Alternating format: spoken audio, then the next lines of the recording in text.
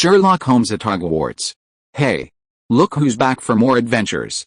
We love having you here to continue this story that keeps us all awake. Important note, all of this is pure fiction. So don't try any techniques you hear here in real life, your neighbor might call the cops. This amazing novel and all its rights belong to the original author. We're just the ones giving it voice and drama. Are you enjoying the show? Prove it by subscribing to our YouTube channel and leaving that like that motivates us so much. And if you want VIP access to exclusive content, our Patreon is waiting with things you won't find anywhere else. Chapter 226 Caught on the Spot. Throughout the winter break, besides reading, Sherlock spent most of his time corresponding with his friends. Harry, Ron, Cho Chang, and even Penelope, who stayed at school, would share their experiences with him. Gemma, Neville, Hannah, and others who had returned home from school would also write to him. At school, everyone who remained at Hogwarts enjoyed the Christmas dinner immensely. The Great Hall was even more magnificent than it had been for Halloween. Not only were there over a dozen Christmas trees covered in silver frost, but the ceiling was adorned with thick ribbons of mistletoe and holly in a crisscross pattern, and enchanted snow, warm and dry, gently drifted down from the ceiling. Although Headmaster Dumbledore was absent, Professor McGonagall still led the students who stayed at school in singing several of his favorite Christmas carols in remembrance. Hagrid, whose voice was already deep, grew even louder after downing cup after cup of eggnog. Percy Weasley, oblivious to the fact that Fred had enchanted his prefecture badge, changing the word idiot to it, kept asking everyone what they were laughing at. Draco Malfoy hadn't left for the holidays either. As for Crabbe and Goyle, they always did whatever Malfoy did, so they stayed as well. According to Malfoy himself, the Malfoy family was of noble pure blood, so they had no fear of harm from the Chamber of Secrets heirs. But Ron believed that he deliberately stayed after seeing Sherlock leave and Harry stay. The reason was that he had loudly mocked Harry's new sweater at the Christmas dinner and had done so every day afterward. If Sherlock were there, he certainly wouldn't have done that. But the consequence of his actions was that Harry suspected he was possessed by Colin, otherwise how could he always accurately ambush him on his path? Originally, Harry and Ron had let Malfoy's mockery go unchallenged. But when Malfoy imitated Colin, Harry couldn't hold back any longer. Percy Weasley and Penelope Clearwater arrived immediately. Although Malfoy looked down on Percy, the presence of two prefects was still intimidating. He could only utter a few harsh words before leaving dejectedly. "Percy, if you had been any later, we could have beaten Malfoy up." "Ron," Percy said sternly, "casting magic in the hallways is forbidden. If that happened, I'd have to report it." "Who cares?" Ron retorted irritably. "As long as we can beat Malfoy up, even if Gryffindor loses another 1 or 2 points, it doesn't matter. Neville will get them from Lockhart anyway." Percy was furious with his foolish brother, but Penelope pulled him away. Aside from Malfoy, everything was fine for Harry and Ron at school. Without Wood forcing Harry to attend Quidditch training, Harry had complete control over his time during the holidays. Aside from playing chess and video games with Ron, he devoted most of his time to Cho Chang. According to Harry, he was mainly learning from Cho Chang how to avoid getting his clothes wet while exercising. Time passed day by day. When the Christmas holidays ended, Sherlock was dropped off by his parents at King's Cross Station 9¾ where he successfully met Hermione. Neville was late and missed their compartment. Dean and Seamus had taken those seats. Fortunately, Hannah from Hufflepuff summoned him. After all, they were good partners who had performed together on the Defense Against the Dark Arts stage. As for Luna, she remained alone at the back of the carriage. However, she didn't seem to care about this treatment and continued to do as she pleased. "Sometimes I really envy people like you," Hermione remarked to Sherlock, seeing this. "You can ignore other people's opinions and do what you want." "You can too." "No, I can't," Hermione replied, well aware of her limitations. "Hey, stop talking about that, let's do something fun." Seamus interrupted Sherlock and Hermione. "How about I show you Minu's spell?" Before he could finish, 3 voices rang out in unison. "Put down your wands, we're still friends." Seamus had just picked up his wand when Dean, sitting next to him, pressed it down. After all, none of the 3 wanted to be exposed to the impact of an explosion in such a confined space. Compared to Seamus's spell, which had a high probability of causing an explosion once cast, Dean was much better at creating drama. He immediately gave Sherlock and the others a song, dance, and rap performance. According to him, it took him 2.5 years to master. Dean's performance undoubtedly received a standing ovation. It had to be admitted that the little black boy had some talent in this area. And so, the train chugged and rattled northward. By the time they arrived at the school, it was already dark. Compared to the beginning of the school year, it was much colder now. Fortunately, it wasn't snowing, and the road conditions weren't too treacherous. However, once the young wizards entered the castle, they sensed something was amiss. While there weren't many people left at the school, it shouldn't be this deserted, right? More importantly, the professors who came to greet them all had grim faces, as if they had food poisoning. "What's wrong?" Hermione couldn't help but whisper to Sherlock. Sherlock raised an eyebrow. "Looks like we've come at just the right time." "What did you say?" Before Hermione could react, she heard a familiar voice. Sherlock, turning her head, she saw Harry and Ron rushing towards them. Not only them, but Peeves, the most annoying of all ghosts, was also following behind them. High in the sky, it looked down at the students returning to school, grinning wickedly. This action gave Hermione a bad feeling. Because Peeves always thrived on chaos. The next moment, her premonition became reality. Because Peeves suddenly started singing, "Oh, Potter, you wretched thing, look what you've done. You killed a student and you think it's funny." This song caused an uproar among the students. They quickly realized what was happening and scrambled back, clearing a large space in front of Harry and Ron. Only Sherlock and Hermione remained, standing out conspicuously. "Hey, those two are Muggle-born wizards, aren't they afraid?" "Of course they're not afraid, they're people Potter approves of." "Keep your voice down, do you want to die too?" I won't say anything." The constant whispers made Harry feel like he was in an ice cave. "Stop it, Peeves." Professor McGonagall's voice rang out, and Peeves stuck out his tongue at Harry and hurriedly backed away. But Harry couldn't care less about that now. He strained to look ahead. At that moment, only Sherlock was in his sight. For him, today's events were far too bizarre. If even Sherlock wouldn't believe him. Fortunately, Sherlock hadn't abandoned him. His gray eyes were as bright as ever, or rather, even more piercing than usual. "My dear Harry," Sherlock smiled at his friend, "I bet you have a lot to tell me, don't you?" Harry's eyes welled up with tears. "Sherlock, you understand me. It really is him." Caught red-handed, just then, someone finally couldn't help but shout. Harry's gaze immediately turned towards him. It was this Hufflepuff, the guy Ron had mentioned who had specifically come to him to prove he was a pureblood. Faced with someone who had repeatedly slandered him, even Harry, with his good temper, felt a surge of anger. "What's your name?" However, his act of asking for his name seemed to have caused a misunderstanding. Upon hearing this, the tall, burly student seemed to realize something. His expression changed, and he hurriedly said, "If you want to mess with me, let me tell you, you can trace your lineage back 9 generations to wizards. My blood is as pure as anyone else's." Hearing this, Sherlock realized who the boy was. He couldn't help but find it somewhat amusing. Even if Harry wasn't the heir to Slytherin, what made him think Harry would let him go because of his so-called pureblood status?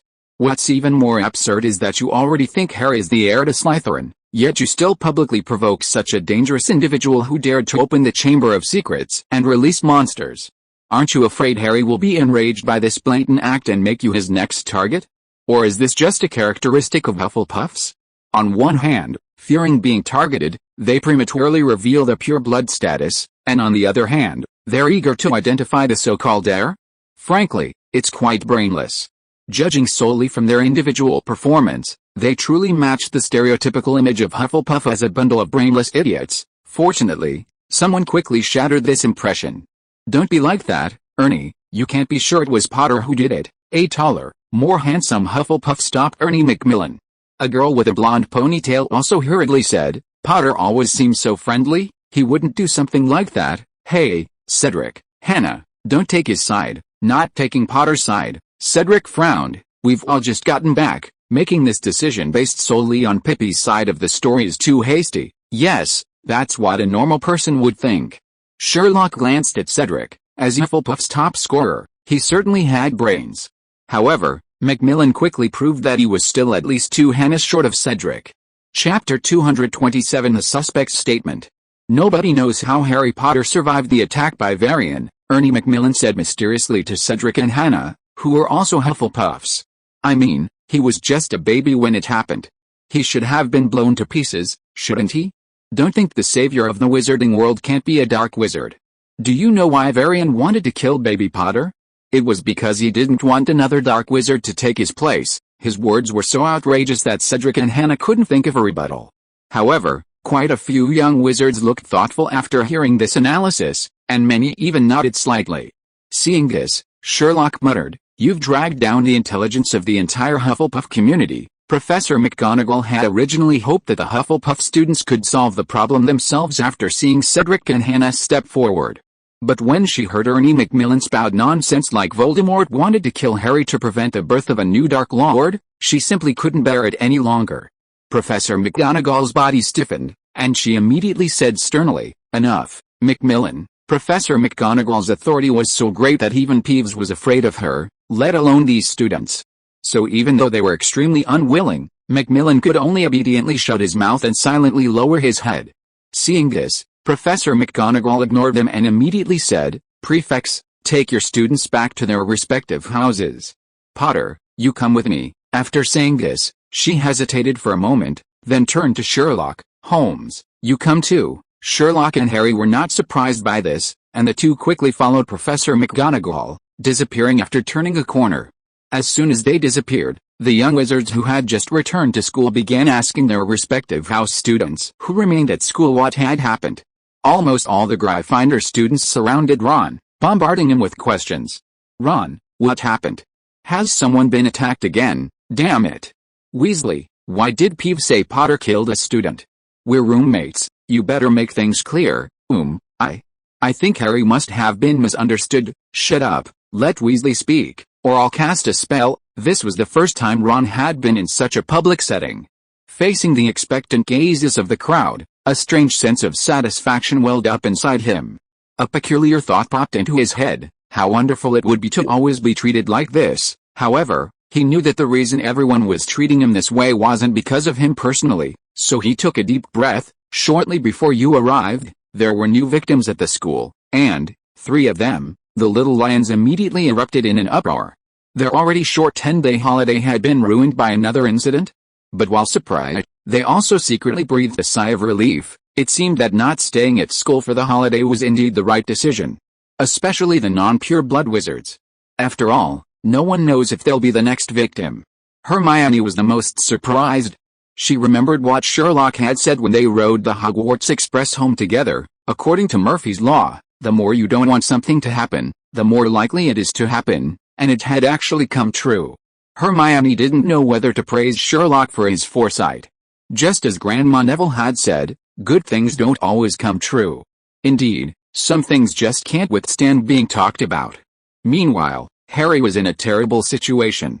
Accompanied by Professor McGonagall, he was heavy-hearted and remained silent the entire way.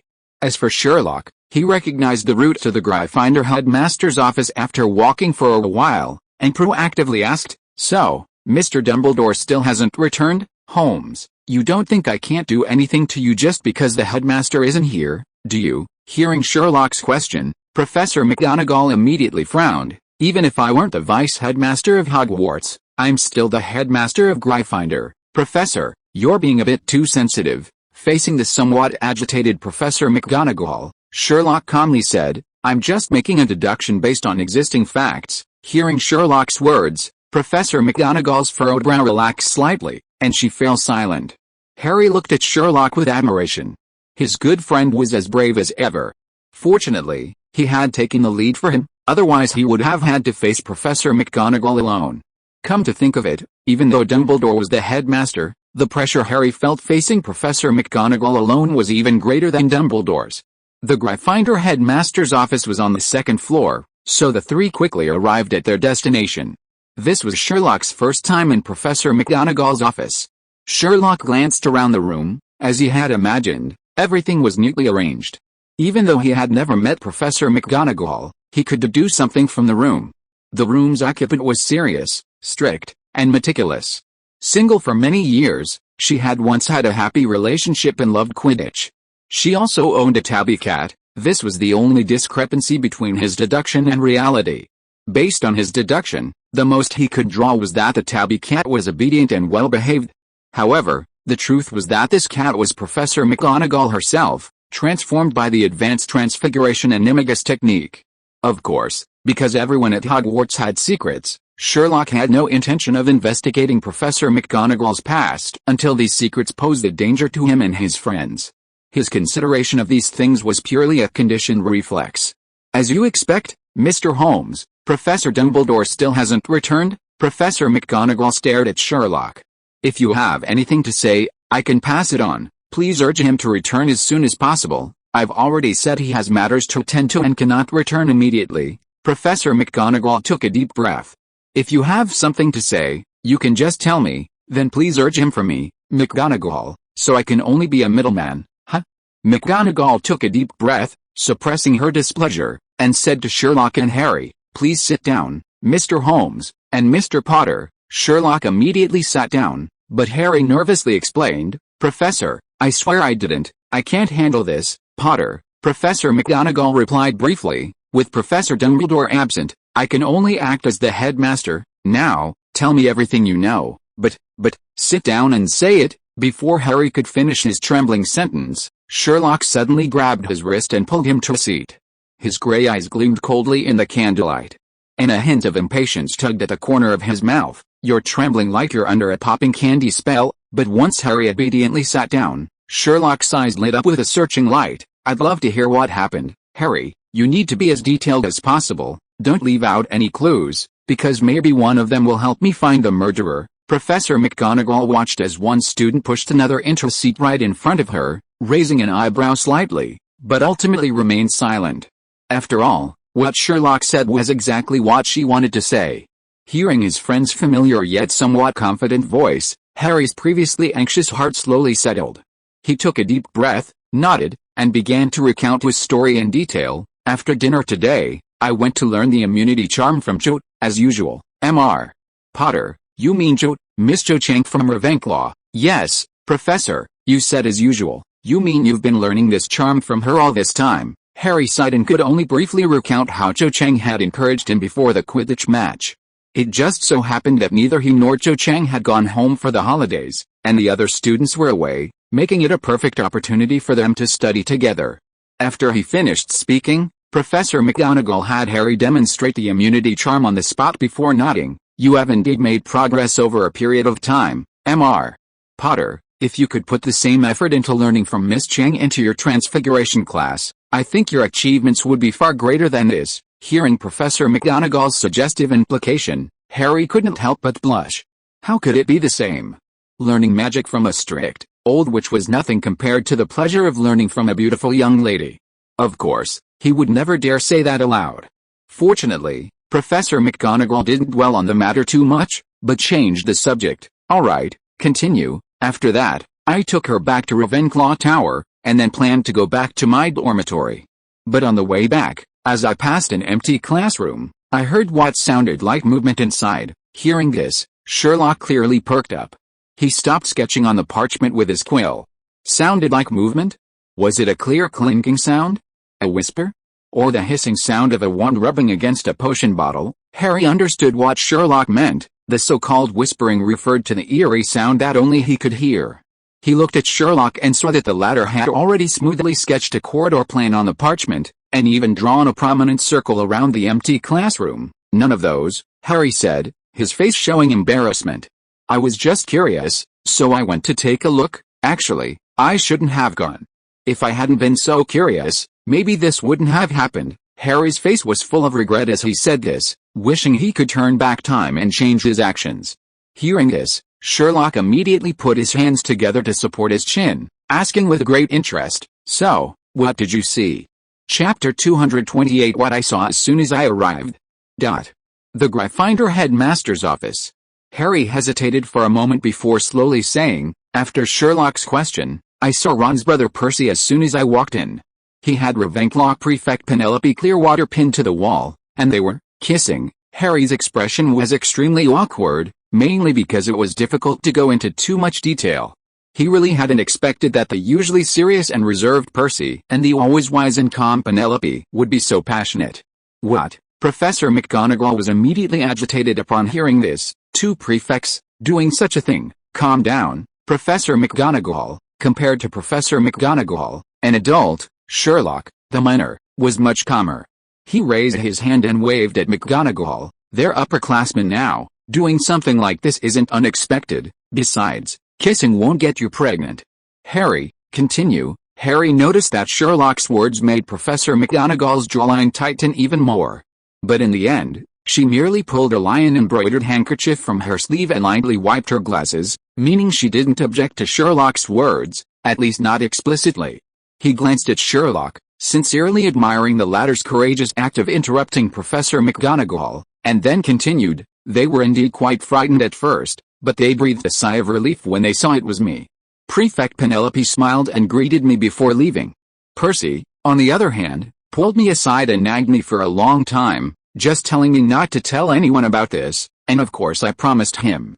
But I never expected that when I went back, I would encounter something like this." At this point, Harry's voice unconsciously rose a few decibels, and his emotions began to surge again. Sherlock and Professor McGonagall both leaned forward, knowing that Harry was about to say the key point. "I went up the stairs and turned into another corridor, which was particularly dark.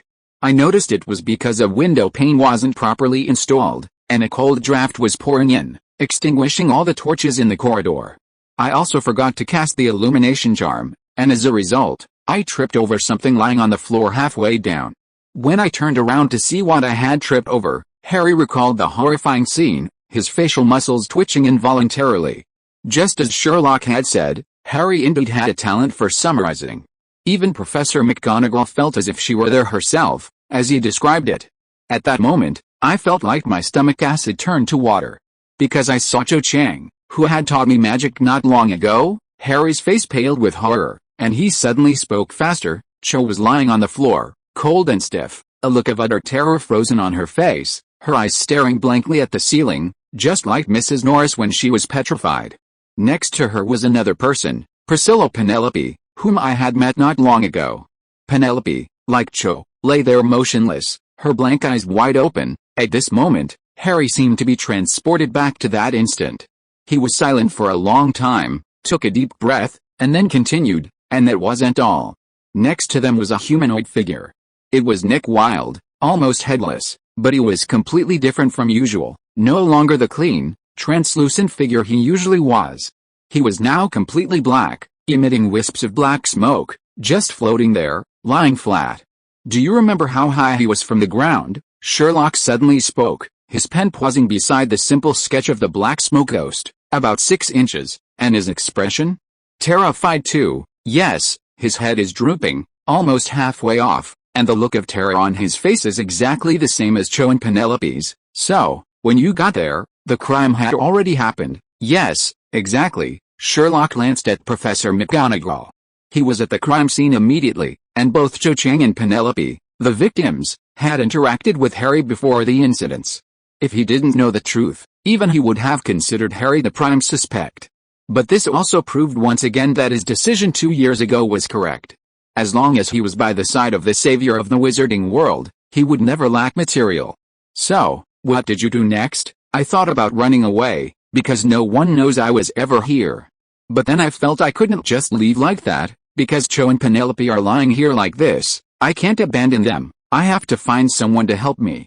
But then I worried that no one would believe I wasn't involved, because of the dueling club incident. Everyone suspects I'm a Slytherin successor." Sherlock noticed a hint of disbelief on Professor McGonagall's face. Just as I was hesitating, Peeves burst through the door next to me. Seeing this, he started yelling despite my attempts to stop him, attracting everyone nearby. Then the professors and the students who stayed at school all came. Professor Flitwick, Professor Snape, and Professor Sinesta from the astronomy department carried Jo and Prefect Penelope to the hospital. Professor McGonagall conjured a large fan out of thin air and handed it to Professor Sprout, asking her to fan the nearly headless Nick up the stairs. Just then, you all entered the castle. I was in a hurry to tell you this, so I came all the way here to find you. You know the rest." After saying this, Harry let out a long sigh of relief and leaned back. It was definitely much easier to tell everything now. After listening to Harry's account of the whole incident, Sherlock thought for a moment and then turned to Professor McGonagall. "I'd like to go back to the scene and take another look. Why, Harry certainly has a talent for summarizing and generalizing, but frankly, his observation skills need improvement." Harry lowered his head sheepishly at this point. Sherlock, I'm so sorry to disappoint you. Judging from Harry's description, only a little over an hour has passed since the incident. I think there should still be some clues left at the scene. Mr. Holmes, I think you understand perfectly well that this doesn't comply with school rules. Rules are meant to serve us, not to bind us, Sherlock said nonchalantly, unless you really believe, Professor, that Harry did it, and I'm the one eager to help him absolve himself of responsibility. That's not impossible, huh? Hearing Professor McGonagall say this, Sherlock couldn't help but laugh. Professor, let's be frank, whether 50 years ago or now, only a descendant of Slytherin can open the Chamber of Secrets. You don't really think the Sorting Hat would send someone like that to Gryffindor, do you? Hearing Sherlock's words, Professor McGonagall's face showed a complex expression. Sherlock noticed this and was taken aback. You really think so? Don't talk nonsense, Professor McGonagall snapped, then stood up. I'll take you there. The students had all returned to their respective houses' common rooms under the supervision of their prefects. So the corridor was empty. Sherlock arrived at the crime scene and took out his magnifying glass to examine the surroundings. Just like his previous examinations of Mrs. Norris and Colin, he examined the scene very carefully. He also meticulously observed places that Harry and Professor McGonagall might have overlooked. Even so, he quickly stood up. Under the expectant gazes of Harry and Professor McGonagall, Sherlock slowly said, it's certain that Mrs. Norris, Colin, and these two students and the ghost were all murdered by the same killer. The killer was able to petrify instantly upon meeting, a very powerful form of dark magic. If I'm not mistaken, the killer is the monster Slytherin imprisoned in the Chamber of Secrets. I still lack some clues, and I'm waiting for Professor Dumbledore to fill in the gaps. Mr. Holmes, are you sure the Chamber of Secrets has really been opened? It's obvious, Professor McGonagall, Sherlock said calmly. A poor imitation and a real crime are sometimes separated by a fine line, but unfortunately, this time it's the latter. Harry couldn't help but ask, but Sherlock, if Dumbledore hadn't stayed away, wouldn't we have found out nothing? Of course not, Sherlock firmly denied. My dear Harry, you must remember, there is no perfect crime. This won't change just because we've come to the wizarding world. The reason I haven't found the culprit yet isn't because they're particularly clever, but simply because this method of crime is completely new to me. Now, with just a few clues, I can piece things together like a jigsaw puzzle. It's just that Dumbledore's presence will greatly speed things up. He then turned to Professor McGonagall. Professor, given this, if Headmaster Dumbledore returns to the school, I will go to him immediately. Professor McGonagall didn't respond to Sherlock, who took it as tacit agreement. There was no point in him and Harry staying any longer, so after saying goodbye to Professor McGonagall, they returned to the Gryffindor common room. On the way back, Harry couldn't help but ask, Sherlock, did you mean, if Mr. Dumbledore had told you about the Chamber of Secrets sooner, then Jo and Prefect Penelope wouldn't have? Sherlock didn't answer, but Harry understood everything. The blame lay entirely with Dumbledore. Chapter 229. This situation won't last much longer. The simultaneous attacks on Penelope Clearwater, Cho Chang, and nearly headless Nick Wilde created a tense atmosphere among the young wizards who had just returned to school after winter break. The killer seemed to be getting stronger. From a cat the first time, to a person the second time, and now two people plus a ghost. What terrified them most was precisely the ghost, the encounter with nearly headless Nick Wilde. What could be so cruel to a ghost? People couldn't help but wonder what terrible power could harm a dead person. Next, Harry became the target of everyone's ire. The reason was simple, Peeves' publicity was too effective. In just 3 days, the entire school knew that Harry Potter had once again appeared at a crime scene. More importantly, Penelope and Cho Chang, who were attacked, happened to be half-blood wizards. Some even dug up Nick Wilde's past, saying he was also a half-blood muggle in his previous life. Thus, although he was still under the spotlight, Harry's situation was the exact opposite of the previous school year. At the beginning of last semester, all the students would crowd outside Harry's classroom, even turning back for a second look after passing him in the hallway. This semester, however, people avoid him in the hallways, pointing and whispering amongst themselves. Even some of the Gryffindor cubs seem to have started to believe the rumors. But most of the cubs think it's nonsense. For example, the mischievous Weasley twins. They find it all hilarious. Whenever Harry comes down the hallway, they even run ahead of him, striding confidently to clear a path for him, shouting, Make way for the heir to Slytherin. Make way, the most evil wizard is here. Their third brother, Percy, is very displeased with this behavior. He says coldly, this is not something to be left at. Harry knows, of course, that it's because Percy's girlfriend, Penelope, is also a victim. However, the Weasley twins were unaware of this, believing that Percy had always thought monsters wouldn't attack prefects. Hey, get out of the way, Percy, Fred said. Harry's in a rush. Yeah, he's rushing to the Chamber of Secrets for tea with his fanged servant, George laughed. This left Harry both relieved and exasperated. Relieved that Fred and George clearly thought his idea of being the Slytherin heir was absurd. Exasperated that their actions were like rubbing salt into their wounds. After all, his only female friend, Cho Chang, was also petrified. What, you mean Hermione? Is that even a woman? She's a buddy. Harry, look over there. Ron pointed to a spot where Malfoy was glaring angrily at Fred and George's antics. He'd love to declare that he actually did it. Ron, second only to Hermione in intelligence, always demonstrated a keen understanding of Malfoy's psychology. You know how much he hates it when someone surpasses him in any way.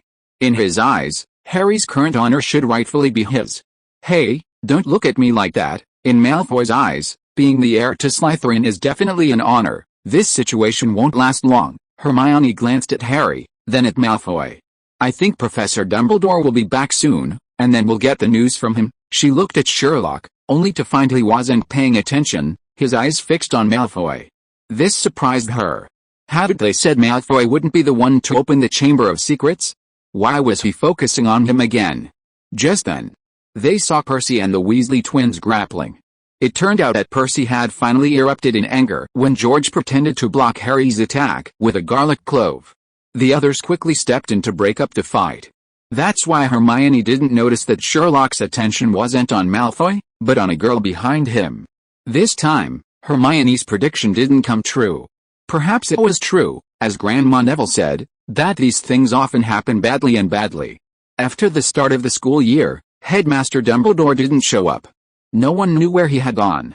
However, as winter gradually passed, the sun began to shine faintly on Hogwarts. The mood among the people in the castle became more optimistic. Time, after all, is the best healer of all wounds. Since Penelope, Cho Chang, and the nearly headless Nick were petrified, there had been no more attacks at Hogwarts. Professor Sprout happily told everyone that the mandrakes had become erratic and taciturn. This means they are rapidly shedding their childhood, and we can soon transplant them again. One afternoon, Filch went to see Sherlock specifically because Madame Pomfrey told him that as long as the mandrakes matured, they could cut them down and boil them over a fire. By then, Lady Loris will be back, and that day won't be long. Of course, Filch's most important reason for seeking out Sherlock was to find out who was responsible for Lady Loris's suffering. Argus, if you're after revenge, I suggest you give up. Sherlock poured cold water on Filch's excitement. That kind of monster is beyond your capabilities, Mr. Sherlock, could it really be? Yes, the monster from the Chamber of Secrets. Then, for Lady Loris's sake, please tell me who opened the Chamber of Secrets, okay? Mr. Sherlock, you love her so much, you must be heartbroken by what happened to her. I can only tell you now that this has nothing to do with Harry. Watching Filch leave dejectedly, Sherlock's friends were all amazed. It's unbelievable that Filch, whom I usually hate the most, would actually believe that Harry isn't a Slytherin heir. He doesn't believe Harry, he believes Sherlock, Hermione said, looking at Sherlock and asking curiously, Sherlock, just because you cured Mrs. Norris, does he trust you that much? Last year, during the Cho Chang eyeshadow theft case, Hermione witnessed firsthand how Sherlock borrowed Mrs. Norris from Filch. But she still hadn't imagined that Sherlock's influence on Filch could be this great. Sherlock calmly said, after healing Mrs. Norris, I had some cat food sent from home. Until she was petrified, I would visit her every now and then and bring Filch little toys like cat toys. But he overestimated my feelings for Mrs. Norris. Actually, I originally wanted to dissect her to see what was going on. Hermione, seeing Hermione's speechless expression, Sherlock added, of course, that's only part of the reason. Another reason is that I discovered he was a squib. What? Harry and Ron exclaimed simultaneously. What's a squib? Filch is a squib. Ron couldn't help but laugh at Harry's expression. A squib is someone from a wizarding family who doesn't have magical talent.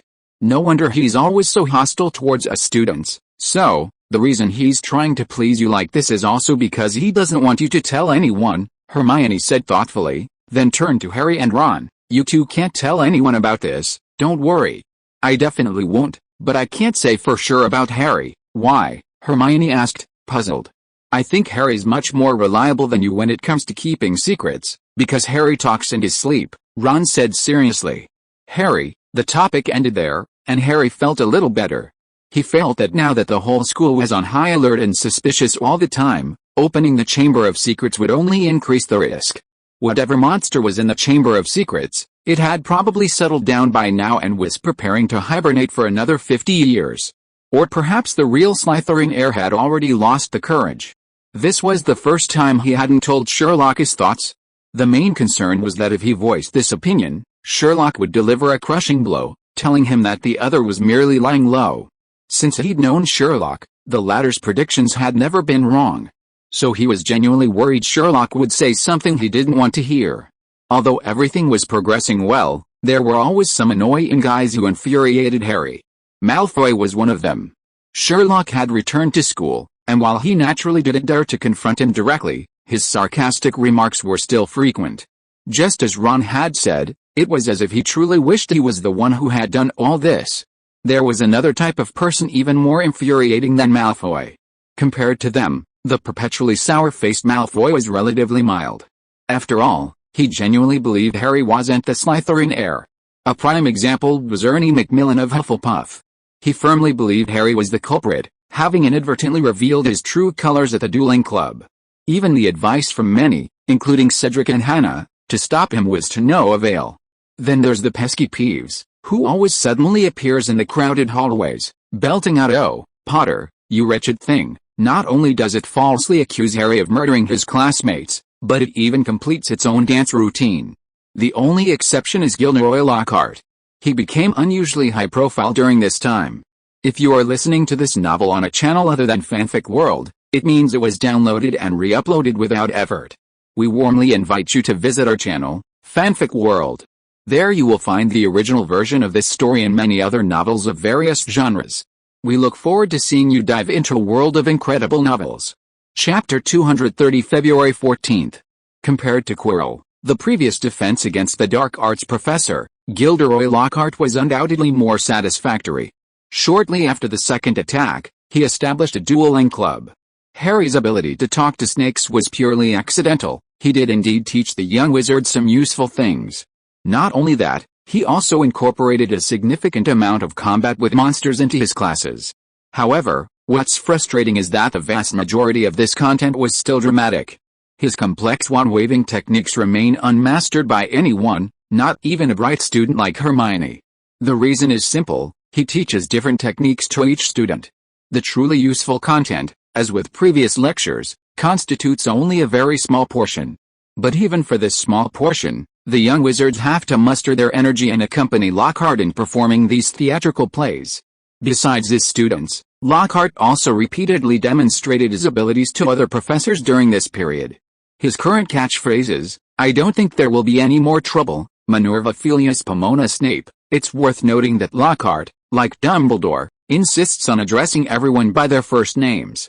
Only when Snape expressed strong objection and disgust did he change from Severus to Snape. The other professors, while also disliking his overly familiar behavior, couldn't bring themselves to be as harsh as Snape, so they let him be.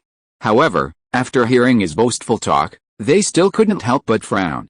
The Chamber of Secrets will never be opened this time. The criminals definitely know I'll catch them sooner or later, it's just a matter of time.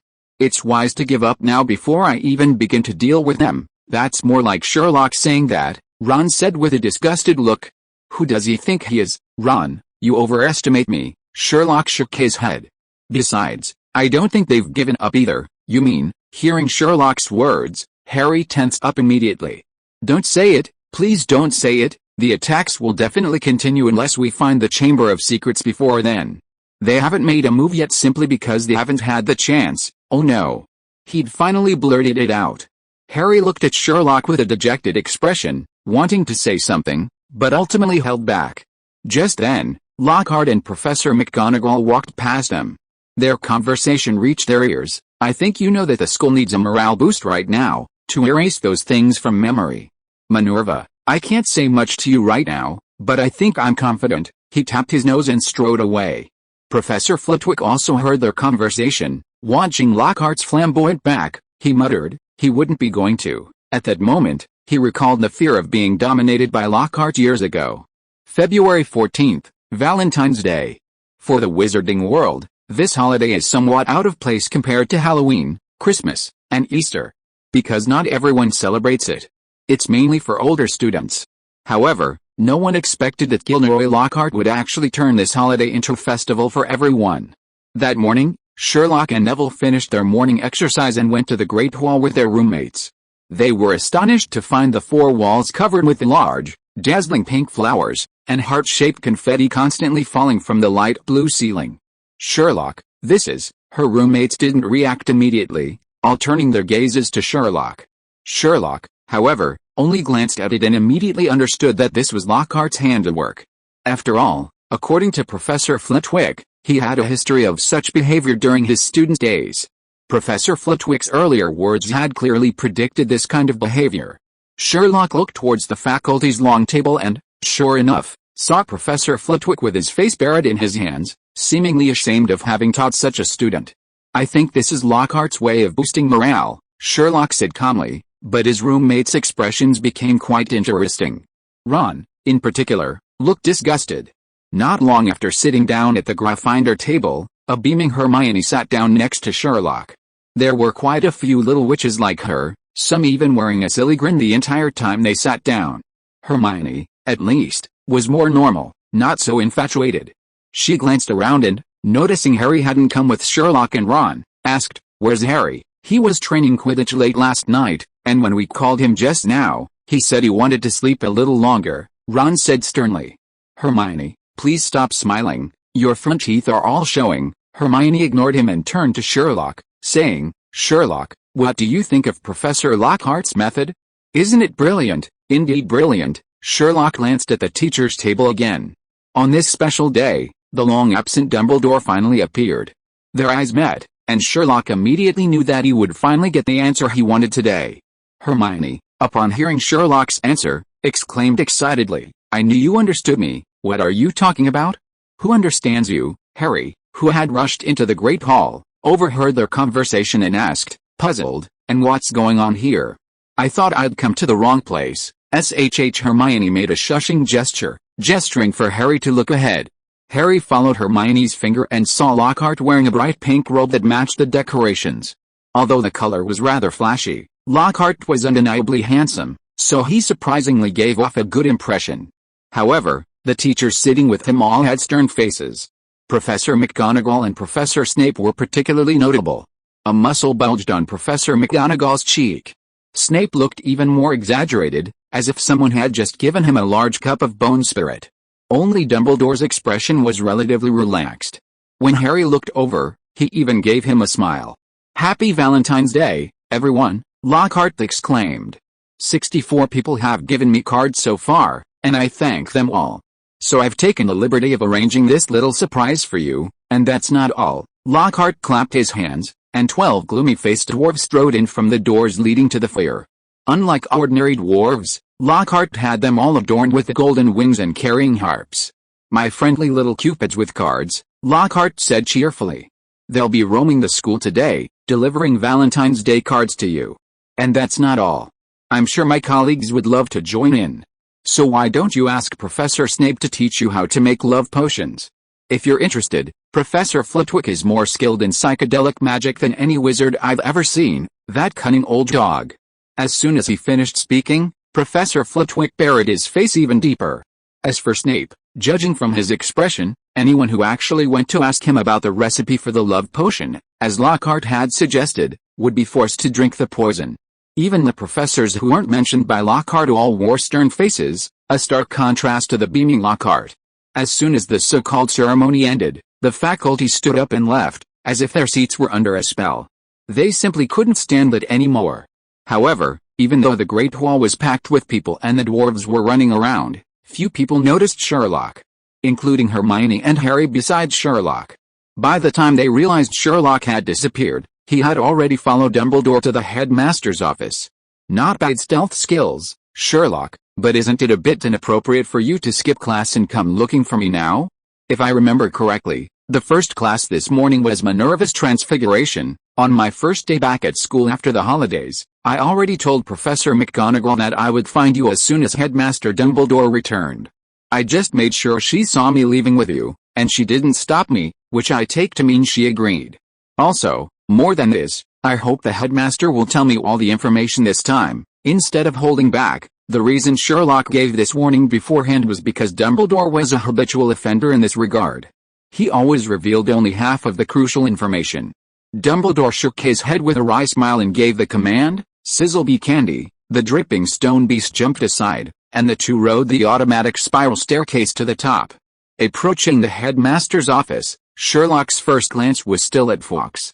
Compared to last time, Fawkes had grown a bit and was no longer a fledgling, but he still hadn't returned to the beautiful state Dumbledore had described. Sherlock glanced at him briefly before averting his gaze, his eyes fixed on Dumbledore's half-moon spectacles and long nose, waiting silently for him to speak. Then Dumbledore launched into a bombshell. 50 years ago, Hagrid opened the Chamber of Secrets. After a moment of silence, Sherlock looked at Dumbledore with a mocking expression. "Headmaster, are you joking with me?" Dumbledore raised an eyebrow. "Sherlock, why do you say that? I remember telling you something once, and I'll repeat it now. If that's what you really think, I suggest you go to the jungles of Uganda and play some sumo wrestling with the mountain gorillas. Perhaps the violent slaps will clear your head." Hearing Sherlock's insult, Dumbledore laughed, and laughed heartily. "But, 50 years ago, that's what the Ministry of Magic believed?" Chapter 231 50 years ago. "It's not just the Ministry of Magic, is it?" Sherlock sneered. "That shrewd, capable, responsible former headmaster, Armando Dippert, probably thought the same thing, didn't he? That's why you broke Hagrid's wand and expelled him from the school. To that, I can only say, you can take it with you when you go to Uganda and let the mountain gorillas give it a few slaps too." No sooner had Sherlock finished speaking than the shrill voice of Armando Dippert's portrait rang out, "Get him out. Albus, get him out of here." The moment was just like the last. But last time it was letting him out, this time it was expelling him. Clearly, in the old headmaster's eyes, Sherlock had been categorized as an unpopular person. "Oh, looks like I was right again." Sherlock didn't take the impotent, furious old headmaster seriously at all. Seeing the old headmaster and his student locked in a tense standoff, even Dumbledore couldn't help but feel a headache coming on. He quickly said, "Sherlock, let's get back to the Chamber of Secrets." "All right." Sure enough, upon hearing this, Sherlock stopped with sarcasm. Dumbledore smiled helplessly, turned around, and opened a black cabinet. He carefully took out a shallow stone basin, placed it on the table, and then looked at Sherlock with interest. Sherlock glanced at it and noticed that the rim of the basin had strange carvings, mainly some unfamiliar letters and symbols. The contents of the basin were very similar to the material of the invisibility cloak, like a piece of bright silver, yet it swirled and rotated like liquid. As for its shape, it resembled ripples on the surface of water in a gentle breeze, or drifting and spreading like clouds. Sherlock realized this was a blind spot in his knowledge, so he looked at Dumbledore silently, waiting for him to explain. "This is called a pensieve," Dumbledore said, tapping the rim of the stone basin with his wand. "Sometimes I feel like my head is crammed with too many thoughts and memories. That's when I use it. I believe you understand that feeling. You might not believe it, but I've never felt that way." Hearing Sherlock's words, Dumbledore couldn't help but show surprise. "A clever little brain like yours should have many brilliant ideas," Sherlock calmly replied. "I think the human mind is like an empty attic. You should selectively fill it with furniture. Only a fool would cram in all sorts of junky encounters, thus squeezing out the knowledge that is useful. Wisdom lies in selective absorption, not blind accumulation, so I've never had that feeling you're describing." Dumbledore was stunned. He had originally intended to explain the function of the pensieve to Sherlock. This was considered one of his proudest achievements. Because the pensieve was rare, only the most powerful wizards used them, and most wizards were afraid to use them. He never expected Sherlock to give such an explanation. Because he frequently used the pensieve, he understood even more clearly the power of Sherlock's memory attic. "Before I continue explaining the pensieve's function, I must sincerely say," Dumbledore said, looking at Sherlock, enunciating each word clearly, "you are the most gifted person I have ever met. "Thank you for your praise, Headmaster," Sherlock said, his expression so calm and matter-of-fact that Dumbledore was momentarily speechless. He shook his head and simply pointed to the stone basin he called the pensieve, continuing, "I can draw excess thoughts from my mind and pour them into this basin, then examine them carefully when I have time. You know, it's easier to see their forms and connections in this state, so, this thing is your thoughts?" Sherlock asked, glancing at the swirling silver substance in the basin. "Exactly," Dumbledore said, weaving his wand into his silver hair, close to his temple. When he pulled the wand out, it seemed as if some strands of hair were stuck to the tip. But the observant Sherlock immediately noticed that it was actually a small wisp of the same silvery white substance as in the basin. Dumbledore added this new idea to the pensieve, and his own face appeared within it. The next moment, Dumbledore cupped the pensieve in his long, slender hands and spun it like a gold prospector turning a sand table. Then, Dumbledore's own face gradually transformed into Snape's. Snape opened his mouth and spoke to the ceiling, even creating a slight echo. "Interesting," Sherlock remarked, witnessing this. It was remarkably similar to his own memory attic. "That's still not intuitive enough. Haven't you always wanted to know what happened 50 years ago?" "I'll show you now," Sherlock nodded. At Dumbledore's prompting, Sherlock leaned down and placed his head into the pensieve. The instant his nose touched Dumbledore's memory, Dumbledore's office suddenly tilted. Sherlock lurched forward, head first into the pensieve. However, his head didn't hit the bottom of the basin. Instead, he plummeted into a cold, dark substance, as if sucked into a black vortex. The feeling was similar to when Flitwick apparated him, but not as unpleasant. By the time he realized what was happening, his feet were already on the ground. Sherlock looked around and quickly recognized himself in the foyer of the headmaster's office. The next moment, a voice rang out. "What are you doing?" Sherlock looked in the direction of the voice and saw someone standing on the marble stairs, greeting him. It was a tall wizard with flowing reddish-brown hair and a long beard. Sherlock recognized him immediately as Dumbledore, the middle-aged version of Dumbledore. Compared to the Dumbledore he knew, the Dumbledore before him had a sharper gaze and a more imposing presence. Sherlock immediately understood, this Dumbledore hadn't yet become headmaster, and this was 50 years ago. "Tom, why are you still wandering around the school so late?" Hearing the middle-aged version of Dumbledore's words, Sherlock turned around. A boy of about 16 or 17 came into view. This young wizard had jet black, shiny hair and was very handsome, arguably the best-looking wizard Sherlock had ever seen, even more handsome than Gilderoy Lockhart. However, his face was somewhat pale, and a silver prefect's badge gleamed on the chest of his Slytherin robe. A student from 50 years ago, named Tom, a Slytherin prefect. Sherlock immediately stored this information in his memory attic. Since Dumbledore had asked him to examine this memory, this student must be related to the Chamber of Secrets. "I was just going to see the headmaster, sir." The student, whom Dumbledore called Tom, looked somewhat restrained, his head lowered, seemingly afraid to meet Dumbledore's gaze. "All right, go to bed now." The middle-aged Dumbledore stared at Tom with a penetrating gaze and said slowly, "It's best not to wander around the corridors these days, since it's already—" He didn't finish this sentence, letting out a heavy sigh. Then, he said goodnight to Tom and strode away.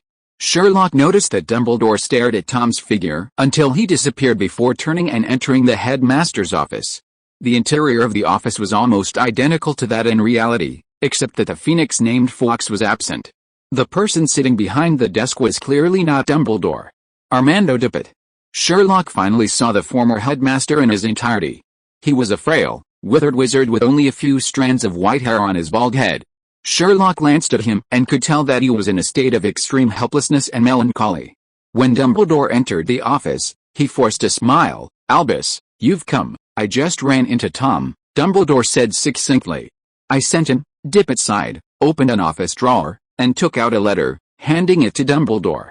"This is from that boy, take a look." Dumbledore took the letter, and Sherlock immediately stepped forward to read it with him.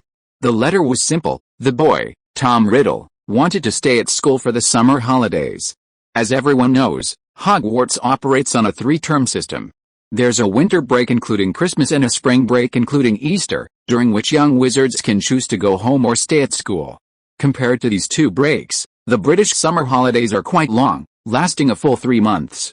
Therefore, Hogwarts generally does not allow students to stay at school during the summer holidays. I didn't agree to his request, Dippet said with a sigh. I did intend to make some special arrangements for him, but in the current situation, allowing a student to remain in the castle after the term ends would be incredibly foolish. Dumbledore nodded.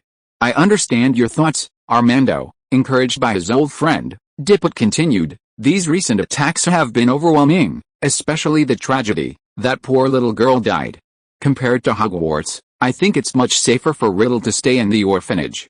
I've already told him that the Ministry of Magic is discussing closing the school. No wonder he looks so frustrated. However, Riddle seems to know something. Why do you say that? Dumbledore's gaze suddenly sharpened.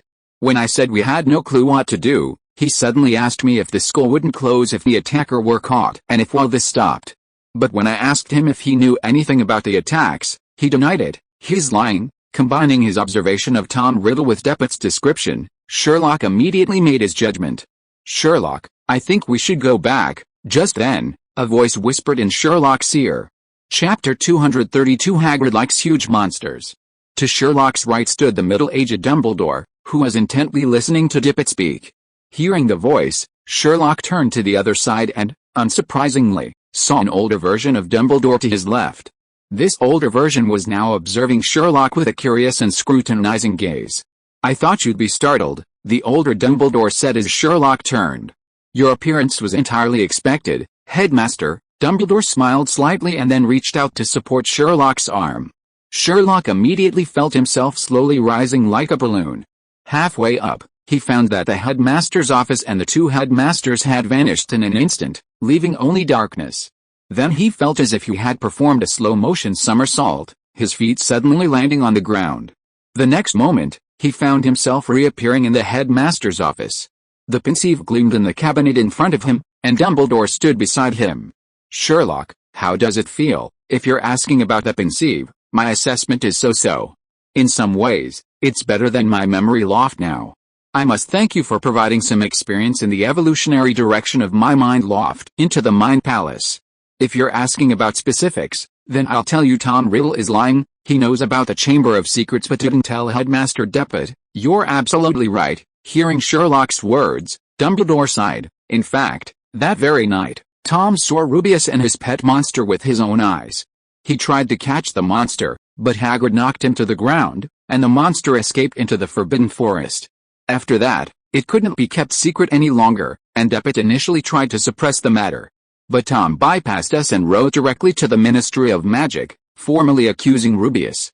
I think you probably already know the final result. Third-year student Rubeus Hagrid was expelled, and his wand was broken by people sent by the Ministry of Magic. Tom Riddle received a special award for his contributions to the school for this incident and became president of the student council in his 7th year. At this point, Dumbledore said, glancing again at the portrait of Armando Dipper on the wall, I firmly believe Rubeus is innocent, and so is Armando. Furthermore, since the Ministry of Magic never managed to find direct evidence that the monster directly harmed anyone, Hagrid was able to remain at Hogwarts, as the keykeeper and gamekeeper.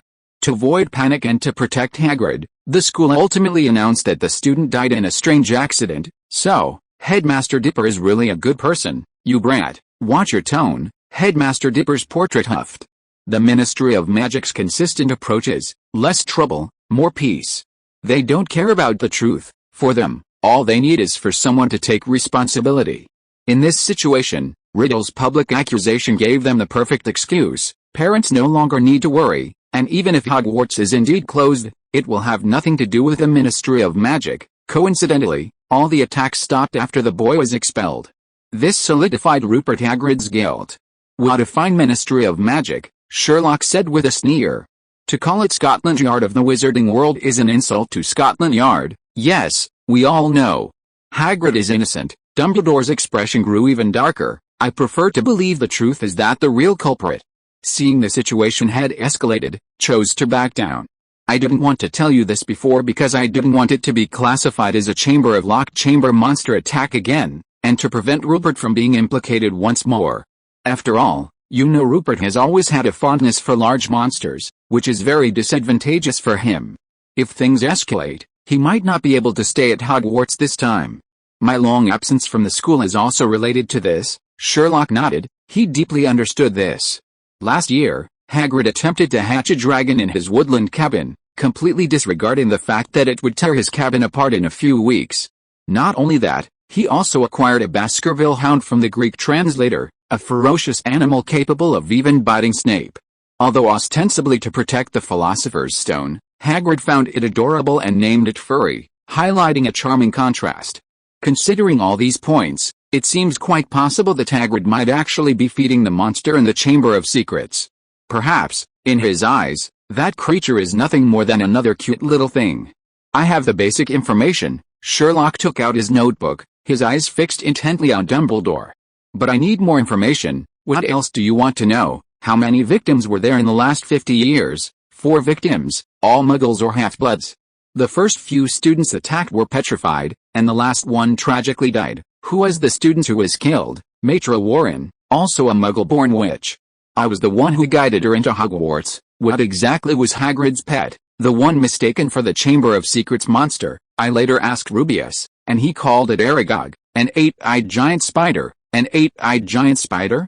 Keeping an 8-eyed giant spider at the school, Sherlock was so surprised because when he heard Dumbledore's account, he had already retrieved information about 8-eyed giant spiders from his memory attic. 8-eyed giant spiders are native to the deep rainforests of Southeast Asia, especially the dense jungles of Kalimantan. These magical creatures have 8 black eyes and their bodies are covered in thick black fur. Adult giant spiders can have legs that stretch to an astonishing 15 feet when extended to the sides of their bodies. They possess a pair of enormous chelicerae, specifically designed for hunting live prey and dead members of their own species.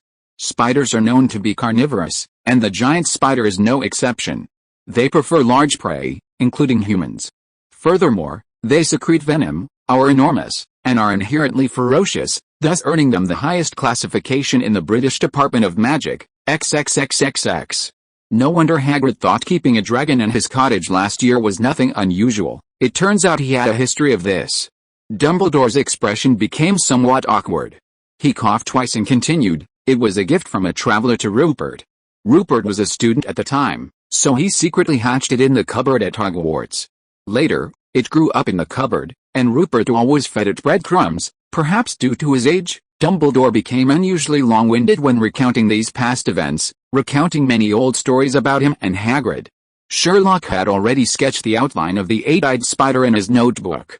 He stopped laughing and looked at Dumbledore, who had finished his presentation. "I only agree with Riddle on this point. This creature is indeed unsuitable for keeping at Hogwarts. I know what you mean, but Rubeus told me that although Aragog's instinct is to eat humans, it has never preyed on humans at Hogwarts for Rubeus's sake." "Ridiculous," Sherlock said bluntly. "Even if it can control itself, can it control its offspring?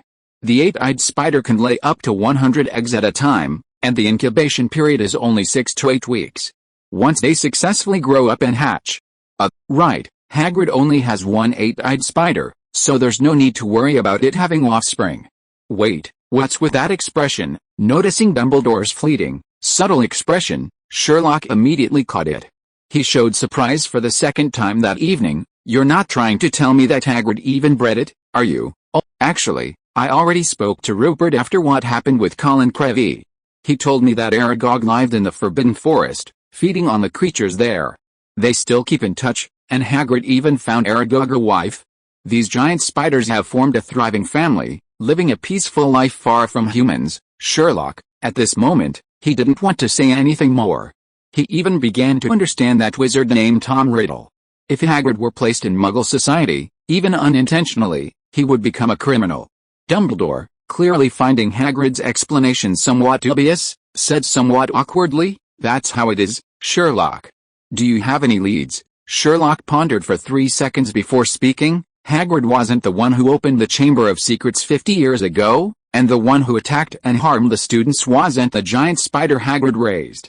The reason is simple: someone attacked by the giant spider would either die from poisoning or be completely devoured, never petrified. But based on your memories from 50 years ago and Headmaster Dipper's description, the deceased from 50 years ago didn't die from poisoning. Furthermore, the giant spider was always kept by Hagrid in the cupboard and had nothing to do with the Chamber of Secrets. As for Tom Riddle reporting Hagrid, I'm more inclined to believe he didn't want Hogwarts to close and wanted to end this matter as soon as possible. Sherlock paused here. "Where's the Malfoy house, his elf?" I want to see it. You mean Dobby? Dumbledore paused. Snape has already used Veritaserum on it, and I can assure you it has told you everything it knows. I know, but I still want to confirm one thing. You suspect the Chamber of Secrets incident is related to what Malfoy planned before? No. Sherlock looked at Dumbledore, and slowly said under his surprised gaze, it was Voldemort. Chapter 233 I'm taking him away today. When Sherlock uttered the name Voldemort, the entire headmaster's office fell silent once more. Dumbledore's gaze, behind his half-moon spectacles, was fixed on Sherlock. He hesitated for a few seconds before finally making his decision. All right, I'll take you. It was common knowledge that Hogwarts School of Witchcraft and Wizardry held many secrets. The Hogwarts castle's underground alone contained several key buildings, including the kitchen, the boathouse, the Hogwarts dungeons, the potions classroom, and the Slytherin headmaster's office. There was also a series of 7 underground rooms that had housed the Philosopher's Stone the previous school year, and the Great Hall where Harry and his friends had visited on Halloween. Furthermore, the Hufflepuff and Slytherin common rooms were also located there. The Hufflepuff basement was next to the kitchen. The Slytherin dungeons extended to the bottom of the Great Lake. Incidentally, part of the Hogwarts dungeons belonged to Slytherin, but not all of them. Dumbledore and Sherlock's destination was the kitchen. It was located directly beneath the Great Hall, adjacent to the Hufflepuff common rooms. Soon, they stopped in front of a wooden door painted with a fruit bowl. We're here, Dumbledore said, extending a finger and gently scratching the only pear in the fruit bowl. The pear immediately smiled and transformed into a green doorknob. Dumbledore grasped the doorknob and pushed open the kitchen door. You don't seem surprised, Dumbledore asked before entering. Sherlock was already a second-year student. Given his resourcefulness, this school held almost no secrets for him, except for the Forbidden Forest. Even the Forbidden Forest, through continuous exploration this semester, he had found a path to enter its depths and returned successfully. If it weren't for the Chamber of Secrets, he had planned to explore the Forbidden Forest again after returning to school after the Christmas holidays. Even his friends only knew that he had visited the Ravenclaw common room while investigating a case. They didn't know that he had already explored the common rooms of all 4 houses. Gryffindor, needless to say, was his own house, a piece of cake. There was no password for the Ravenclaw common room, so the ring puzzle was no problem for him. He'd gone to Professor Flitwick after class more than once. Besides asking about Lockhart, he'd also sought him out several times when learning the Clear Springs-like water charm. After all, that was upperclassman material. The entrance to the Hufflepuff common room was a large barrel in the right-hand corner of the kitchen corridor. The password required striking the bottom of a barrel in a specific rhythm. For Sherlock, this was easy, as the rhythm was the name Helga Hufflepuff. The Slytherin common room password changed every 2 weeks, with a new password announced in advance on the common room bulletin board. It might be difficult for others, but for Sherlock, it was a piece of cake. After all, Slytherin had fools like Crabbe and Goyle, making the password too easy to obtain. Getting it gave Sherlock no sense of accomplishment whatsoever. He'd already explored those places, let alone the school kitchen. So, this seemingly hidden way of entering wasn't surprising at all.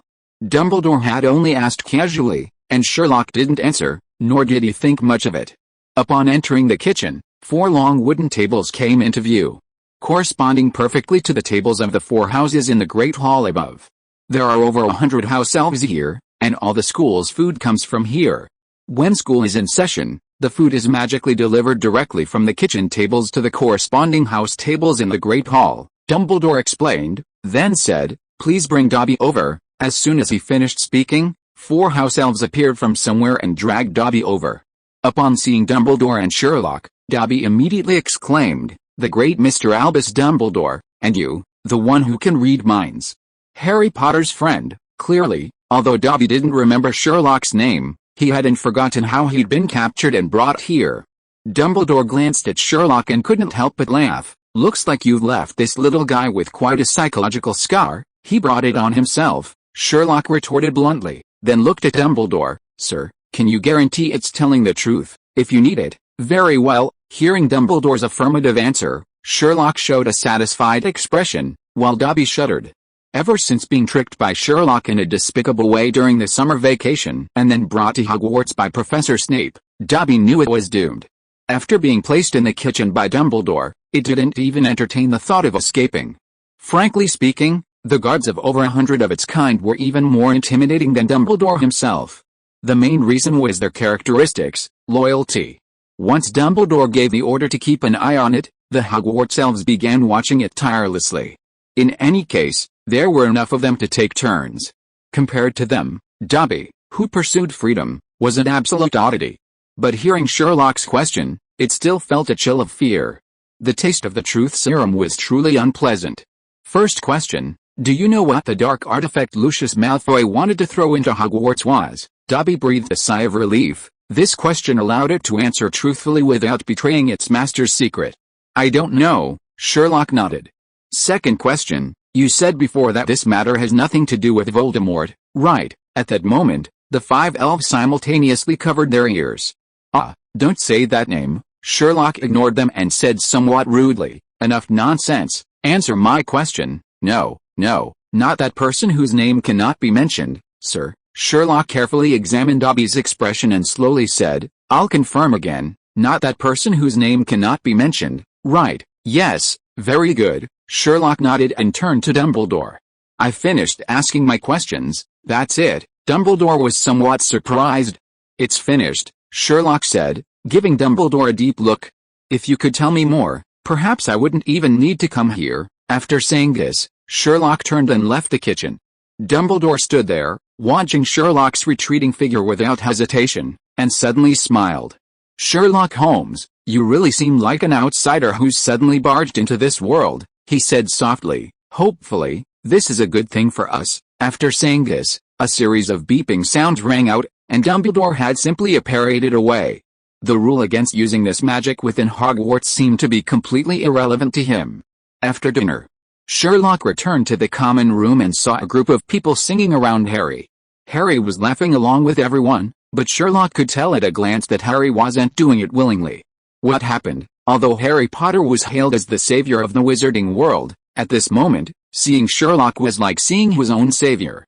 Sherlock, he rushed to Sherlock's side and whispered, take me away, even if the Lion King comes, the king of fighters won't get away. The Weasley twins, always eager for chaos, immediately crowded around when Harry asked Sherlock for help.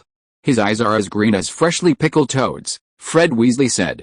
His hair is as black as... George Weasley was about to continue when Sherlock rudely interrupted him. Hearing the brothers' words, Sherlock's eyes sharpened instantly. His gray eyes swept across the entire common room, and he said, word by word, I'm taking him away today, and I'll see who dares to stop me. Even after Harry left with Sherlock, the young wizards were still reeling from their shock. What a terrifying look. Yeah, I never expected the usually gentle Holmes to be so scary just now. That's the real Lion King. The Weasley twins, who had just been desperately trying to keep Sherlock away, were now more excited than anyone else. He's usually so lazy and doesn't seem very energetic, Fred Weasley said. But when it comes to the crucial moment, he unleashes a terrifying power, George Weasley said. Yeah, that makes sense. So imposing. Weasley, you're not going anywhere. Don't get involved in the Lion King and Savior's business. Granger, and you too, Paddle, Lavender, hold her down. And so, Ron and Hermione, who had originally wanted to leave with Sherlock and Harry, were also left behind. Sherlock led Harry out of the common room and back to the dormitory, where the latter finally breathed a long sigh of relief. Thank you, Sherlock. I can tell you didn't stay here willingly, so what's with that song? Hearing Sherlock ask this, Harry couldn't help but feel a little embarrassed. But facing Sherlock, who had rescued him from his predicament, Harry overcame his shame and told him what had happened, just as Sherlock had previously told Dumbledore. During the first Transfiguration class that morning, the three friends were worried when they saw Sherlock was absent. Professor McGonagall was known for her strictness. But to their surprise, Professor McGonagall unusually showed no reaction to Sherlock's absence. Chapter 234 Valentine's Day Without a Lover. Harry, Hermione, and Ron all knew Sherlock's elusive abilities, and seeing that Professor McGonagall didn't mention it, they naturally pretended nothing was wrong. However, while they were worrying, something else quickly drew everyone's attention. The dwarves arranged by Professor Lockhart began relentlessly barging into the students' classrooms, delivering Valentine's Day cards. These guys completely disregarded whether the teachers were lecturing or whether their behavior would disrupt class order, displaying utter capriciousness. This annoyed all the teachers. By the afternoon, their reach had expanded from the classrooms to the entire Hogwarts castle. Unfortunately, Harry became their target. As the Gryffindor students went upstairs for their magic class, a voice suddenly called out Harry Potter from behind. Hearing someone call him by his name directly, Harry instinctively sensed something was wrong. The next moment, his premonition came true. A large bald man suddenly emerged from the crowd, rushing towards Harry with lightning speed. His purpose was to deliver a musical message to Harry.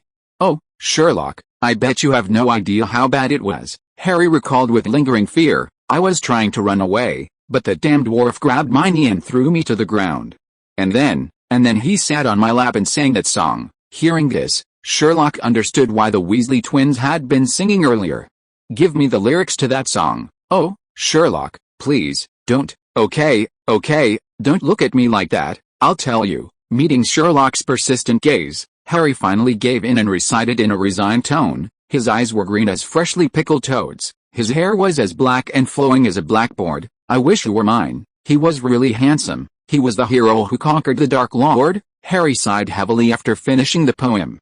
"Laugh if you want, I've been laughed at by them more than once." Sherlock didn't mock Harry, but instead asked, "Is this the source of your embarrassment?" "Yes, I'd rather hand over all the Gringotts coins and just vanish into thin air. I can imagine. Receiving a Valentine's Day card in front of a group of first years is incredibly infuriating, especially since Ginny happened to be among them. Not coincidental." "What did you say?" I said, "It wasn't a coincidence," Sherlock said slowly, under Harry's questioning gaze. "This poem was given to you by Ginny Weasley, Harry, Greek letter Omega." Even the next day, on the way to Hagrid's hut with Ron and Sherlock, Harry still couldn't believe that the Valentine's Day card with the password was actually from Ginny.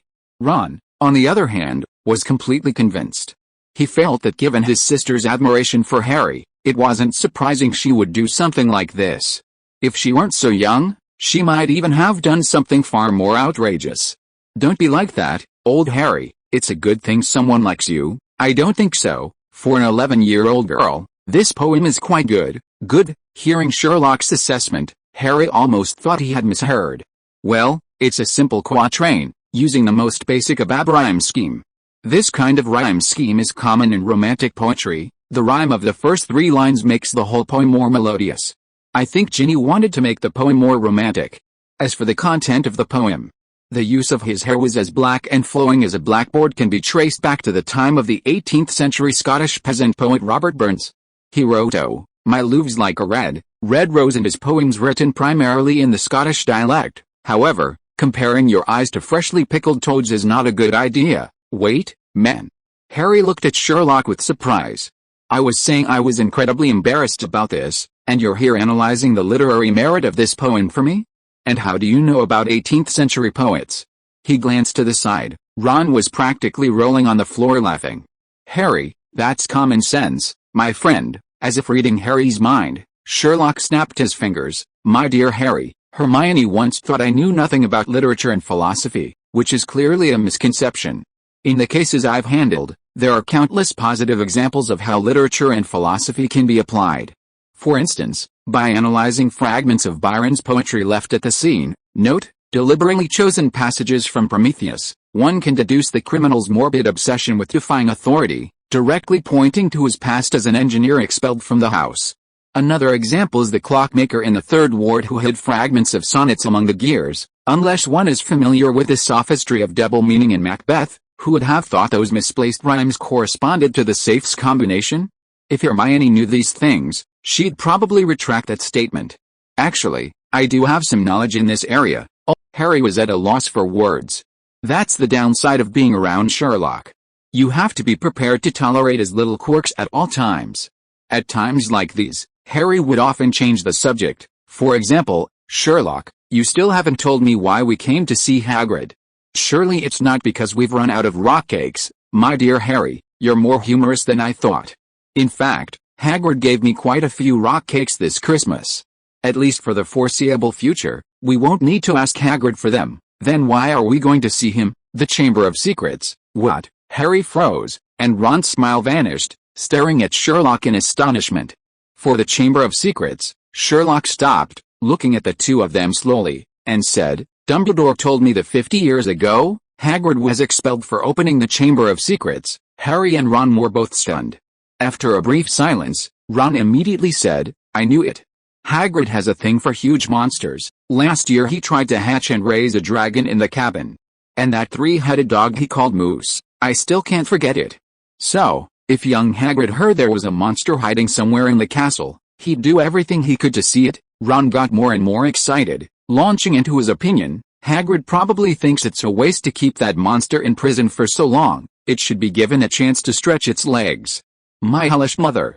Now that you mention it, I can already picture 13-year-old Hagrid wanting to put a leash and collar on that monster. Even so, Hagrid would never intentionally kill anyone." "Calm down, old Harry." Ron patted Harry on the shoulder. "That's what I think too.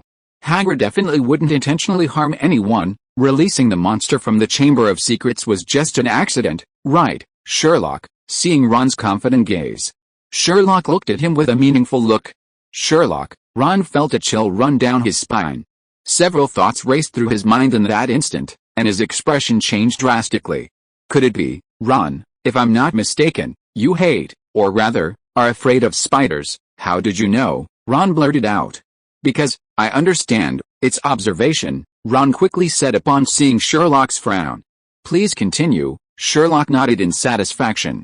"In fact, 50 years ago, Hagrid's pet was an eight-eyed giant spider." "Hiss," Ron gasped. "If that's true, Ron, what are you saying?" Harry said unhappily, hearing Ron's words. "Even so, Hagrid certainly wouldn't do it on purpose." "Oh, I think if that's true, Hagrid might not have intended it that way, but those spiders wouldn't listen to him," Ron said weakly. This time, Harry didn't refute, because he had a feeling that what Ron said might be true. The thought of him calling that terrifying three-headed dog furry and thinking it was obedient and docile. Harry shook his head, quickly banishing the idea from his mind. "So, that's why you brought us to ask Hagrid, right?" Harry looked at Sherlock expectantly, then, before Sherlock could answer, asked again, "But, Sherlock, why didn't you call Hermione?" "I sent her to do other things. We don't need so many people to talk to Hagrid." "That's true," Ron agreed.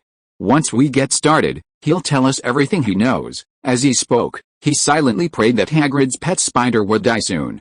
"Harry," as the three of them approached Hagrid's hut, Harry couldn't help but ask, "Ron, why are you afraid of spiders?" "I remember you used spiders so many times in potions class." "I don't care if they're dead," Ron said, somewhat annoyed. "I just don't like the way they crawl around." Harry was still a little confused, but Sherlock said at this moment, "These things are mostly related to childhood experiences." Ron nodded with lingering fear. "That's right, when I was 3 years old." Just then, Hagrid suddenly flung open the door.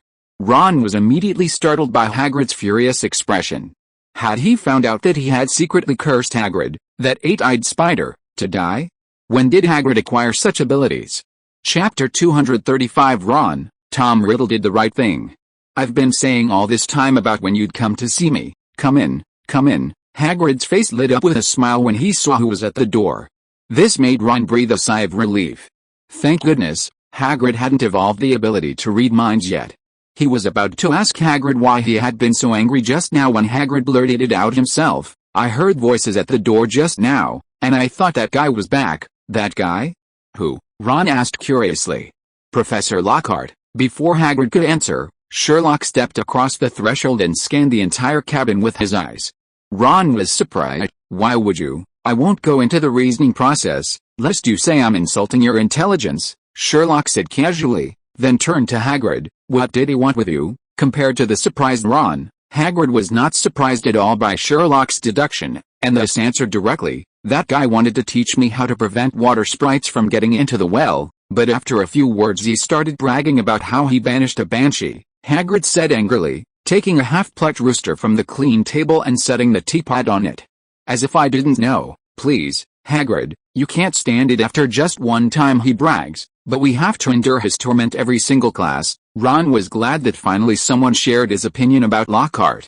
"But, Professor Lockhart is quite capable," Harry said hesitantly, "and Professor Dumbledore also thinks he's the most suitable candidate." "Hey, Harry, the way you're talking reminds me of Hermione." Ron elbowed Harry, then laughed. "Given the current situation at Hogwarts, anyone could apply for the Defense Against the Dark Arts professor position. But his defense against the dark arts has indeed taught us a lot. I know he's capable, I just don't like his omniscient attitude.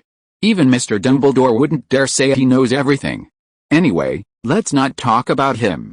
Why didn't Hermione come with you this time? I had her do other things, Sherlock said calmly, his gaze sweeping over the rooster Hagrid had tossed aside. What happened? It's a real headache, actually. Several of my roosters have died recently. I think it's either a fox or a vampire. Anyway, I need the headmaster's permission to cast a spell around the henhouse. You know, when I was in 3rd grade, they broke my wand and kicked me out of school, all because Hagrid suddenly realized, oh my god, forget what I said. Forget what I just said. Harry and Ron exchanged bewildered glances. Dude, you're exposing yourself way too fast. Sherlock, on the other hand, seemed to have expected this. He calmly said, calm down, Hagrid, this is why we're here today. What? Sherlock, can you be more specific? Hagrid hadn't yet grasped the gravity of the situation. He looked at Sherlock with a puzzled expression. You know, my brain isn't as sharp as yours. Harry and Ron were speechless again. Your brain isn't just not as sharp as Sherlock's, is it? Sherlock cut to the chase. I know you were expelled 50 years ago for opening the Chamber of Secrets. That's slander. Sherlock had only begun when Hagrid immediately jumped to his feet, his movement so abrupt that he knocked over the stool in front of him. Aragog was hatched in the cupboard. He's so adorable, how could he possibly harm anyone? Harry and Ron exchanged a speechless glance for the 3rd time. Just as Ron had said. Sherlock had only gotten to the point, and Hagrid had already launched into a long explanation of everything they wanted to know. It was much the same as what Dumbledore had told Sherlock. However, Hagrid's account was far more detailed than Dumbledore's. 50 years earlier, he was a boy. He had a house and land, and life was carefree. He loved casting spells and playing with animals. His dream at the time was to become a magizoologist. He wished this life could last forever, but fate never considered his wishes. In his 3rd year, a traveler from afar gave Hagrid an 8-eyed spider. Hagrid hatched it in the cupboard and fed it little by little with breadcrumbs. When Slytherin prefect Tom Riddle, a 5th-year student, tried to kill the now-grown Aragog, the creature escaped into the Forbidden Forest under Hagrid's cover. Hagrid was unjustly accused and expelled from school. However, for the past 50 years, Aragog, now in the Forbidden Forest, has maintained close ties with Hagrid. Hagrid even found him a wife, whom he calls Mossig. Thanks to Hagrid, Aragog and Mossig's family has flourished, and their descendants are now as large as carriage horses. Although the 8-eyed spider has a man-eating instinct, for Hagrid's sake, Aragog has restrained his offspring from attacking anyone for many years. Hagrid's eyes shone as he spoke, as if it were something to be very proud of.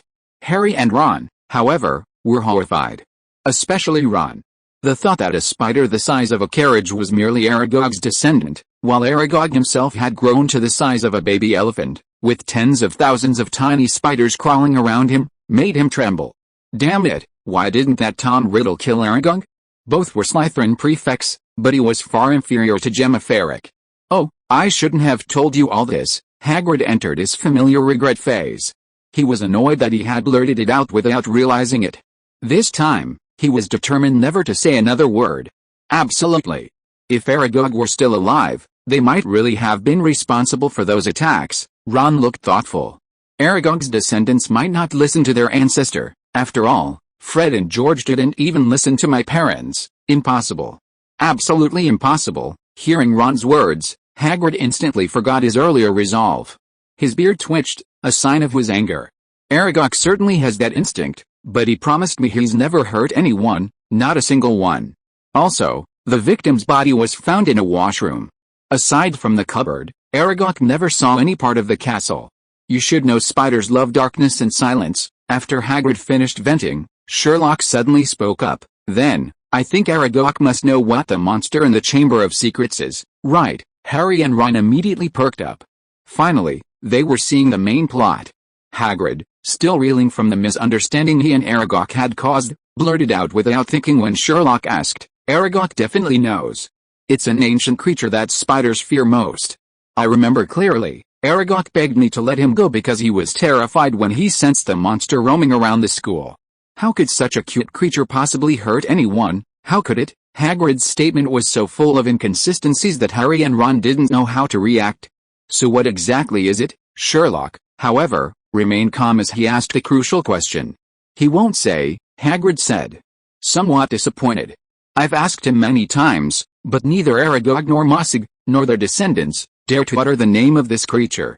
Alice, they are so cowardly that they dare not even mention the name of a monster. It's unimaginable that there is a creature that can frighten the eight-eyed spider, one that they dare not even mention its name." Hearing Ron say this, Harry glanced at him, hesitant to speak. Sherlock sneered. "As far as I know, isn't this the same attitude you have towards Voldemort?" Ron and Hagrid gasped, shivering. "Look, your reaction is quite similar to that of the eight-eyed spider." "Oh, don't be like that, Sherlock." Looking at the trembling Ron and Hagrid, the kind-hearted Harry felt a pang of sympathy. "All right," Sherlock shrugged indifferently. "Why not tell Dumbledore about this?" "I dare not," Hagrid said cautiously. "This almost caused Hogwarts to close down back then. I dare not tell him again. I remember when I told him to find Mossig for Aragog, his face was very unpleasant, so the whole thing boils down to lack of communication. Dumbledore too, and you too." Sherlock sighed deeply. He now understood Dumbledore somewhat. However, understanding didn't equate to agreement. Dumbledore's behavior during the Philosopher's Stone and Quirrell incidents last year had already demonstrated this. For Dumbledore, Hogwarts had both made him and trapped him. Despite possessing so many impressive titles, deep down, he had always only considered himself the headmaster of Hogwarts School of Witchcraft and Wizardry. Now, Sherlock even felt that replacing the headmaster with a prisoner might be more accurate. As Snape said, Dumbledore always felt he could control everything. But was that really the case? Thinking of this, Sherlock stood up.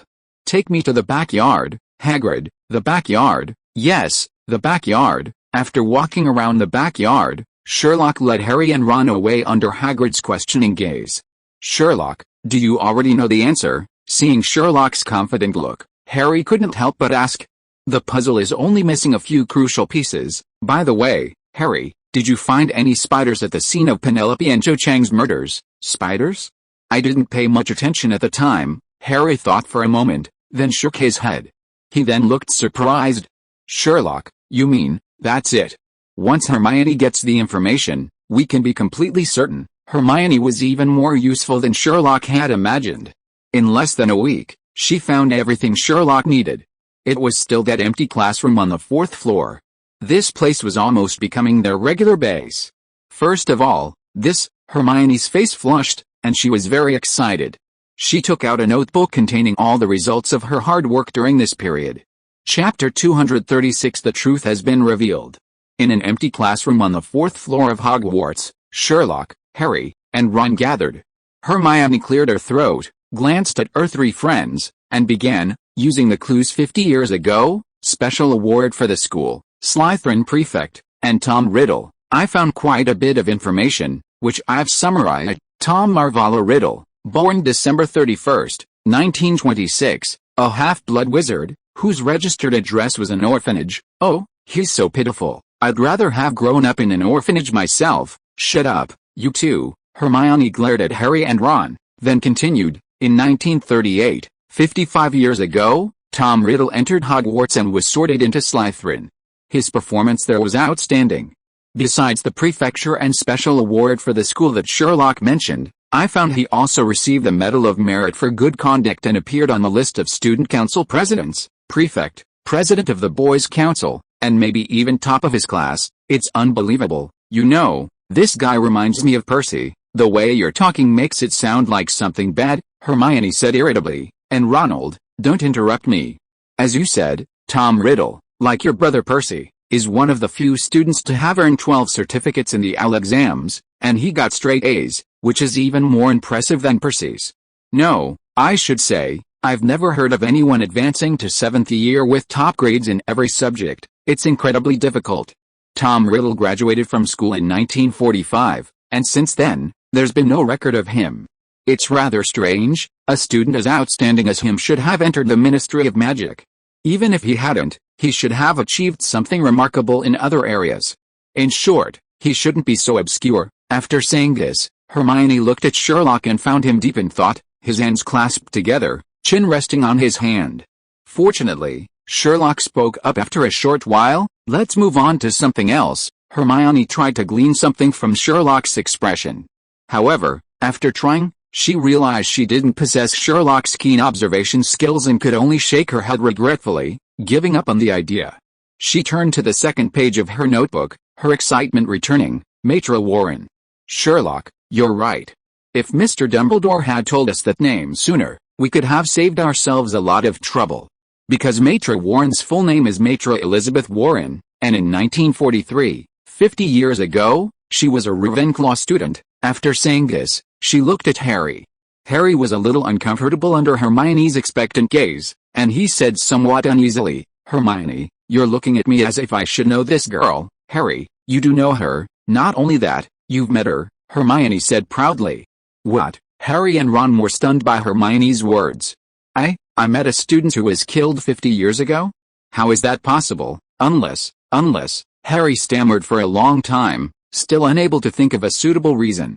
Unless she became a ghost, Sherlock said quietly. Oh, don't say that, Sherlock, I wanted to scare them, Hermione said somewhat disgruntledly. They kept interrupting me just now. Reminded by Sherlock, Harry suddenly realized. Apart from the nearly headless Nick Fury and the annoying Peeves, there was only one ghost he could say he had a deep conversation with, at the death anniversary party. Hermione.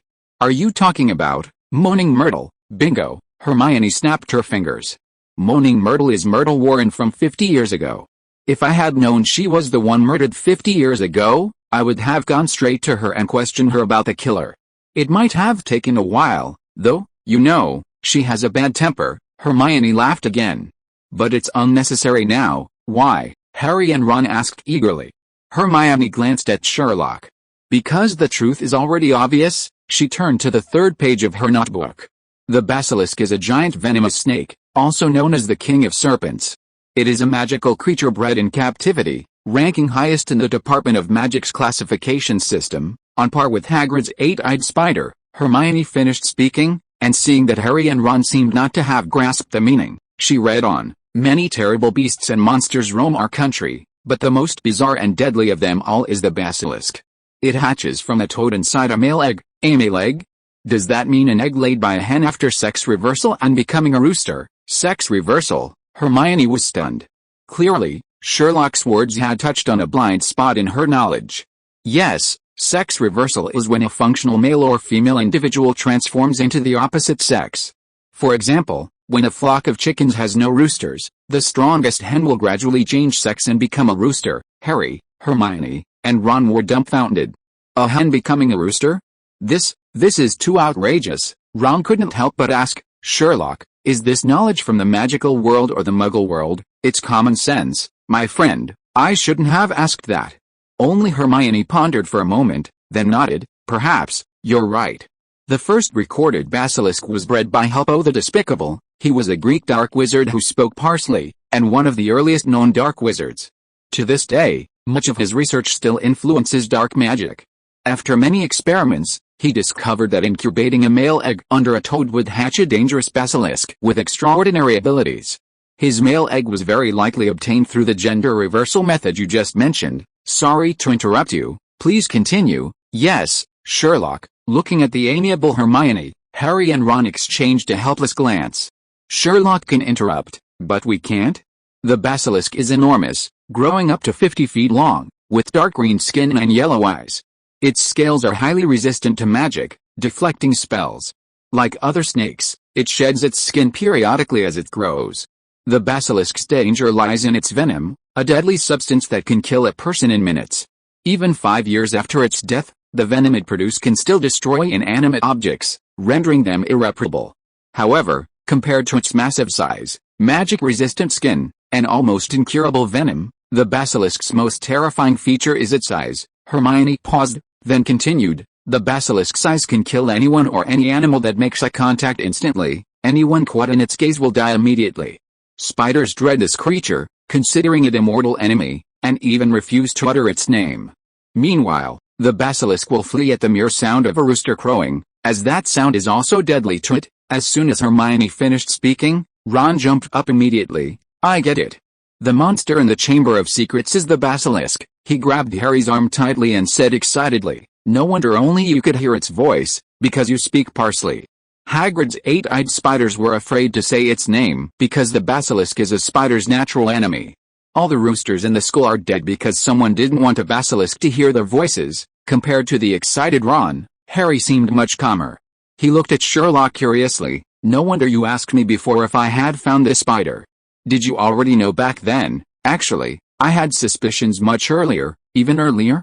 When? Christmas, Sherlock said calmly. It was Mycroft who gave me the idea. That's right, I was right there. Hearing this, Hermione, standing nearby, puffed out her little chest with pride. After Ron's excitement subsided, he couldn't help but ask again, but how could a basilisk crawl around attacking people? It's 50 feet long, it couldn't possibly go unnoticed. A pipe, Ron didn't immediately understand. Harry, however, understood, because it's always moving inside the pipe. That's why I kept hearing that sound in the wall. Even that, Hermione, you're amazing. Hermione glanced at Sherlock somewhat embarrassedly. It's all thanks to Sherlock pointing in the right direction that I was able to follow the clues. Before that, I was completely clueless. Don't underestimate yourself, my dear Hermione, Sherlock said calmly. At least I didn't mention the pipe. You discovered it yourself. Well, thank you for your comforting words, Hermione said irritably. Sherlock was like a teacher who had given a problem, even calculating up to the penultimate step, and now he asked her to write down the final calculation process and result. It's confirmed that the monster in the Chamber of Secrets is the basilisk, and given that the sounds Harry heard always came from inside the walls, if he still can't figure out the tube, he might as well be dead. Wait, just a minute. Hermione suddenly looked at Ron. She suddenly realized Sherlock was right. Not everyone can think of this without being reminded. Ron, if you are listening to this novel on a channel other than Fanfic World, it means it was downloaded and re-uploaded without effort. We warmly invite you to visit our channel, Fanfic World.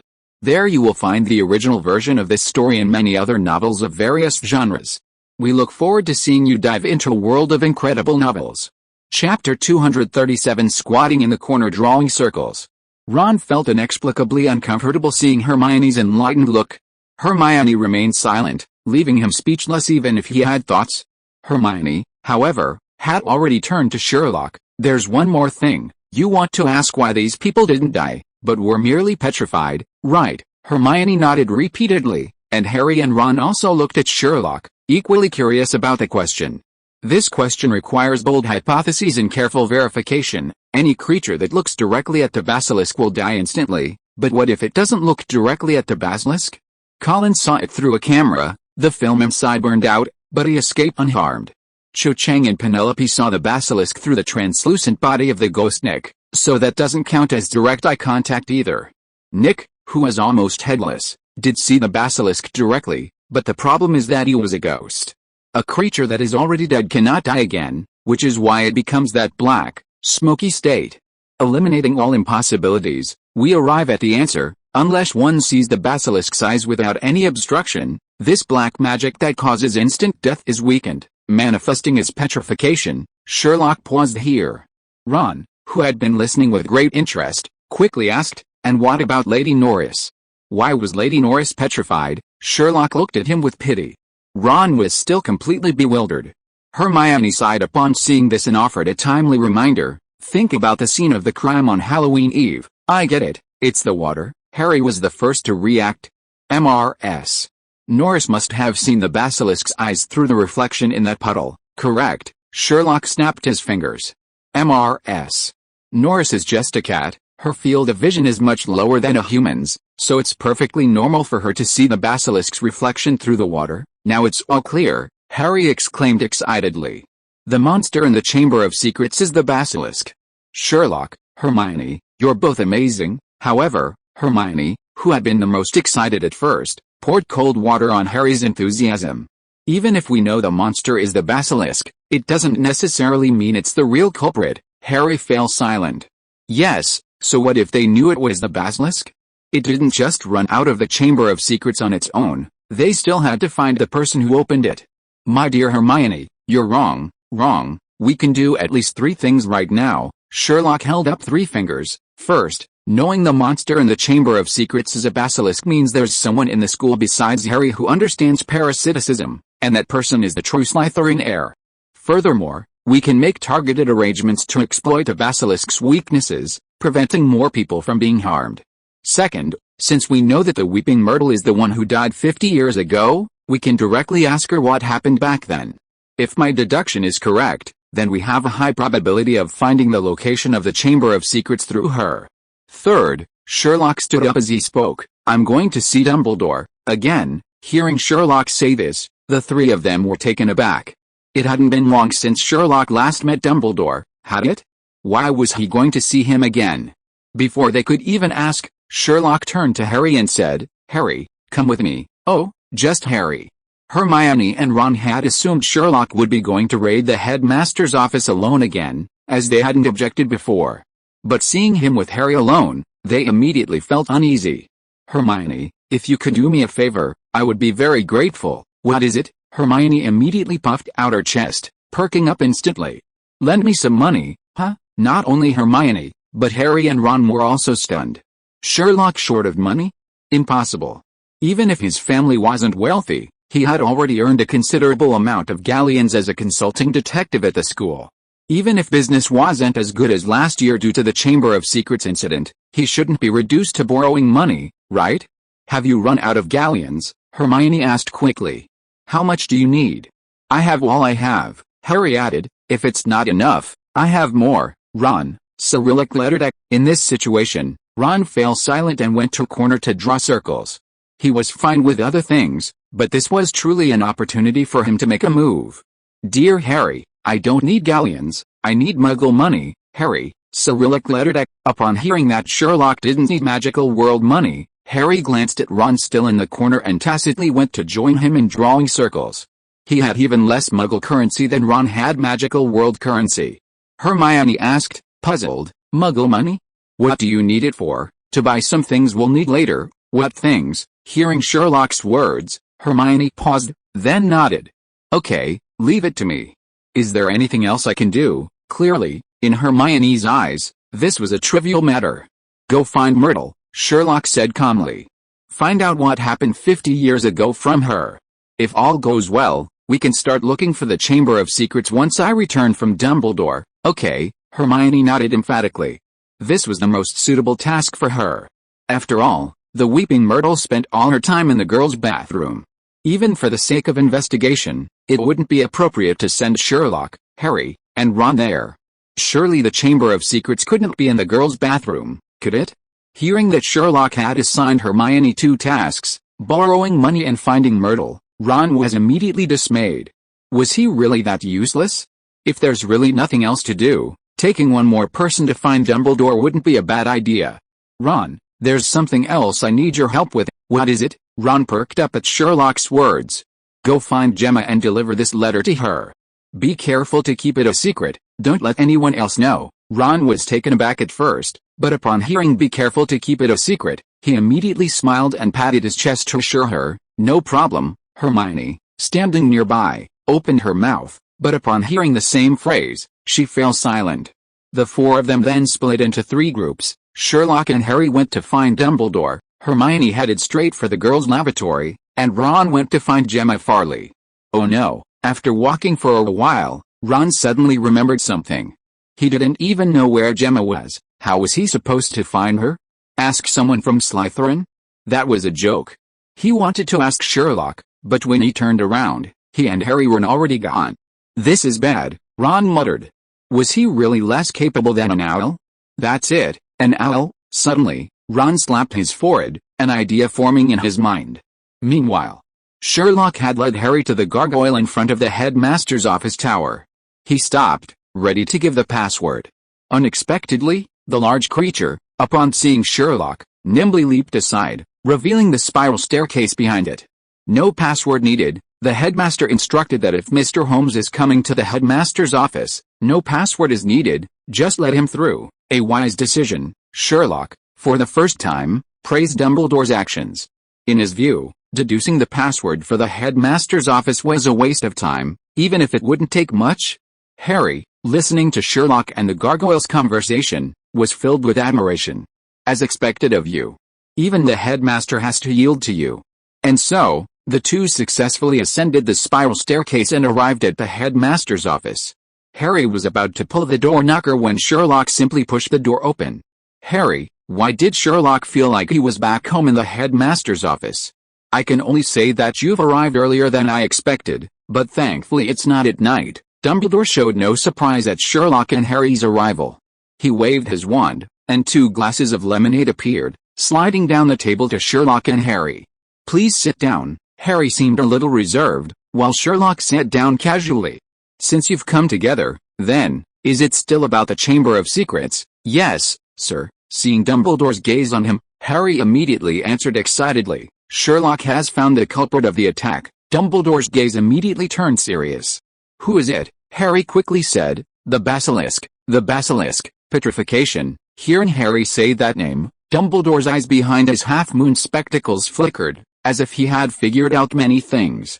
Sherlock, your deduction has cleared up a question that's been bothering me. So, who opened the Chamber of Secrets and released it? This time, Harry looked at Sherlock. He didn't know the answer either.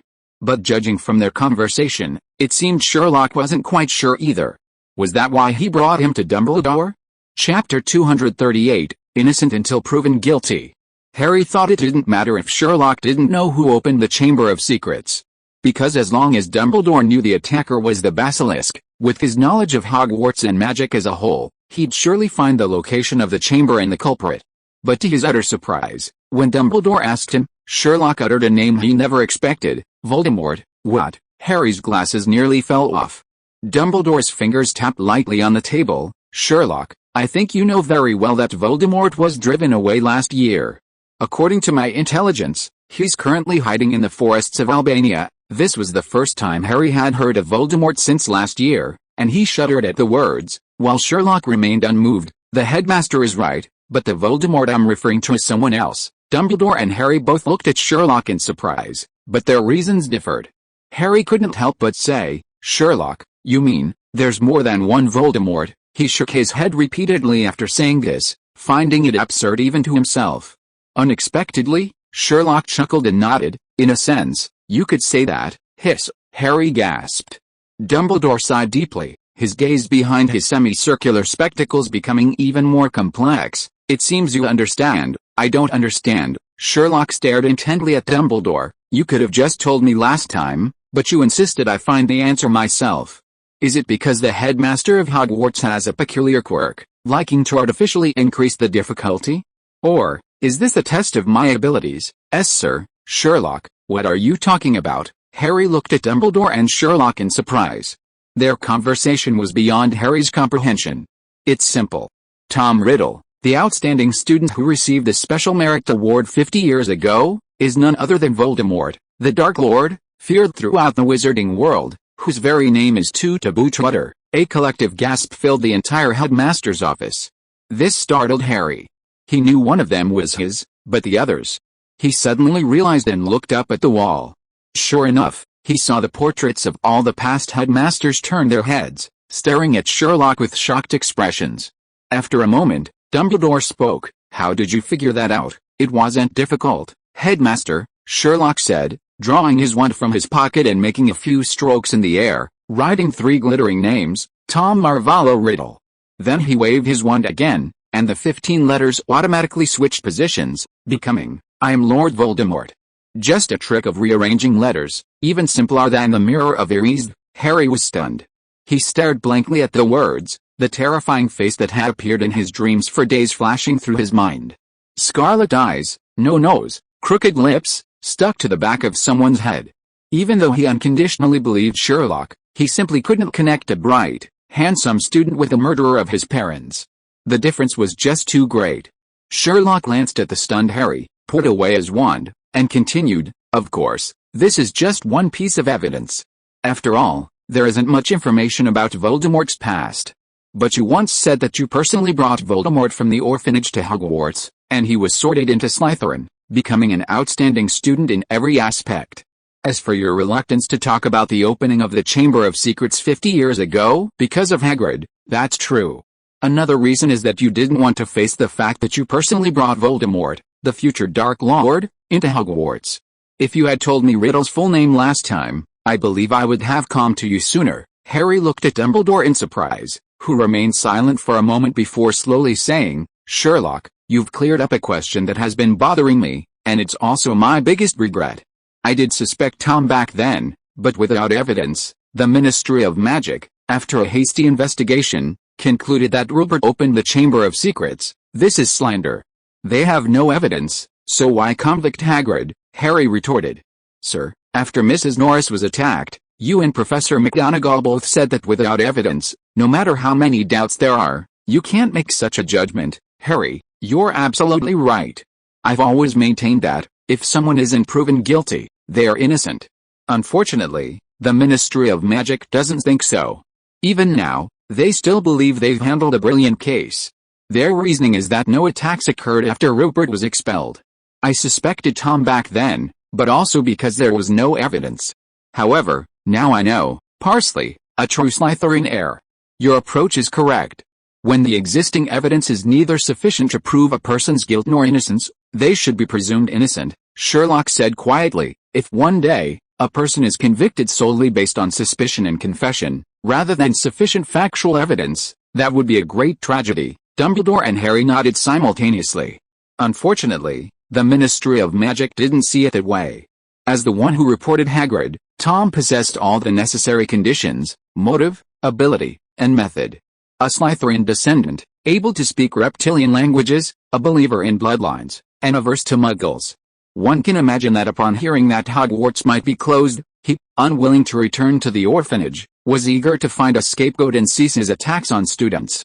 This way, those idiots in the Ministry of Magic would conclude that Hagrid opened the Chamber of Secrets. It must be said, Tom 50 years ago was far more intelligent than Voldemort, whom we encountered last year. I even begin to suspect that he was later cursed for killing too many people, thus becoming a brain-dead monster." Hearing Sherlock's sarcasm, both Dumbledore and the portraits of past headmasters on the wall were speechless. That was the Dark Lord. The most powerful dark wizard in history, who had personally killed hundreds over the years. He was a figure who once ruled the wizarding world, a name that people dared not utter even now. Was it really alright for a second-year wizard like you to despise him like this? 50 years ago, Tom did open the Chamber of Secrets, but it's not necessarily him who will open it now. Dumbledore shook his head slightly after regaining his composure. Last year, he did possess Quirrell and enter the school, but after being defeated by you and Harry, he escaped. As I just said, he's far away in Albania now and has no chance of entering the school again. Headmaster, how long do you intend to continue testing me? Sherlock's tone suddenly became somewhat impatient, which surprised Harry. Knowing Sherlock as he did, he was only this rude when his train of thought was interrupted. "Do I need to remind you again that Harry almost didn't make it to school this semester? You mean, the dark artifact Lucius had, or that it ended up in the school? When you connect all the clues, you'll find the truth is actually quite obvious. 50 years ago, Tom, before he became Voldemort, opened the Chamber of Secrets, released the basilisk, and attacked the students. 50 years later, the Chamber of Secrets was opened again, the basilisk reappeared, and the students were attacked again.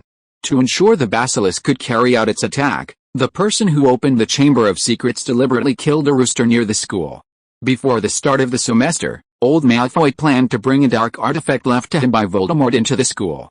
If this doesn't explain the connection, then this case should just be handed over to the Ministry of Magic. They don't need evidence anyway, just arrest Hagrid again. But didn't Dobby say this had nothing to do with Voldemort? My dear Harry, the house elf gave you a hint. Before Voldemort was called Voldemort, his name could be used freely. Huh? Don't be surprised. His suggestion is indeed a bit presumptuous, but the teachers did thoroughly check everyone at the start of the school year. That's easily explained. Sherlock held up two fingers. First, the dark magic item Voldemort left for the Malfoys wasn't ordinary. It could evade the teachers and the instrument's detection.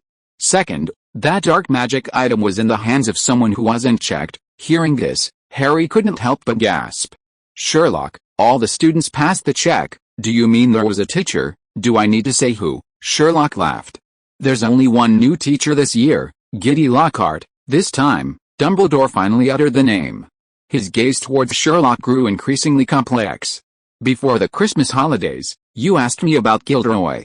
So you already had your eye on it then. I've said before, the most striking characteristic of this man is his contradictions. He's obsessed with those useless spells he makes up on the spot, yet he's extremely resistant to truly effective magic, even though that's what's truly effective. But once you connect him to Voldemort, it all makes sense. Sherlock looked at Dumbledore. Before school started, Ron's father fought with Lucius. Hermione and I both suspected Lucius was planning to use that opportunity to slip a dark artifact to one of the Weasley kids. I suspected Ginny, but her later behavior cleared me of suspicion. Lockhart, on the other hand, fit the bill perfectly. He was right there at the scene of Lucius and Ron's father's fight. In that chaotic situation, it wouldn't have been difficult for Lucius to find an opportunity to throw the dark artifact at him. Chapter 239 Voldemort Gets His Wish. Judging from Lockhart's lessons, after receiving the dark magic items Voldemort left for the Malfoys, he initially resisted. But when he discovered that what Voldemort taught him was truly useful, allowing him to shed his reputation as a mere fraud and become a genuinely capable defense against the dark arts professor, he succumbed. As time went on, he naturally became more and more entangled, which manifested in his increasingly adept performance in defense against the dark arts classes. Until, he was completely controlled by Voldemort and became his puppet. So the person actually teaching us defense against the dark arts this semester is Voldemort, Harry exclaimed upon hearing Sherlock's words. Voldemort is teaching us, but not entirely Voldemort, Sherlock explained to the astonished Harry. Judging from Professor Lockhart's performance in defense against the dark arts, this doesn't seem like something Voldemort would do. Hearing Sherlock's words, Harry recalled Lockhart's actions in class. Thinking about how he made his students recite long passages from his books and spent most of his time performing plays, he suddenly realized Sherlock was right. Even if Voldemort had acted like a moron last year, he wouldn't have gone this far. This might be Lockhart's last stand, Sherlock continued. If he's truly influenced by Voldemort's dark magic artifacts, then being completely controlled is only a matter of time. I don't think he has the intellect and ability to resist. He then looked at Dumbledore. After hearing Sherlock's words, Dumbledore sighed deeply. I was already the headmaster when I was in Gilderoy, and my opinion of him is the same as Phileas's. I know even more about what happened after he graduated. Sherlock gave him an expectant look.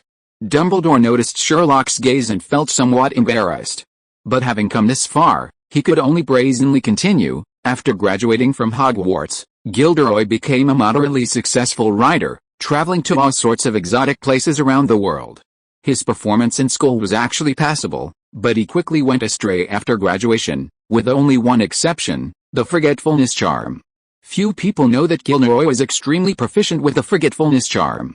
It's no exaggeration to say that he was even on par with me and Phileas. Hearing this, Sherlock raised an eyebrow. He had already deduced what Dumbledore was about to say. Later, his books became bestsellers, and he began a courageous and relentless fight against the dark arts. Even Gilderoy's former teacher began to think he might have misjudged him. The truth, however, was that Gilderoy, with his handsome face and sweet talk, deceived accomplished wizards and witches into revealing their greatest feats, then erased their memories using a master-level forgetting spell. Each time he returned to England, he would write a book recounting the heroic deeds that belonged to others. Those whose memories were erased by Gilderoy included an old Armenian wizard and a witch with a hairy chin.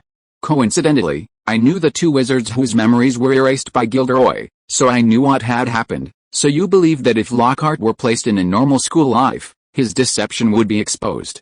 To this end, you hinted to him that if he could become the professor of defense against the dark arts, he would be the boy who survived, the savior of the wizarding world. The nemesis of the Dark Lord, Harry Potter's teacher. With Lockhart's self-marketing skills, he immediately realized that doing this one thing well would bring him more popularity than anything else. So you two hit it off and became accomplices. You once again solved the problem of why no one dared to teach defense against the dark arts. He also gained the honor he wanted.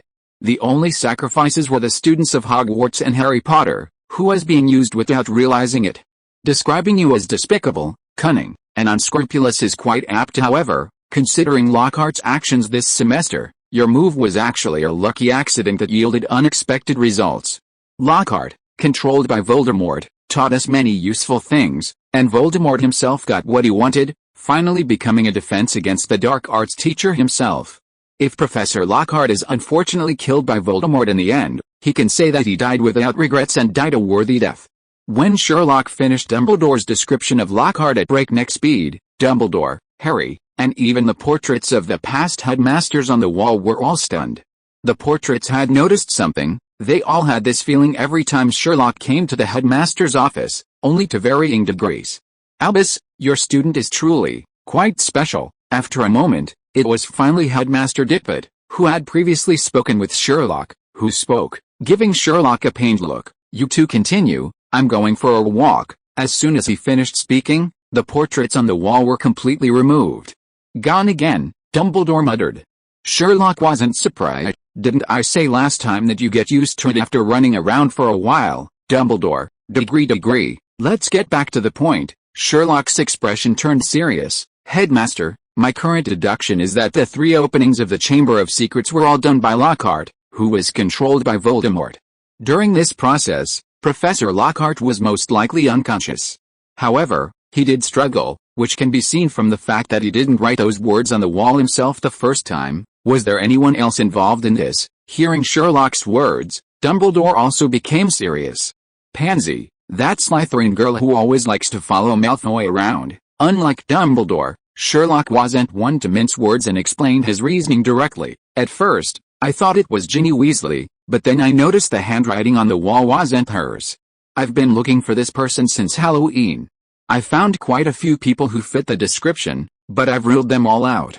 I've already asked Gemma for Pansy's handwriting, so I'm sure there won't be any more twists and turns." "So that's why you sent Ron to see Prefect Farley?" Harry exclaimed, suddenly understanding. Dumbledore looked at Sherlock with a satisfied smile. "Sherlock, just when I think you've done enough, you always bring me new surprises. I'll remind Severus to watch out for Miss Perkins." "Thank you for the compliment, Headmaster. If you had told me this from the beginning, you would have been delighted, not surprised. In fact, even if you hadn't come to me today, I would have invited you." Dumbledore looked at Sherlock and Harry earnestly and said, "Please allow me to explain those seemingly laissez-faire moments in the most honest way. Sherlock, you're used to piecing together the truth from the details. Harry, you faced darkness as an infant. Perhaps, we should start by talking about the two-way mirror of limitation and trust." Harry nodded, and Sherlock leaned back slightly. "I'm all ears." Dumbledore's half-moon spectacles began to reflect light. 50 years ago, during that incident, I truly didn't know of the basilisk's existence. At the time, I suspected Tom, but I had no evidence to prove it. It wasn't until Harry revealed his parseltongue that the fragments blurred by time were pieced back together. I will not shirk responsibility. As headmaster, it was my fault that a student was harmed under my wing. When the petrification occurred again, I was still caught up in the doubt of whether the legend was true, and failed to immediately include the basilisk in the investigation. This was the arrogance of empiricism. I thought I knew all the secrets Tom had in the castle, that the ancient evil would erode with time, but I forgot that darkness always patiently waits for cracks. Dumbledore tapped his fingertips lightly on the table, his voice low. "Sherlock, you once said that by eliminating the impossible, what remains, however improbable, must be the truth. And it was precisely in eliminating the impossible that I overlooked the most dangerous possibility. The Slytherin monster could actually tear Hogwarts apart in peacetime. All the excuses about trusting the younger generation cannot conceal one fact. When danger comes, the primary task of adults is to stand in front of children, not to hope that they will raise their swords themselves. I will make amends for this mistake. So, what do you need me to do, this time?" Sherlock did not mock Dumbledore. However, his words still startled Dumbledore. "I need you to disappear." Dumbledore paused, then smiled wryly. "Sherlock, I admit I've made a mistake, but it's not enough to warrant this." Harry also hurriedly said, "Sherlock, you've misunderstood." Sherlock waved his hand and said, "It's not time for you to apologize to the entire school yet. What I mean is, you need to disappear from Hogwarts for a while." "You mean, I have to leave here, just like last year?" "Although we still don't know exactly how he controlled Lockhart, your departure can lower Voldemort's guard. Besides, if you leave now, the Board of Governors will probably applaud and send you off." "Right, I understand what you mean, but I have to tell you, the Malfoy family's influence on the Board of Governors isn't as great as you think. I actually have quite a few supporters." "Isn't that even better? You can use this opportunity to drive out those who don't support you." "A strategic retreat." "Exactly." Sherlock nodded. "I'll find the Chamber of Secrets soon, and then we can trap them like turtles in a jar. But Headmaster, I hope you can step in this time, instead of standing by like last year." After all, we don't need to verify the effects of that ancient spell this time, don't worry. Seeing Dumbledore's assurance, Sherlock felt he should return the favor and comforted him. You can also rest assured that even if you leave the school, Hogwarts' daily operations won't be affected in any way. Professor McGonagall can perfectly fulfill the duties of headmaster. Your presence or absence doesn't really make much difference. Dumbledore. Chapter 240. A rooster crows and the world turns white. Even as Harry left the headmaster's office with Sherlock, he still felt like he was in a dream. 50 years ago, Voldemort opened the Chamber of Secrets, framed his best friend Hagrid for it, and caused Hagrid's expulsion from school. 50 years later, Voldemort used dark magic to control the poor Professor Lockhart, nearly killing his friend Cho Chang. Thinking of Cho Chang's terrified face, Harry clenched his fists. Damn it! Voldemort, we've got another debt to settle. Thinking of this, he couldn't help but ask, Sherlock, you said we'll soon find out where the Chamber of Secrets is that true? That's right, actually, I already have a preliminary idea. Sherlock's expression suddenly became a little strange, but if things are really as I imagine, then my opinion of our senior, Tom, will probably rise. Why? We'll see when the time comes. Sherlock smiled and patted Harry on the shoulder. Don't worry, the mandrake will be ripe soon, and the petrified people will recover quickly. Sherlock, how could you? How should I know? My friend, you practically wear your worry from Miss Zhang on your sleeve, not just me. Even Ron could see it. Harry, Cyrillic lettered. After this conversation with Dumbledore, Hogwarts sprang into action. The entire campus underwent a major construction and renovation. Numerous silver mirrors were installed in all the corners of corridors, classroom doors, and washroom walls, places prone to blind spots. Each student was also provided with a portable small mirror at the school's request. Giant rooster statues, the kind that crow, appeared at the entrances of the common rooms, libraries, kitchens, and other areas prone to crowding in the four houses. A group of roosters, occasionally clucking, also appeared among the portraits in the corridors. Some of the soldiers' armor was even replaced with metal roosters. Professor McGonagall, the Transfiguration Professor, could bring them to life if necessary. Of course, this was just a rumor and not to be taken seriously. Most people believe that Professor McGonagall's personality wouldn't allow her to activate the statues and armor. In any case, this change naturally aroused curiosity and heated discussion among the young wizards. Dean Thomas and his friend Seamus Finnegan engaged in a heated debate. What's going on? Is our school turning into a chicken farm? Maybe one of the board members has become obsessed with roosters. Look at those chickens, they're quite majestic and beautiful. That's ridiculous. Why don't you connect chickens with basketball? Dean, are you kidding me? You joked with me first. Similar discussions were commonplace. The younger wizards were merely curious. But the older students were different. The measures were too obviously targeted. Many creatures were vulnerable to the rooster, but almost none were dark magic creatures. There were also the numerous mirrors installed in the school, the small mirrors distributed to students, and the petrified students, ghosts, cats. The culprit was obvious.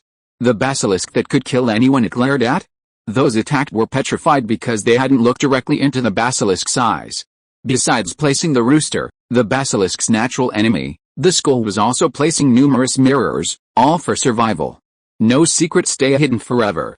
After the older students found out, the younger students quickly learned as well. Panic spread rapidly. Under these circumstances, Headmaster Dumbledore faced immense pressure.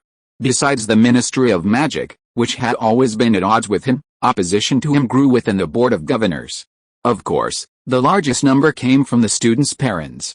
By this point, the number of angry letters Dumbledore received daily exceeded the number of letters from Lockhart's fans. However, he had already anticipated the outcome when he made this decision.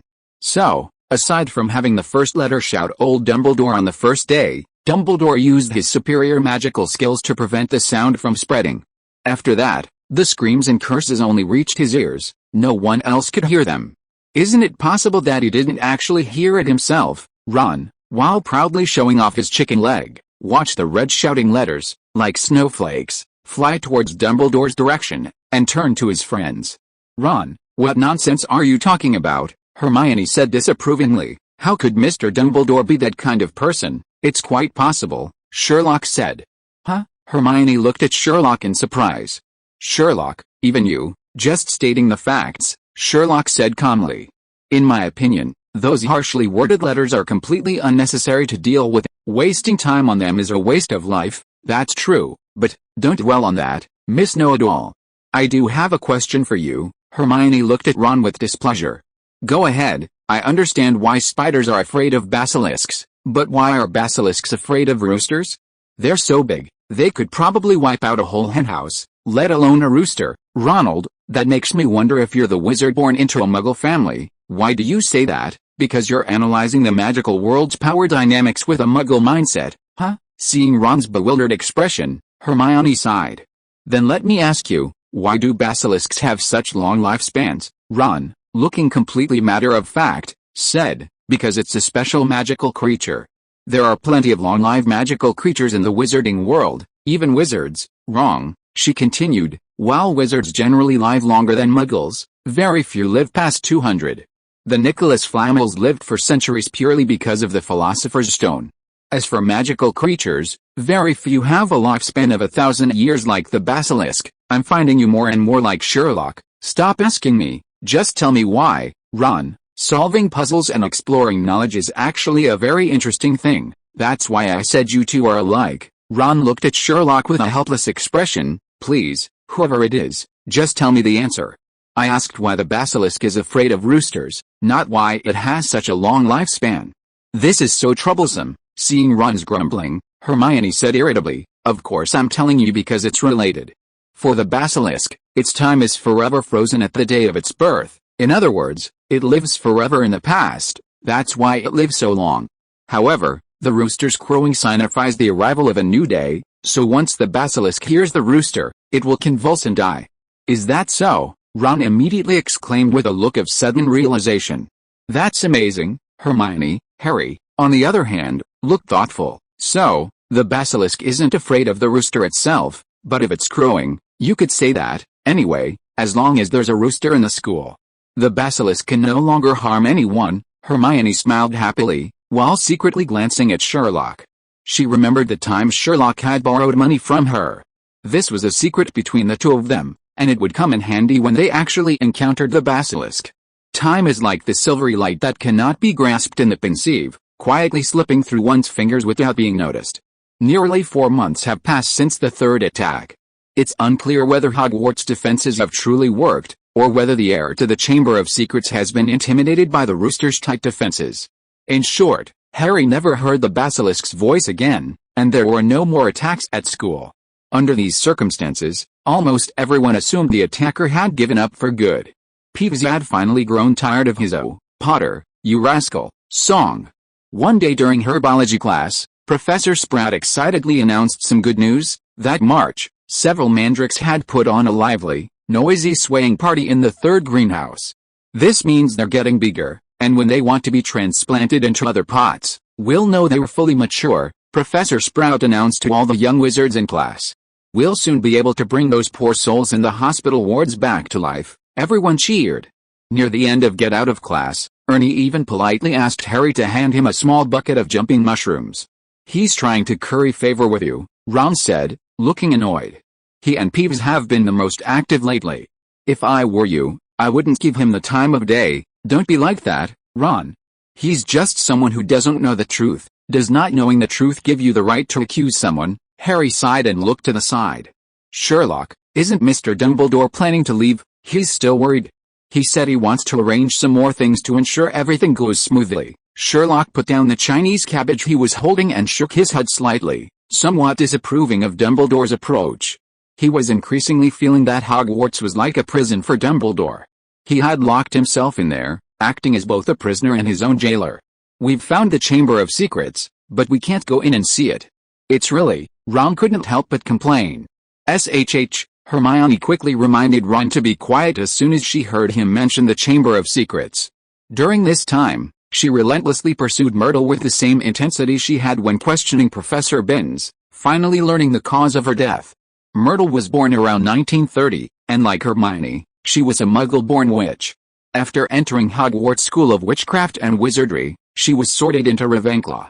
However, she didn't possess Hermione's academic talent, resulting in her not only failing to make friends like Hermione in her early years, but also frequently being ridiculed and bullied because of her glasses and teenage acne.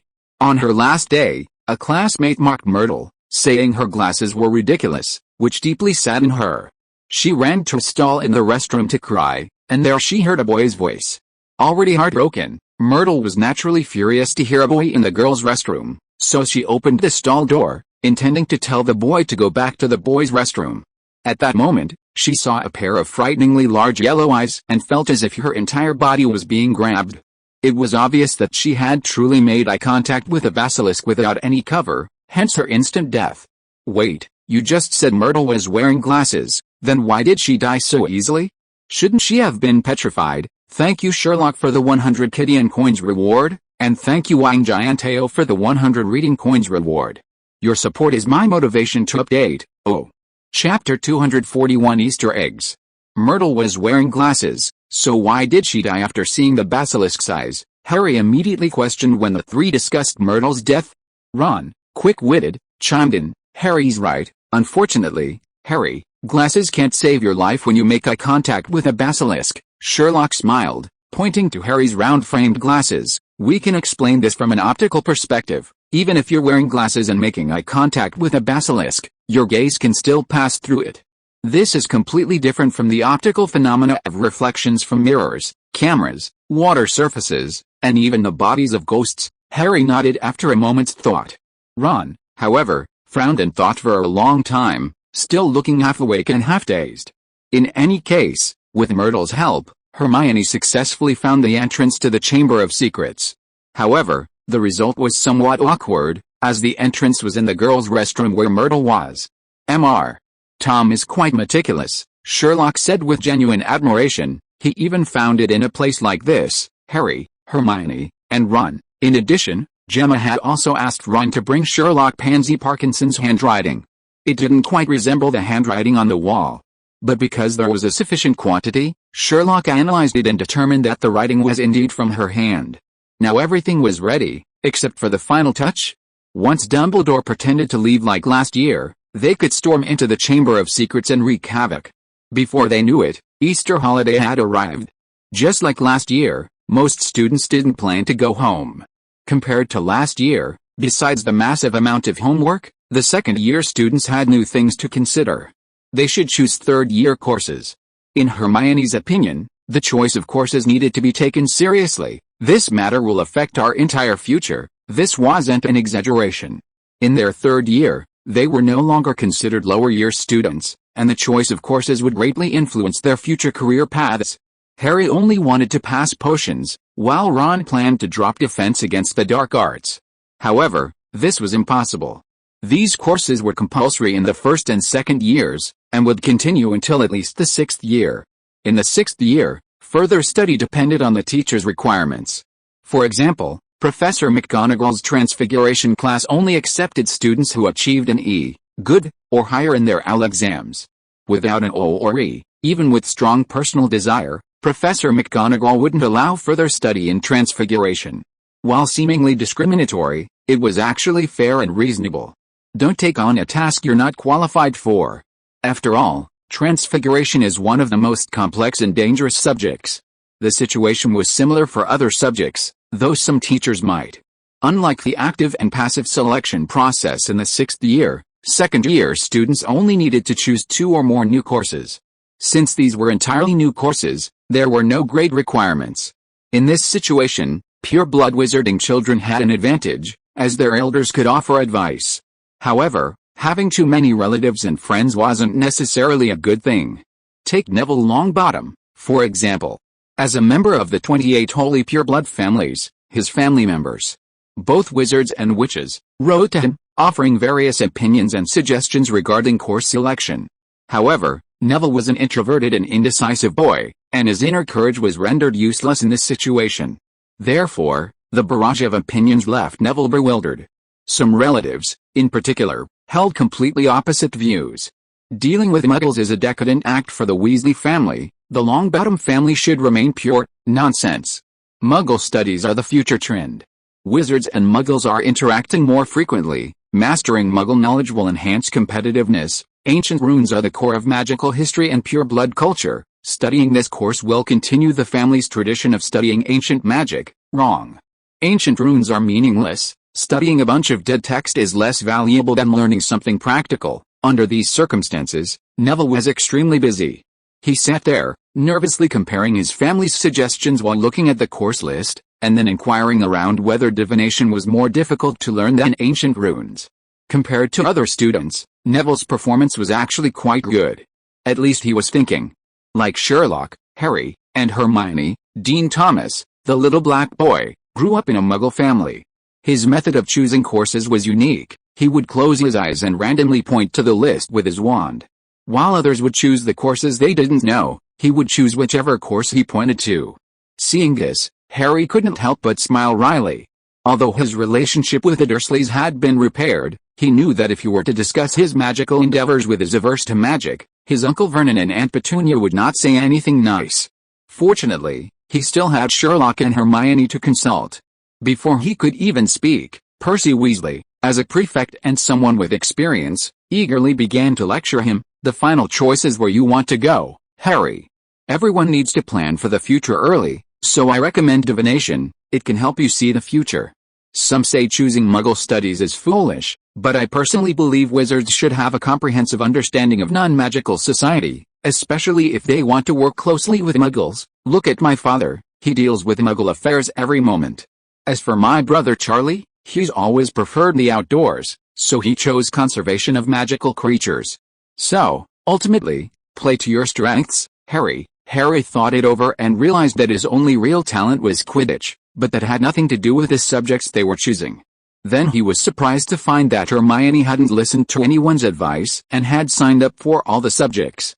He rushed to Sherlock's side.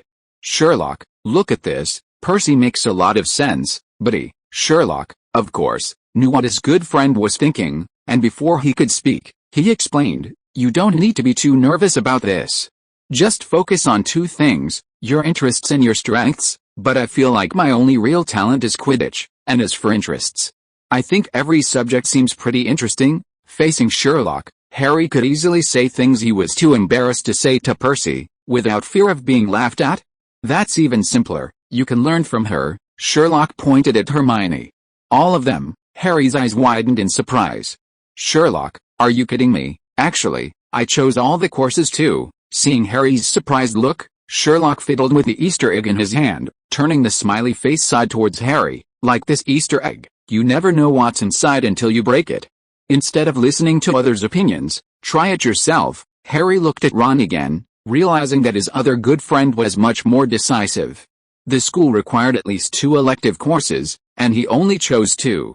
Harry subconsciously wanted to follow Sherlock as before, but worried that he didn't have Sherlock and Hermione's abilities. If he chose the same courses as Ron, then if those 2 courses were difficult, at least someone would be willing to help him. But then he thought, Ron's friendly help didn't seem to be very effective. After all, this guy usually copied Sherlock's assignments. Only for those courses where the professor would obviously find it plagiarism would he have Hermione check them like he did. So, after careful consideration, he also chose all 5 electives. You 3 are all taking them all. Ron's eyes widened even more than Harry's. Are you all crazy? Are you all planning to get 12 ALS certificates by 5th year, if necessary? Hearing Sherlock's answer, Ron was completely speechless.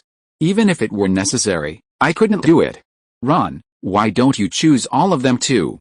Sherlock said you can choose all first and then discard some, Harry coaxed. Wait until you find they're not suitable and then give them up?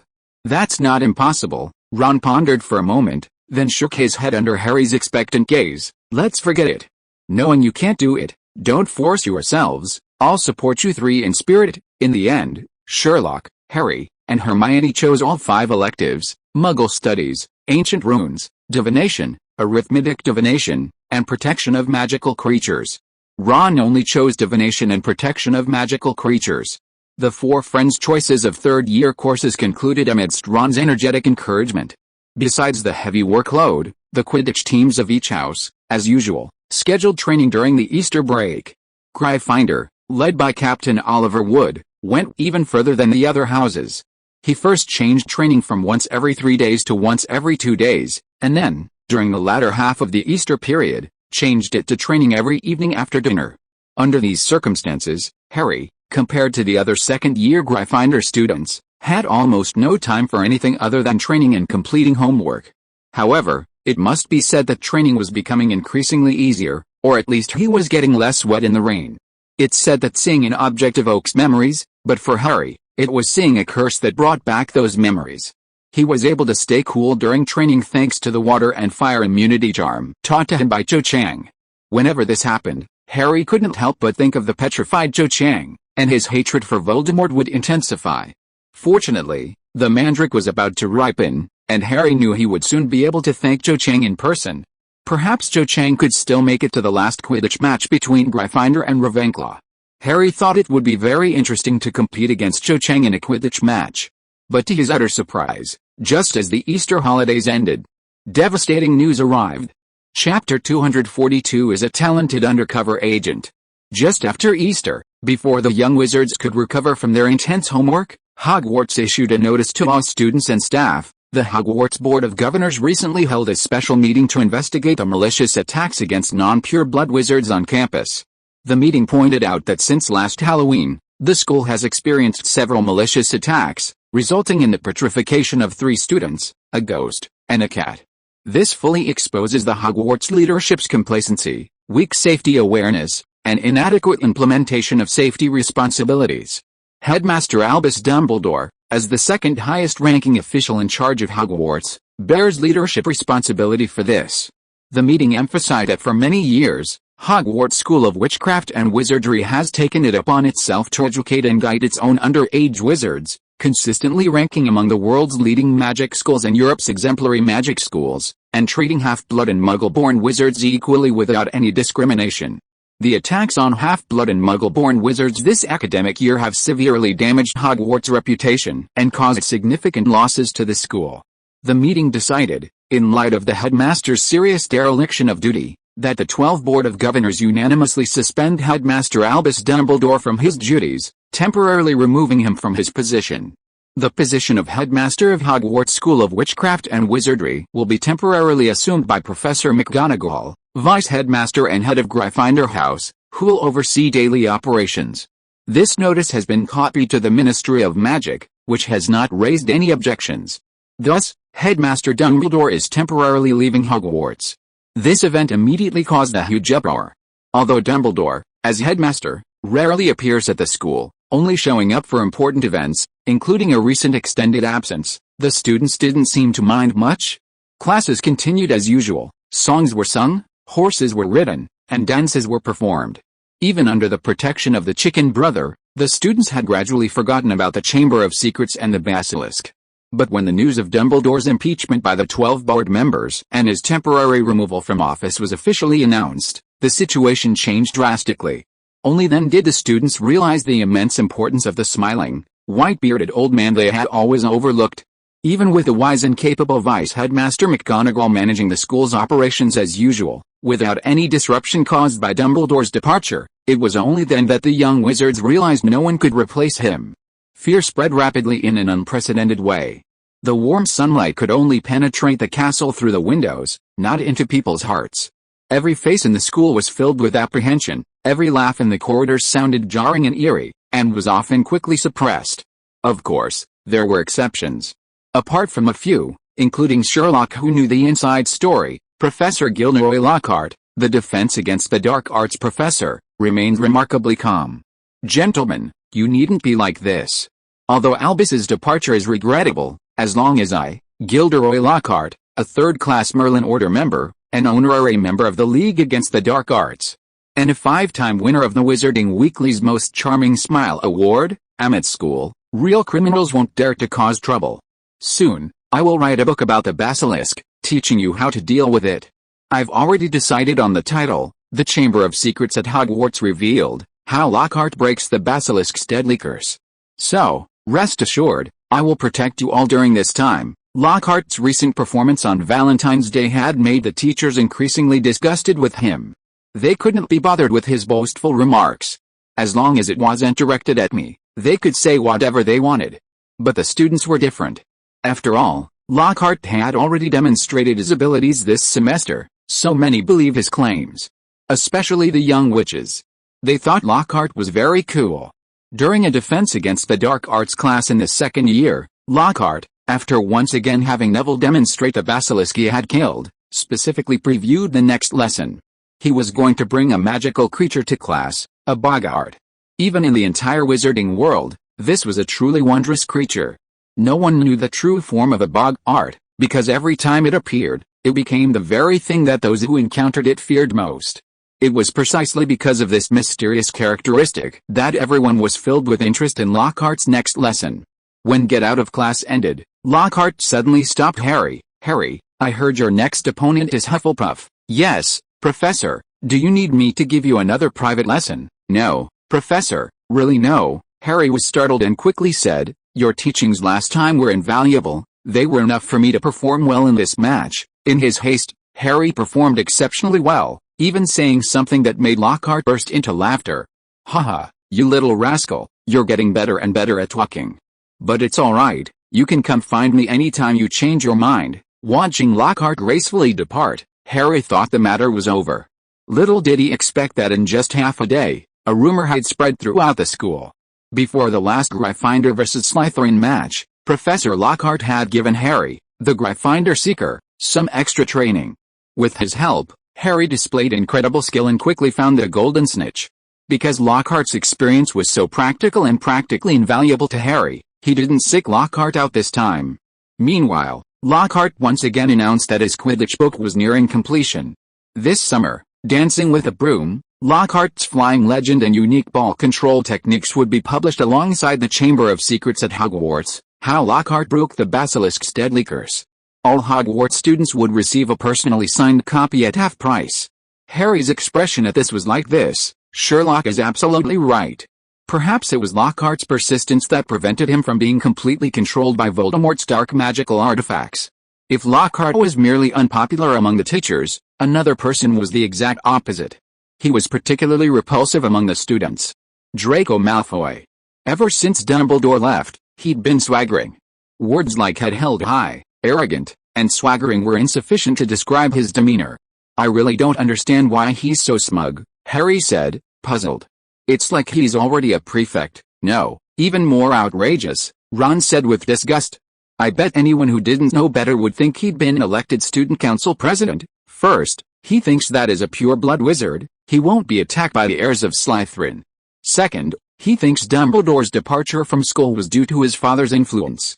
Finally, he's stupid enough to actually believe in bloodlines, even less so than his father." Hearing Sherlock's words, Harry and Ron nodded thoughtfully.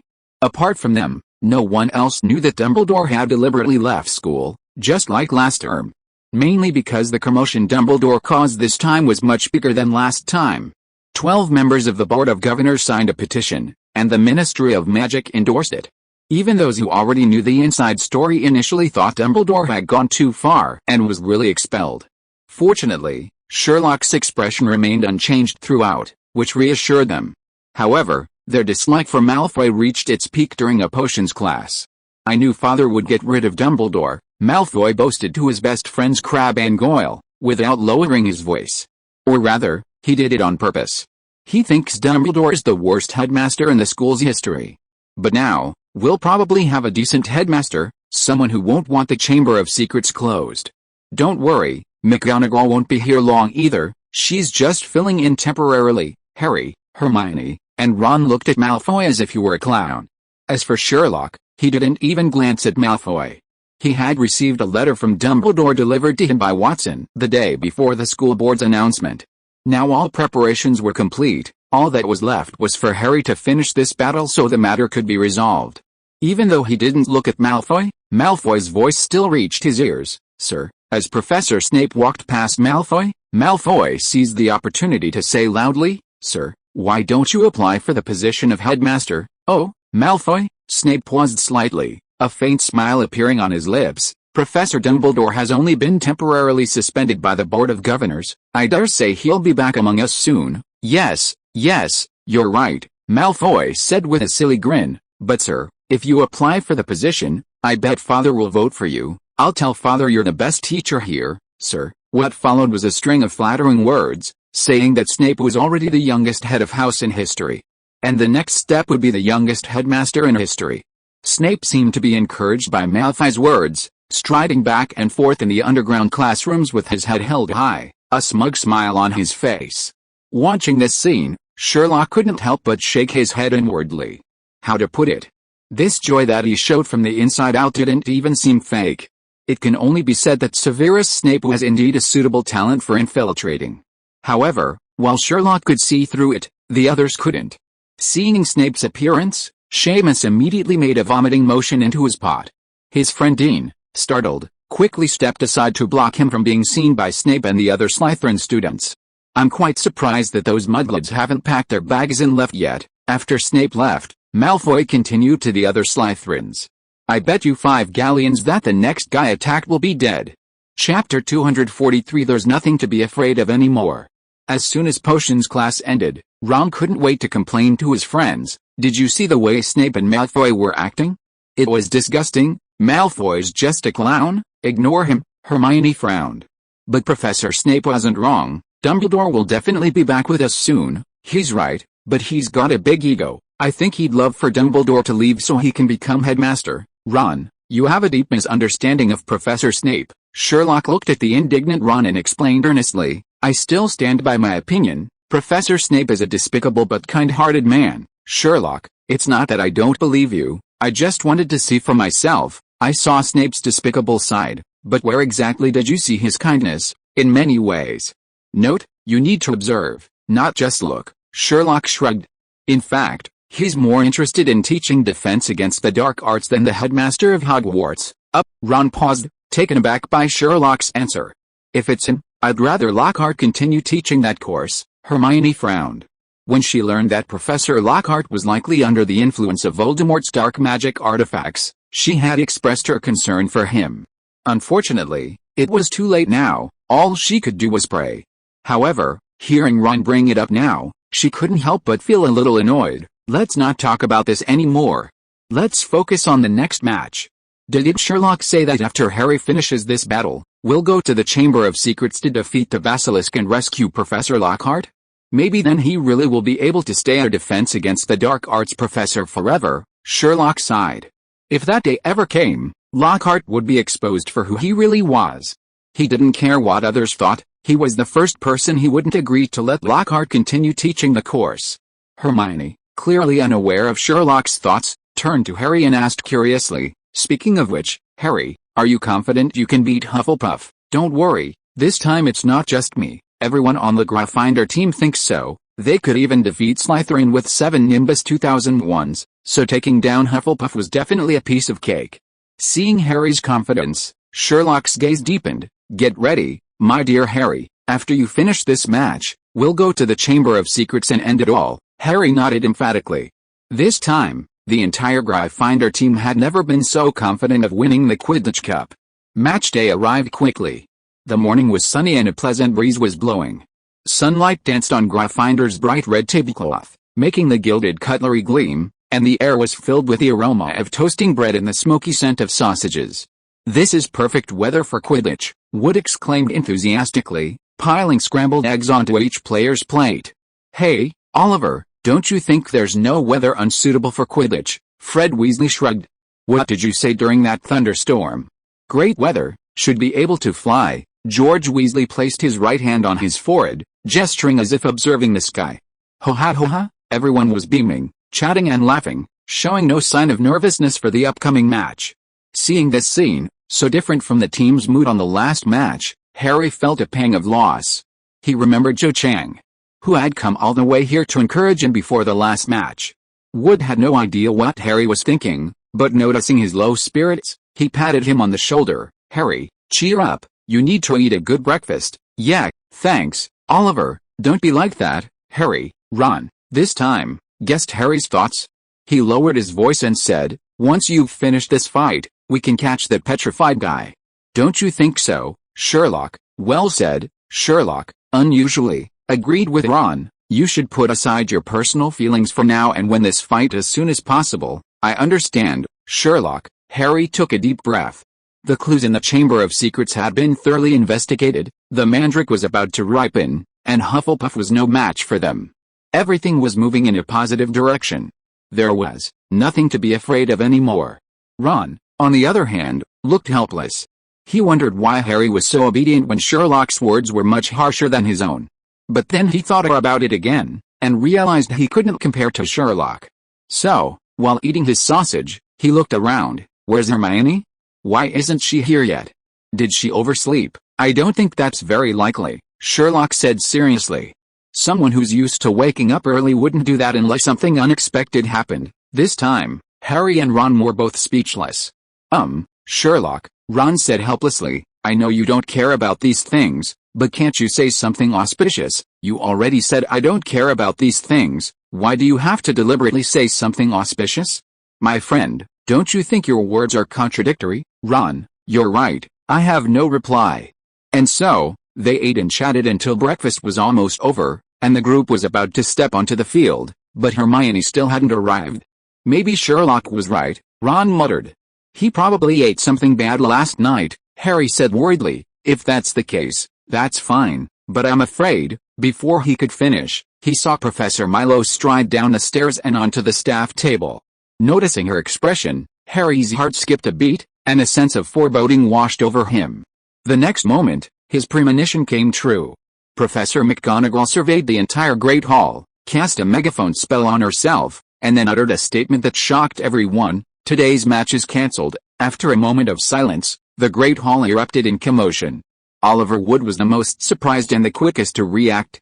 He lunged forward, rushing to Professor McGonagall. Professor, we have to compete, you know, this is the closest we've ever come to the championship. Wood, I understand how you feel, but unfortunately, the situation doesn't allow us to continue. After explaining to Wood, Professor McGonagall turned to the others and said loudly, all students must return to the common rooms, where the house officials will tell you more. Please leave as soon as possible. As soon as Professor McGonagall spoke, everyone understood what had happened. Another attack had occurred. The already noisy Great Hall, due to the cancellation of the competition, became even more chaotic. The prefects naturally stepped in at this moment, leading the students back to their respective houses' common rooms. However, due to the suddenness of the event, the Great Hall was inevitably somewhat chaotic. This scene immediately reminded Harry of last year's Halloween. The situation was similar then. Quirrell rushed into the Great Hall saying that trolls had escaped, and then the scene became chaotic, and finally Dumbledore had to step in and ask the prefects to take everyone back to the common rooms. Halfway there, Harry and Ron realized Sherlock was missing, then remembered Hermione might have run into a troll. This time, could it be such a coincidence? Thinking this, he immediately turned to look at Sherlock. Thankfully, he was still there. Sherlock, Hermione wouldn't. Sherlock, who had just said Hermione's lateness was due to an accident, now frowned. This accident was quite different from what he had imagined. Let's go, he said, grabbing Harry and squeezing towards Professor McGonagall. Hey, wait, what about me? Ron panicked when he saw Sherlock pulling Harry away. I haven't caught up yet, he immediately shouted, trying to catch up with it too, but lacking Sherlock's skill in pushing through crowds, he quickly fell behind. Professor, Sherlock pulled Harry to Professor McGonagall. What happened, Holmes, Potter? Seeing Sherlock and Harry, Professor McGonagall's gaze was complicated. She pondered for a moment, then sighed. All right, come with me for a second. Wait, just a minute. Professor McGonagall was about to move when she saw Ron running towards them, squeezing through the complaining crowd with all his might. He glared resentfully at Sherlock and Harry. Is this really okay? Are they even brothers? Sherlock remained calm, while Harry looked somewhat embarrassed. Oh no, how could he have forgotten his other good friend? Fortunately, Professor McGonagall spoke up in time, breaking the awkward silence. All right, perhaps you'd better come too, Weasley. Led by her, the three of them climbed the marble stairs and stopped in a secluded spot. Professor, has another attack occurred? Harry couldn't help but ask as soon as Professor McGonagall stopped. He was both annoyed and angry. He had been prepared to catch this troublemaker in one fell swoop after the match. To lower the guard and give them the confidence to strike again, even Dumbledore pretended to leave the school. Little did they expect that this time they had given their opponent too much confidence. They acted prematurely. The match was over before it even began. How infuriating. The rooster and the mirror were both there. No, it's worse than that. Professor McGonagall shook her head, her face grave. Upon hearing Harry's words, "They've kidnapped him and taken him to the Chamber of Secrets." "What?" Harry and Ron exclaimed, both clenching their fists tightly. Only Sherlock remained calm. "Professor, how can you be so sure? If you are listening to this novel on a channel other than Fanfic World, it means it was downloaded and re-uploaded without effort. We warmly invite you to visit our channel, Fanfic World. There you will find the original version of this story and many other novels of various genres. We look forward to seeing you dive into a world of incredible novels." Chapter 244, Bravely Entering the Women's Restroom. Professor McGonagall said sadly, "The heirs of Slytherin have left another message, right below the last one. Come see me if you want to save them, or their bones will remain in the Chamber of Secrets forever." "Them?" Sherlock frowned. "More than one, that's why I called you here. The ones kidnapped are Miss Hermione Granger and Professor Gilderoy Lockhart, who..." Harry and Ron couldn't help but exclaim again. Sherlock frowned as well. Now he was certain his deductions were correct. Pansy Perkins, who first left the message on the wall, was only temporarily controlled. Lockhart hadn't wanted to do it initially, and Tom Riddle's compromise was simply replacing her with someone else. Since then, she had no connection to the whole affair. This also aligned with Dumbledore and Snape's observations of her during this time. As for Professor Lockhart, since he was able to enter the Chamber of Secrets as a victim, it meant he was ultimately completely controlled by the dark artifact left by Voldemort. This inevitably made Sherlock feel a pang of regret. "Not long ago, I thought he was holding on quite well. Unfortunately, his personal will ultimately couldn't withstand the corrosive influence of dark magic. But then again, considering the time since before the start of the school year, to have persevered for so long is already quite remarkable. A teacher and a student being simultaneously imprisoned in the Chamber of Secrets, with the other party blatantly leaving provocative messages, is a far more serious matter than previous attacks, especially since Dumbledore isn't even here." Professor McGonagall looked at the three of them. "I doubt any of you can explain this." Harry and Ron both looked at Sherlock. "Professor, I'd like to go see that." "No, I have to escort you back to Gryffindor Tower. I have a speech to the students later, and I specifically called you here because Granger is your good friend." "Then, before you escort us back to Gryffindor Tower, please take us to see that inscription, Holmes," Professor McGonagall emphasized. "If you remember what happened near the end of last term, you should trust me." Sherlock looked intently at Professor McGonagall. "Professor, you don't want Mr. Dumbledore to lose his job, do you?" Degree. Professor McGonagall's expression shifted several times, as if she had thought of something, but finally she made up her mind. "Come with me." Sherlock was all too familiar with the location of the first crime in the whole incident. Although Filch had been guarding this place every day for a while, his understanding of it was far inferior to Sherlock's. Upon arriving, Sherlock immediately walked towards the wall with the writing on it and took out a magnifying glass to examine it carefully. Harry and Ron didn't go over, they just stared blankly at the two lines of writing on the wall. "The Chamber of Secrets has been opened. Beware of those who oppose the heirs. Come see me if you wish to save them, or their remains will remain in the chamber forever. All students must be back in their respective houses' common room by 6 p.m. No student may leave their dormitory after this time, and each student must be escorted to class by a teacher. No student may use the washrooms without a teacher's accompaniment. All Quidditch practice and matches are postponed, and no further activities will be held in the evening." The Gryffindor students crowded into the common room, listening silently to Professor McGonagall's words. She rolled up the parchment document she had just read and said in a somewhat choked voice, "Actually, you all know what's going on without me saying it. I've rarely felt this pain. The school will likely have to close unless the perpetrators who planned these attacks are caught. I urge everyone who thinks they know something to come forward." As she awkwardly crawled through the portrait hole, the Gryffindor students immediately began to murmur. The rooster in the mirror really worked. The attack didn't happen, but they managed to kidnap someone. Granger is a muggle-born witch, and I heard Professor Lockhart is a half-blood wizard too. Damn it, even someone as powerful as Professor Lockhart has been kidnapped. What are we supposed to do? Mr. Dumbledore shouldn't have left. If you were still at the school, this would never have happened. Those Slytherin guys are hoping he will leave sooner. I even heard Malfoy say that today. Sherlock, Harry, and Ron ignored the surrounding chatter and hurried away from the common room towards their dormitory. Neville and Dean were still lingering in the common room, which provided them with a rare opportunity to discuss things in peace. "Sherlock, what should we do now?" Harry and Ron almost simultaneously turned their gazes to Sherlock, their eyes full of anticipation, like soldiers waiting for their general's orders, eagerly awaiting the Lion King's instructions. Everyone was on high alert, wary of the basilisk's attack, but no one expected that it would resort to such a desperate measure. More importantly, the person captured was their good friend. I must say, his response really surprised me. Back in their dormitory, Harry and Ron were surprised to find Sherlock unusually excited. His cheeks were slightly flushed, and like an untamed cheetah, he paced back and forth in the dormitory, his steps rapid and powerful, as if the floor itself were imbued with rhythm. Wasn't he at all worried about Hermione's safety? As if reading their doubts, Sherlock stopped, calmly looking at Harry and Ron, and said, "My dear friends, don't worry, Hermione will be fine." He took Hermione away and left that message. "It's clearly a challenge to me." Who? Harry pressed, a hint of wariness flashing in his eyes. "Giddy Lockhart," Sherlock uttered the name with certainty. "What?" Ron's eyes widened, his face filled with disbelief. "But wasn't he also kidnapped and taken to the Chamber of Secrets?" That's not quite accurate. It's more like Lockhart being controlled. I think he's probably completely become Tom's puppet by now. My dear Harry, thankfully you didn't go with him when he came looking for you, otherwise we'd be in a difficult position now.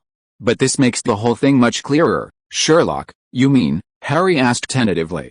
"Since they've taken the initiative to challenge me, I'll naturally accept." Sherlock's gaze was firm. He stopped and turned to Ron. "We need to go meet Voldemort now, and we're short of a henchman. Ron, would you like to come along?" "The Man of Darkness," Ron gasped, feeling a chill run up his spine. He struggled to control the fear surging within him and stammered, "Sherlock, you mean, we're very likely to encounter the Man of Darkness in the Chamber of Secrets?" "Very likely," Sherlock nodded solemnly. "I'll go with you." After a moment's hesitation, Ron gritted his teeth, his eyes filled with determination, and said, enunciating each word clearly, "Excellent." Sherlock's lips curled into a satisfied smile. Ron's answer was exactly what he had expected. He quickly took out a pen and paper, the pen flying across the paper as he hastily scribbled a few lines before handing the paper to Watson. Watson let out a cheerful cry, flapped its wings, and disappeared out the window. "Sherlock, what are you doing?" Ron watched this scene, full of questions, and couldn't help but ask. "Some final preparations." Sherlock's answer was somewhat vague, leaving everyone puzzled. He stood up and straightened his clothes. "I have to leave for a bit. You guys get ready too. We'll meet in the girls' washroom where Myrtle is, but Professor McGonagall said we have to stay in the tower unless we go to class." "That's no obstacle for me, my friend. I can leave without anyone noticing. I know you have a way, but Harry and I think it's time to take out my dad's old invisibility cloak." "Harry, you've certainly improved a lot since being with me." Hearing Harry's words, Sherlock smiled with satisfaction, his eyes full of admiration. Since he stopped exploring the Forbidden Forest at night, Sherlock had returned the invisibility cloak to Harry. Now, it was finally time to use it. Sherlock left the dormitory first. Harry and Ron prepared themselves after he left, more mentally than physically. Harry was much more experienced than Ron in this regard, having faced Voldemort more than once. The two put on the invisibility cloak and quietly made their way through the corridor towards Myrtle's washroom. The journey was not pleasant. Because Professor Snape was stationed along this path, they had to tread carefully and quietly, taking much longer than usual to reach the door of Weeping Myrtle's washroom. Snape's presence here was primarily due to the washroom's extremely sensitive location. It was right next to the site of Mrs. Norris's attack, the very place Professor McGonagall had just shown them. At this moment, a large expanse of water had spread, occupying half the corridor, and water was still seeping from under the door of Weeping Myrtle's washroom. Harry and Ron had heard Hermione describe the washroom in detail before, so they weren't too surprised by the scene before them. However, Ron still wore a stern face, muttering with disgust, "I swear I would never have come here if it weren't for saving someone." Hermione said, "This is Weeping Myrtle's territory, there's no one inside," Harry said reassuringly, his attitude on this matter much more open than Ron's. He ignored the large sign that read "out of order," and instead carefully reached out and grasped the brass ball handle, slowly pushing open the door. Harry appeared decisive and proactive, but in reality, he was a little flustered. However, he knew that at this moment, he absolutely could not perform worse than Ron. Sure enough, seeing Harry's confident demeanor, Ron gritted his teeth, tried to overcome his discomfort, and followed Harry, tiptoeing into the girls' restroom. As soon as Harry stepped into the washroom, he couldn't help but pause slightly. It was extremely dark and gloomy. Below a large, stained, and cracked mirror was a row of stone pools, the coating of which had peeled off. The floor was wet, and a few candle stubs flickered weakly on their holders, the dim light making the floor appear particularly eerie. The wooden doors of the individual cubicles were peeling and scratched. One hinge even detached, hanging precariously as if it might fall at any moment. Harry suppressed his discomfort, recalling Hermione's words, and walked towards the innermost cubicle. Reaching the cubicle, he bent slightly, trying to soften his voice, and whispered, "Myrtle, how are you?" Chapter 245 Not Speaking Human Language. Ron followed Harry's awkward gaze and saw the silhouette of a young girl floating above the toilet tank. Her pale face was veiled by her wet, long hair, and thick, pearl-colored spectacles sat askew on her nose. Behind the lenses, her eyes were like two stagnant pools, brimming with a sorrow that hadn't dissipated for 50 years. "Harry, is she Myrtle?" Ron asked in a low voice, his Adam's apple bobbing nervously. Harry nodded slightly, the hum barely audible. "Oh, it's you." Myrtle recognized Harry from the Death Day party, and her gaze swept over them like a searchlight. "This is the girls' restroom." "You're not girls." Harry cleared his throat, trying to force a friendly smile, but only managed a slight movement at the corner of his mouth. "Myrtle, I think you've heard that our friend was taken to the Chamber of Secrets. Is it that little girl with messy hair, two big front teeth, and who always tilts her chin up when she talks?" Myrtle's voice suddenly became sharp, and her eyes behind her glasses gleamed with a strange light. Harry's ears burned slightly, and he awkwardly pursed his lips. Yes, he had to admit, Myrtle was right. "But what does that have to do with me? Are you going to doubt me too?" Myrtle's voice suddenly rose, and the ghostly mist emanating from her body seemed to drop 10 degrees instantly. The damp chill made Ron shiver. Seeing that Myrtle was about to cry again, Harry quickly said, "No, we didn't. We just wanted to ask you something." Ron almost knocked over the broom beside him, and quickly elbowed Harry. "Old Harry, ask her. We want to know where the Chamber of Secrets is." Harry's voice sounded particularly weak in the empty bathroom. "The Chamber of Secrets in Slytherin? How would I know where it is?" Myrtle suddenly burst into a hysterical laugh, the mist turning into countless tiny water droplets that pattered on the sink. Why do you think I know? Do you think I'm the one who hurt her? Yeah, anyway, nobody cares about me, so it doesn't matter if you blame it on me, right? Nobody cares about Myrtle's feelings. You don't know." Harry and Ron looked at Myrtle in surprise. "Why do you think I know?" Harry and Ron exchanged a glance, then realized they seemed to have forgotten something. Hermione only said the entrance to the Chamber of Secrets was in this bathroom, but didn't elaborate. It now seems highly likely that Hermione deduced the location of the chamber through her conversation with Myrtle, but didn't tell Myrtle. "What do we do?" Ron asked in a low voice. "We can only wait for Sherlock to arrive," Harry sighed, watching the flickering candle shadows distort and warp on the wall. While waiting for Sherlock, Myrtle curiously asked the two of them why they had come. Ron didn't want to pay her any attention.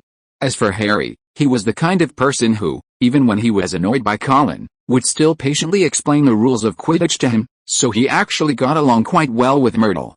They discussed the monster attacks on students 50 years ago and 50 years later. This conversation further confirmed Sherlock's deduction. "So how exactly did you die?" When Harry asked this question, Myrtle's expression suddenly changed, as if discussing this topic was very interesting.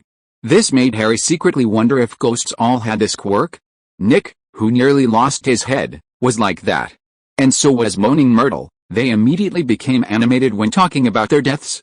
"I just remember seeing a pair of huge, terrifying yellow eyes, and my whole body felt like it was being grabbed, and then I floated away." She looked at Harry, her expression dazed. "But then I came back, I was determined to get revenge on Oliver Hornby for mocking me. When she saw me again, she screamed worse than a wounded cat, and she was so regretful about mocking my glasses. If the Ministry hadn't forbidden me from threatening her again, where exactly did you see those eyes?" Hearing this, Harry suddenly realized something and abruptly sat up, interrupting her. "Somewhere around there," Moaning Myrtle said, vaguely pointing to the pool in front of her. Seeing Harry walk over, Ron reacted and immediately followed. The pool Moaning Myrtle pointed to looked rather ordinary. Hermione had already mentioned the entrance to the Chamber of Secrets, and with Myrtle's testimony, the two thoroughly examined it inside and out. top to bottom, even checking the water pipes. Finally, Harry spotted a small snake carved on the side of a brass faucet. The snake was very well hidden. It would have been easily missed if they hadn't been observing carefully. Harry immediately reached out to turn on the faucet. However, it was useless. "This faucet never works," Myrtle remarked, her voice tinged with schadenfreude. Harry and Ron exchanged a glance, both seeing the joy in each other's eyes. "This must be it, that's right, this is it." Hearing this voice, Harry and Ron jumped in surprise. They turned around simultaneously. Ron even drew his wand with a whoosh, but after recognizing the person, he awkwardly scratched his head and put the wand away again. "Sherlock, when did you arrive?" Sherlock smiled slightly at the excited Harry and Ron. "While you were inspecting this pool." His gray coat still had dust from the stairwell clinging to its hem, and his sharp eyes, like a hawk's, fixed on Myrtle. "Your maid Elizabeth Warren." "Why yes," stared at by Sherlock's gray eyes. Myrtle, who had been chatting happily with Harry, couldn't help but shudder, then took a half step back and shrank behind Harry. "Are you serious about taking that half step back?" Ron thought to himself, seeing this. "And why did you hide behind Harry?" Harry was also speechless at Myrtle's behavior. However, he knew this wasn't the time to talk about such things. "Sherlock, what should we do now?" "Open the Chamber of Secrets. Go straight in. I think you know what to do." Encouraged by Sherlock's gaze, Harry nodded, then mustered his courage and looked at the pool. "Open it." Sherlock shook his head. "You can't speak human language. You have to use crawling." "Harry," he took a deep breath and spoke again. "Open it." The pool remained unchanged. "No, you're still speaking human language," Ron said. Harry looked frustrated. "Sherlock, I seem to only be able to speak crawling when facing a real snake. It's simple." Sherlock drew his wand, dragon out of its hole, just like Malfoy did in the dueling club. The head of Sherlock's wand exploded, and a long black snake suddenly sprang out and landed in the pool.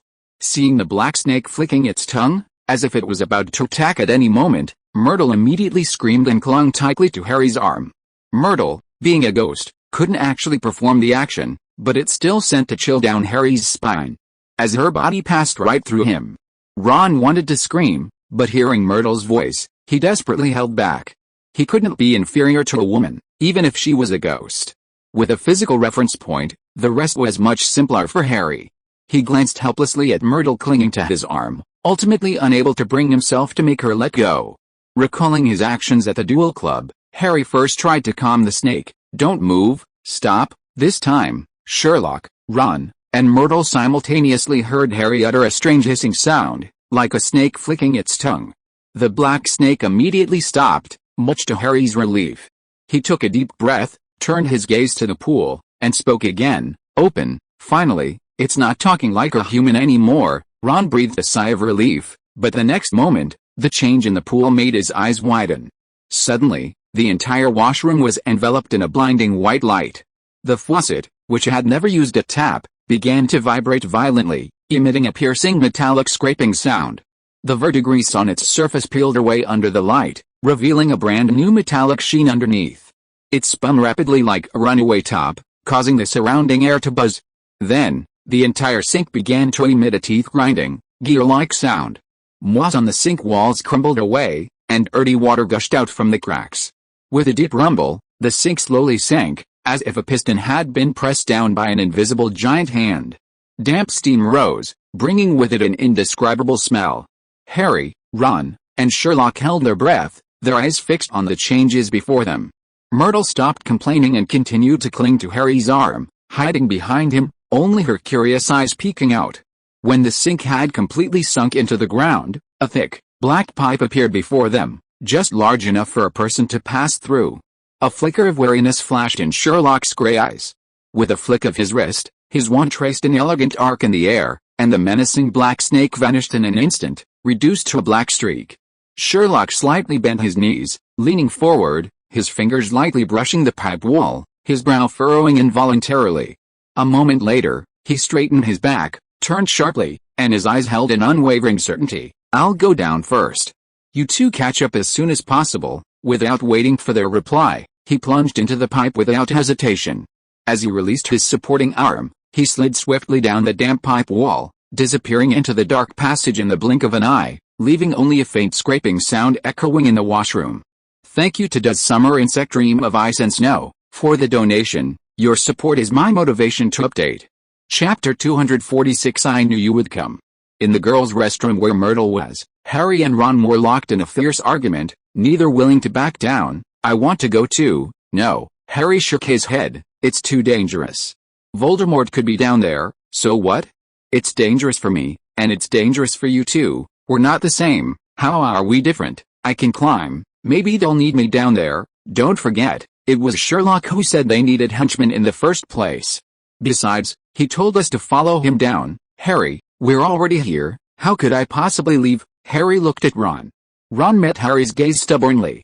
They remained deadlocked for several minutes, Ron still refusing to yield. At this moment, Harry knew he couldn't stop him anymore. Okay, you're right, since Sherlock said so, that's right.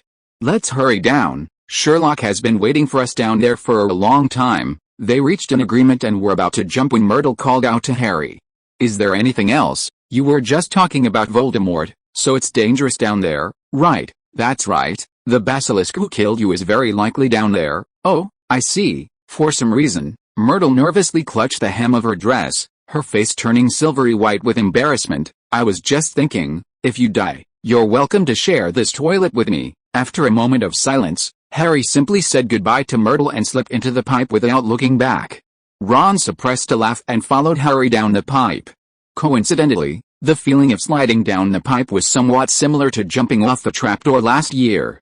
The difference was that this time it felt like rushing down a dark, sticky, endless slide. Harry and Ron could even see many other pipes branching off in all directions, but none were as thick as this one. The pipe they were in was winding and twisting, with a very steep slope leading downwards. As time passed, both realized they had fallen very, very deep beneath the school, even beyond the room where the Philosopher's Stone had been stored the previous year. Just as they began to worry about what would happen next, the pipe suddenly leveled off. Harry emerged from the pipe, landing with a splash on the damp ground. Realizing something, he quickly stood up and moved aside. Sure enough, Ron also emerged from the pipe. If Harry hadn't dodged, Ron would have crashed into him. Before them lay a dark, stone tunnel, large enough for a person to stand inside. We're definitely miles below the school. You're right, my dear Harry. Sherlock's voice came from ahead in the dark tunnel. Judging from the angle of the tunnel and the time we've been in, we're now below the Hogwarts castle dungeons. The legend of the Chamber of Secrets is indeed just a myth. When we get back, Professor Binns might consider changing his lectures. Fluorescent blink. As Sherlock cast the illumination charm, Harry and Ron walked in his direction. This is just a stopover. The real Chamber of Secrets is yet to come, and you'll need your eloquence there, Sherlock said, looking at Ron. I'm afraid you'll have to stay here for a while. Why? Ron asked, puzzled. Didn't you just say up there that we should all? Sorry, that's all ancient history. Sherlock turned his head. Follow me. Harry and Ron exchanged a puzzled look and quickly followed Sherlock. Soon, the light from Sherlock's wand shone on a coiled, enormous creature. Snakeskin. A gigantic snakeskin.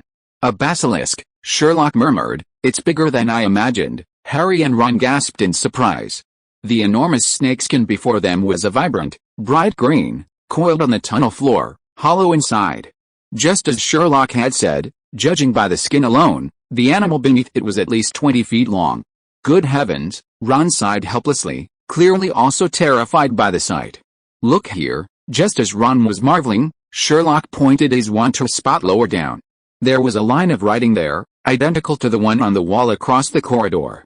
If you don't want anything to happen to your friends, come in alone. This line of writing was written after the one on the wall, and the handwriting is exactly the same.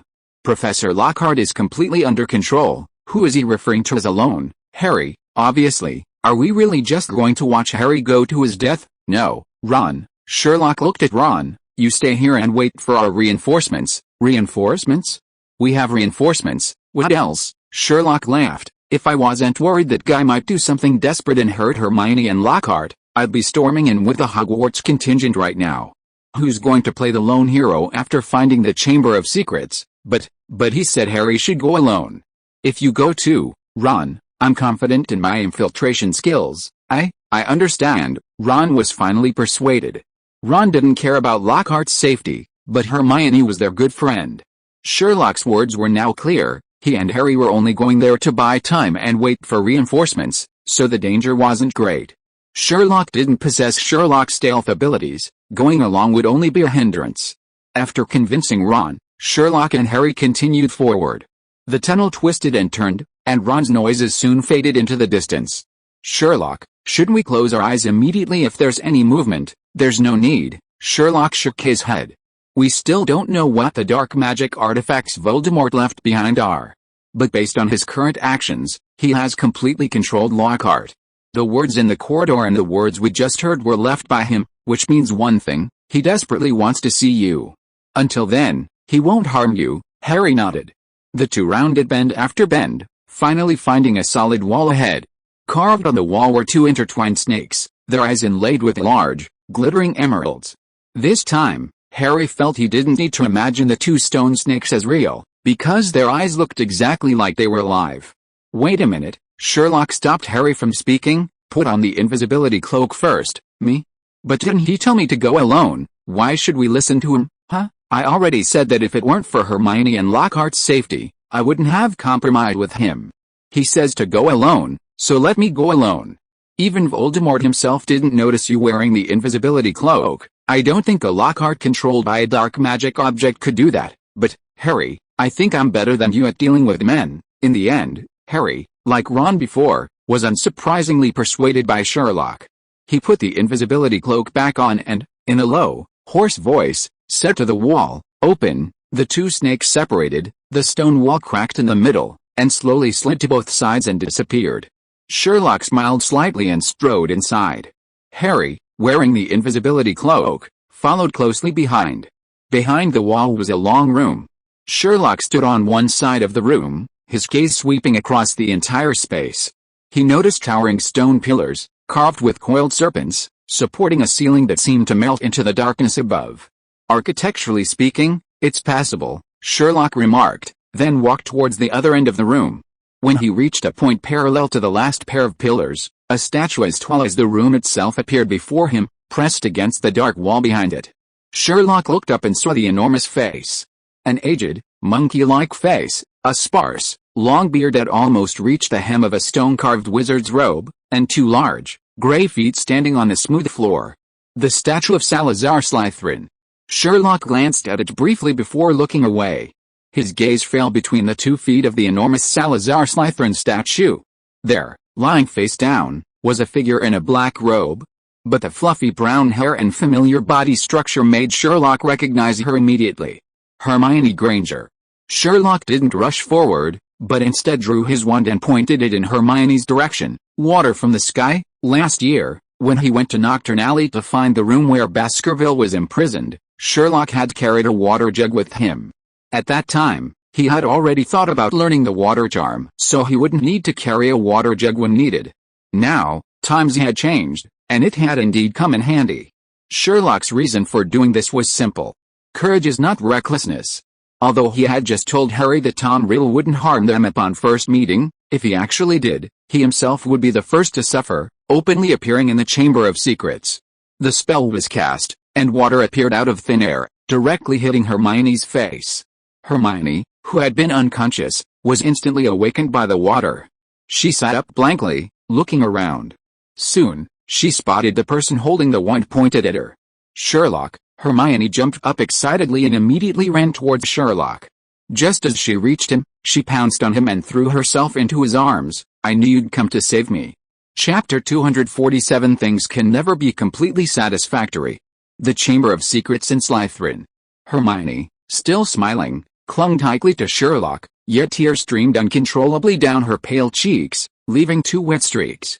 Her eyes, usually gleaming with intelligence, were now veiled with a mist of fear and sorrow. Rewind to this morning, sunlight filtering through Hogwarts stained glass windows, casting dappled patterns on the cobblestones. Hermione hummed a tune as she walked toward the great hall, her hair still damp with morning dew. When she saw Gilderoy Lockhart's signature blue robes adorned with forget-me-nots, her pace quickened involuntarily. Sherlock had already told her everything. Once Harry finished his Quidditch match, they could act. Then, they could not only solve the Chamber of Secrets puzzle that had plagued Hogwarts for a year, but also rescue Professor Lockhart from Voldemort's possession of dark magical artifacts. So, a simple greeting to him would suffice. Hermione's eyes gleamed with anticipation, unaware of the danger creeping closer. The instant Lockhart turned, before Hermione could even smile with delight, the crimson glint in his eyes sent a chill down her spine. In a panic, Hermione reached for her wand at her waist, but it was too late. Before her consciousness faded rapidly into the darkness, she only managed to glimpse the grotesque writing on the wall. When Hermione opened her eyes again, a damp, musty smell assaulted her nostrils, and the sound of dripping water echoed in the empty space. Lockhart leaned against a moss-covered stone pillar, a twisted smile playing on his lips. "Hermione Granger, don't worry, capturing you was just a ploy to lure out that infamous savior." Hermione's heart pounded in her chest. Hearing that unfamiliar tone, she immediately knew that the Lockhart before her was no longer the Lockhart. Yet, her inherent stubbornness was not crushed by fear. Hermione noticed the contempt in Lockhart's eyes and made a decision that even she later found audacious. Taking advantage of the moment the other turned around, she swiftly unleashed a spell, the tip of her wand tracing an arc in the darkness. However, she still underestimated the controlled Lockhart. His reaction was astonishingly fast. With a mere flick of his wand, Hermione crashed into the stone wall like a kite with a broken string, plunging the world back into darkness. Before her second unconsciousness, she couldn't help but recall that terrifying Halloween, the troll's roars, the terror of the darkness, all overlapping with the despair of the present moment. Overestimating yourself, with a disdainful voice, the overwhelming feeling of helplessness washed over her. When she was startled awake by the clear water and saw Sherlock, Hermione could no longer control her emotions and erupted in a tidal wave. Sherlock remained calm, gently patting Hermione's trembling back, his gray eyes scanning their surroundings warily. "Did Lockhart bring you here?" Hearing Sherlock's words, Hermione quickly released him, then said nervously, "It was him." "No, it wasn't him, it was." Before Hermione could finish, a voice softly said, "To be honest, I really didn't expect it to be you, Sherlock Holmes." Hermione quickly turned around and saw Gilderoy Lockhart slowly emerge from the shadows, leaning against the nearest pillar, watching them. "Sherlock, he's not Lockhart, he's Tom Marvolo Riddle." Sherlock scrutinized this Lockhart and immediately identified him. "Am I right?" "Riddle, Holmes, you're even smarter than I thought." Tom Riddle, disguised as Lockhart, stared intently at Sherlock, his once handsome eyes now gleaming with a scarlet light. "The idea of the rooster in the mirror was yours, wasn't it? If it weren't for you, I could probably have orchestrated a few more attacks." He deliberately dragged out the last syllable, "and perhaps even sent a few muggles to hell myself, like I did 50 years ago." Things don't always go as planned. Sherlock's gaze swept over the man's confident demeanor, a hint of doubt creeping into his heart. Where did this guy's confidence come from? But since the other wasn't in a hurry, he wasn't either. "So what exactly is your current state? A soul inhabiting a dark magic artifact, controlling Lockhart's body? I bet he could struggle and resist at first, but now he probably can't even move his little finger." Riddle's face flashed with surprise, but it quickly turned into a twisted grin, an expression that looked particularly eerie on Lockhart's handsome face. "Lockhart knows too little about you, but you're only half right. I'm more than just controlling him, not just Professor Lockhart. You don't know much about me either," Sherlock said calmly. "You brought Hermione here as bait, just to wait for Harry to walk into your trap." "That's right. Then tell me, why should I wait for that savior?" He deliberately emphasized the word savior, with a venomous sneer. "It's simple. You just want to know how an infant defeated you back then." These words plunged the Chamber of Secrets into a sudden, deathly silence, with only the hollow echo of water droplets hitting the stones overhead.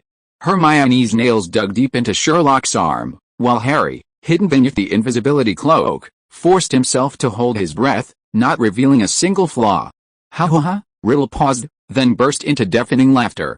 "Holmes, in some ways, you're more amusing than that savior." He tugged at Lockhart's collar with disgust. "That idiot, his mind is full of Harry Potter. He just wants to use that boy's fame to write 10 more books. If that's the case, why don't you speak to me in your true form?" Sherlock shoved Hermione aside, watching Riddle with interest. "For a pure-blood fanatic like you, isn't using a mudblood's body a more painful torture than the Cruciatus curse?" "Ha ha ha ha!" Sherlock's words made Riddle laugh again. "Holmes, amusing, truly amusing. Fine, I'll grant your wish." These words seemed to strike a chord with Riddle. Amidst the loud laughter, Lockhart collapsed to the ground. With a soft thud, the wand rolled into the shadows. As a boy bent down to pick it up, His full form was revealed to Sherlock, Hermione, and Harry, who was wearing the invisibility cloak. He was a tall, dark-haired boy, his features indistinct, as if viewed through a fogged-up pane of glass, quite strange.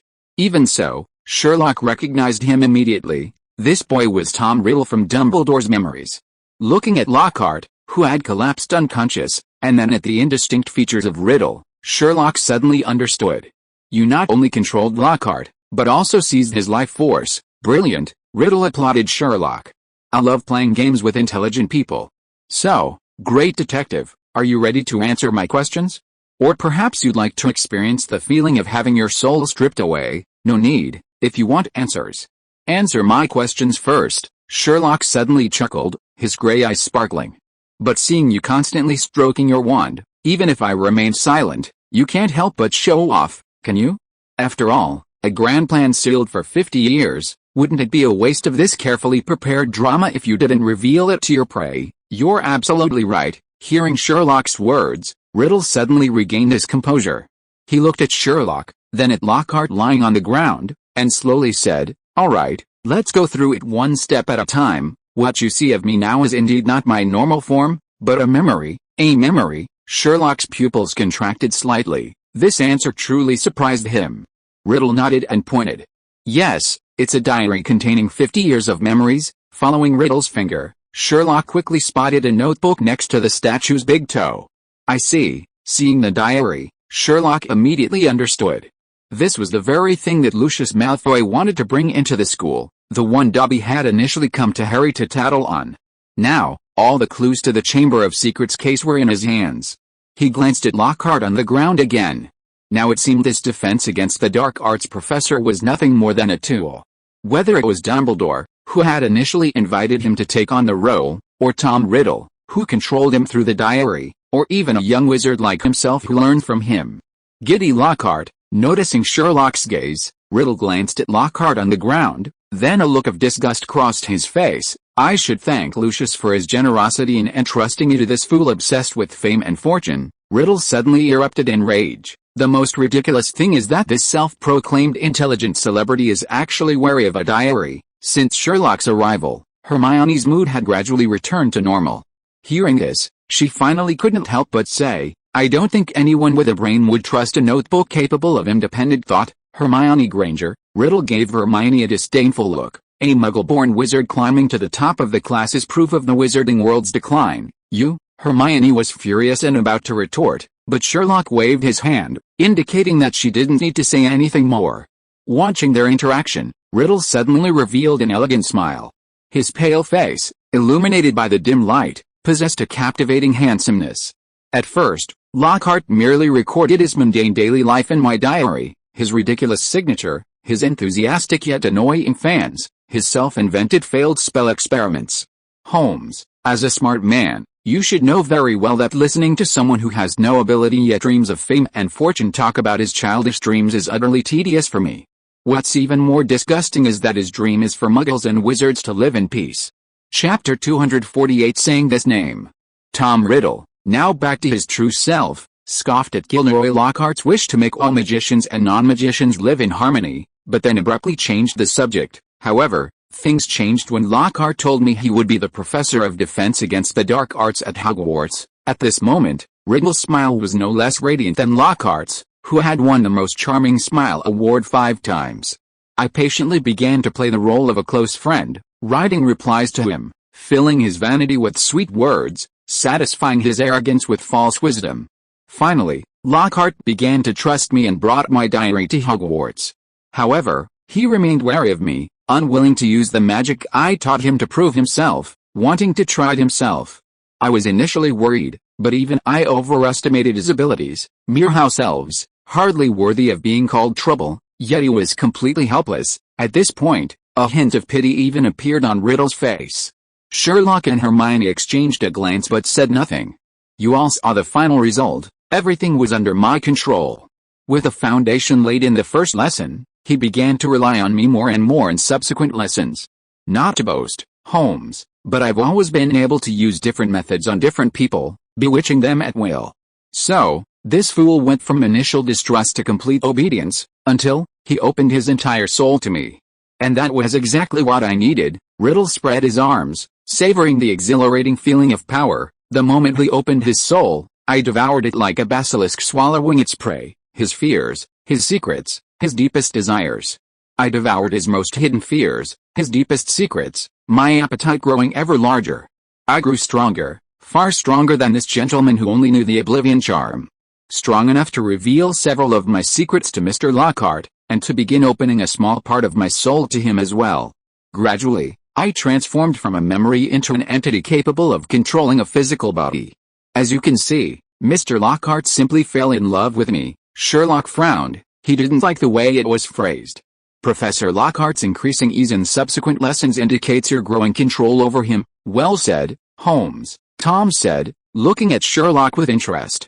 Now you should be able to guess what happened, right? Not guess, but deduce. Sherlock looked at Riddle. The sequence of events is obvious. You controlled Lockhart to open the Chamber of Secrets, to kill the school's rooster, and to unleash the Slytherin basilisk to attack the students, along with a cat and a ghost. What I don't understand is why you had Pansy write that line on the wall in the first place. You could have simply had Lockhart do it. Yes, that's something I didn't expect either. Riddle laughed again, this time in a cold, harsh voice, unlike anything a 16-year-old would have uttered. This made Hermione and Harry, who were invisible, feel a chill run down their spines. After a moment, he stopped with sneer and said in a fierce tone, that filthy, lowly mudblood, when he discovered my purpose, actually dared to try to control me and make me work for him. He even promised me that in the future he would share with me the supreme honor, becoming a hero who makes wizards and muggles live in harmony? It's simply disgusting. I think that's where Professor Lockhart is more noble than you, Sherlock said coldly. Because he didn't want to do it himself, so you tried to control Pansy. He was indeed unwilling to do it at first, so I could only have someone else do it through him. This took a lot of my energy. But it doesn't matter. From the moment he agreed to open the Chamber of Secrets, his life was no longer in his own hands. Speaking of which, I should thank him for fulfilling my wish and letting me enjoy the thrill of being a defense against the dark arts professor. Mr. Holmes, that's why I am not unfamiliar with you. After all, I was your teacher for a whole semester. However, of all the students I've taught this semester, only you and Harry Potter have earned my respect. Thank you. You're welcome. After thoroughly humiliating Lockhart, Riddle regained his elegant demeanor. Mr. Lockhart told me all about Harry Potter's thrilling and fascinating past, which has piqued my interest in the savior of the wizarding world. I tried to persuade him to give the notebook to Harry. If I could meet Harry, I would definitely let the savior witness my capture of that big idiot Hagrid, to gain his trust. Unfortunately, Mr. Lockhart absolutely refused to agree to this. What a pity. At this moment, Harry, standing beside Sherlock, was furious. He used almost all his strength to control himself, preventing himself from rushing forward to punch Riddle. His clenched fist was so forceful that his slightly sharp nails dug deep into his palm, causing a piercing pain. Actually, I think you should thank the Ministry of Magic. Why do you say that, Mr. Holmes? If they hadn't been so eager to close the case and hadn't just found any culprit, your framing would have been utterly flawed. From any perspective, Rubeus Hagrid, a half-giant sorted into Gryffindor, could never be the heir to Slytherin. Ha. Riddle laughed again. Sherlock Holmes, no, Sherlock, you really are. He scrutinized Sherlock with an admiring gaze. Very correct.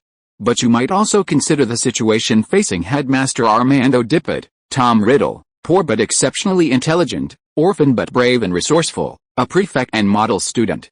Rubeus Hagrid, savage, clumsy, gets into trouble every week, keeps werewolf cubs under his bed, and sneaks into the Forbidden Forest to fight trolls. Anyone with a sane brain wouldn't suspect me, would they? But I must admit, even I didn't expect the plan to go so smoothly. You see, it took me a full 5 years to figure out the Chamber of Secrets and discover that secret entrance. Even disregarding Hagrid's background, that big oaf wouldn't have had the mind or ability to do something like this. That's why I said you should thank the Ministry of Magic. Without them, your plan wouldn't have gone so well. Yes, I'll thank them properly when I have the chance, but my Transfiguration teacher, Dumbledore, firmly believes Hagrid is innocent. Not only that, he even persuaded Dippet to keep Hagrid and train him to be the gamekeeper. I must say, although Dumbledore personally brought me to Hogwarts, he doesn't like me like the other teachers do. I must say, your words have improved my impression of Dumbledore somewhat. Sherlock glanced discreetly at something. Let's continue our conversation. Tell me what you did afterward, and why you wrote it in your diary. Ever since Hagrid was expelled, I knew that opening the Chamber of Secrets while at school wasn't safe. You do have some self-awareness. Thank you for the compliment, Sherlock. You're welcome, Riddle. The conversation between the two had reversed from before. This made Hermione frown. She felt that something was wrong. Both Sherlock and Tom Riddle were behaving rather abnormally. Based on last year's experience, shouldn't they have started fighting as soon as they met? But now, one was elegant and composed, the other calm and collected. Judging from their attitudes alone, they seemed like old friends who hadn't seen each other for years, without a trace of hostility. Under Hermione's questioning gaze, Riddle brandished Lockhart's wand in a series of dazzlingly complex movements, continuing slowly. I didn't want all these years of searching for the Chamber of Secrets to go to waste, so I decided to leave behind a diary, preserving my 16-year-old self within its pages. That way, one day, I could, by chance, guide another person along my footsteps to complete Salazar Slytherin's noble work. Later, the real you entrusted the version of yourself containing those 16-year-old memories to Lucius Malfoy at some point, Sherlock sighed.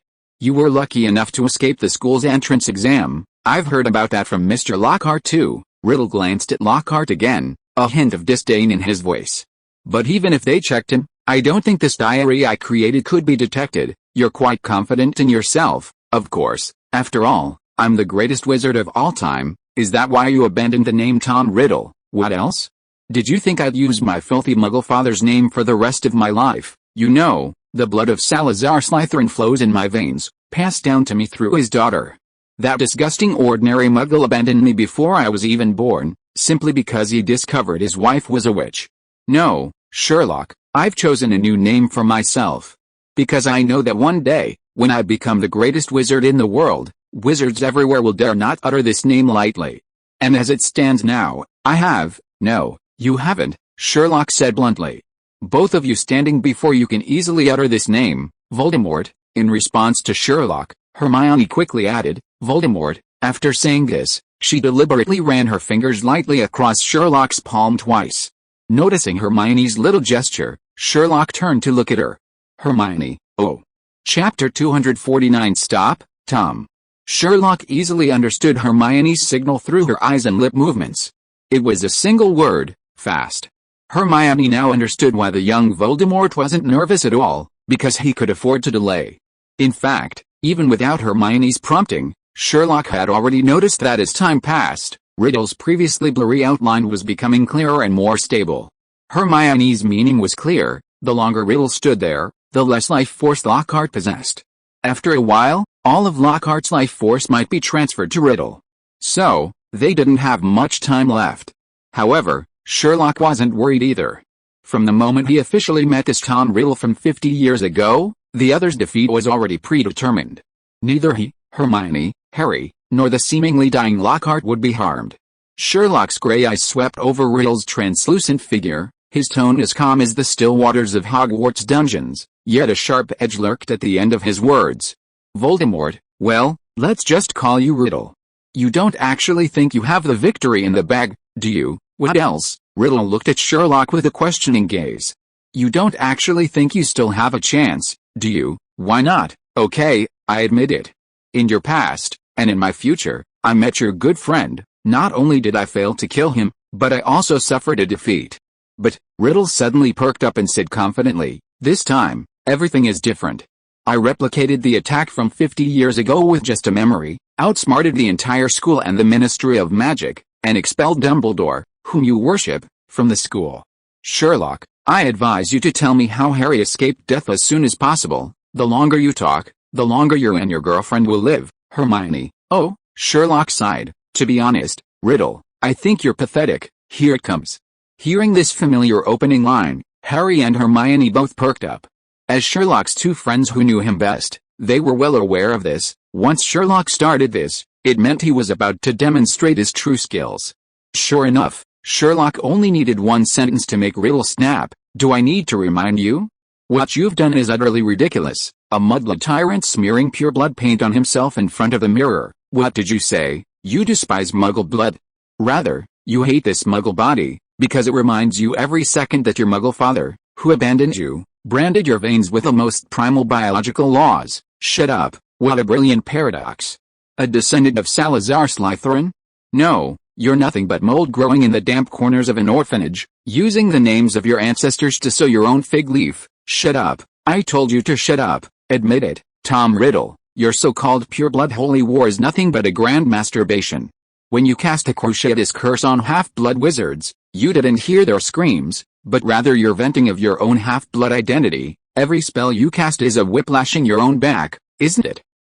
Just as Sherlock had said before, because Lockhart didn't know the situation Sherlock faced with old Voldemort, the young Voldemort knew far too little about Sherlock.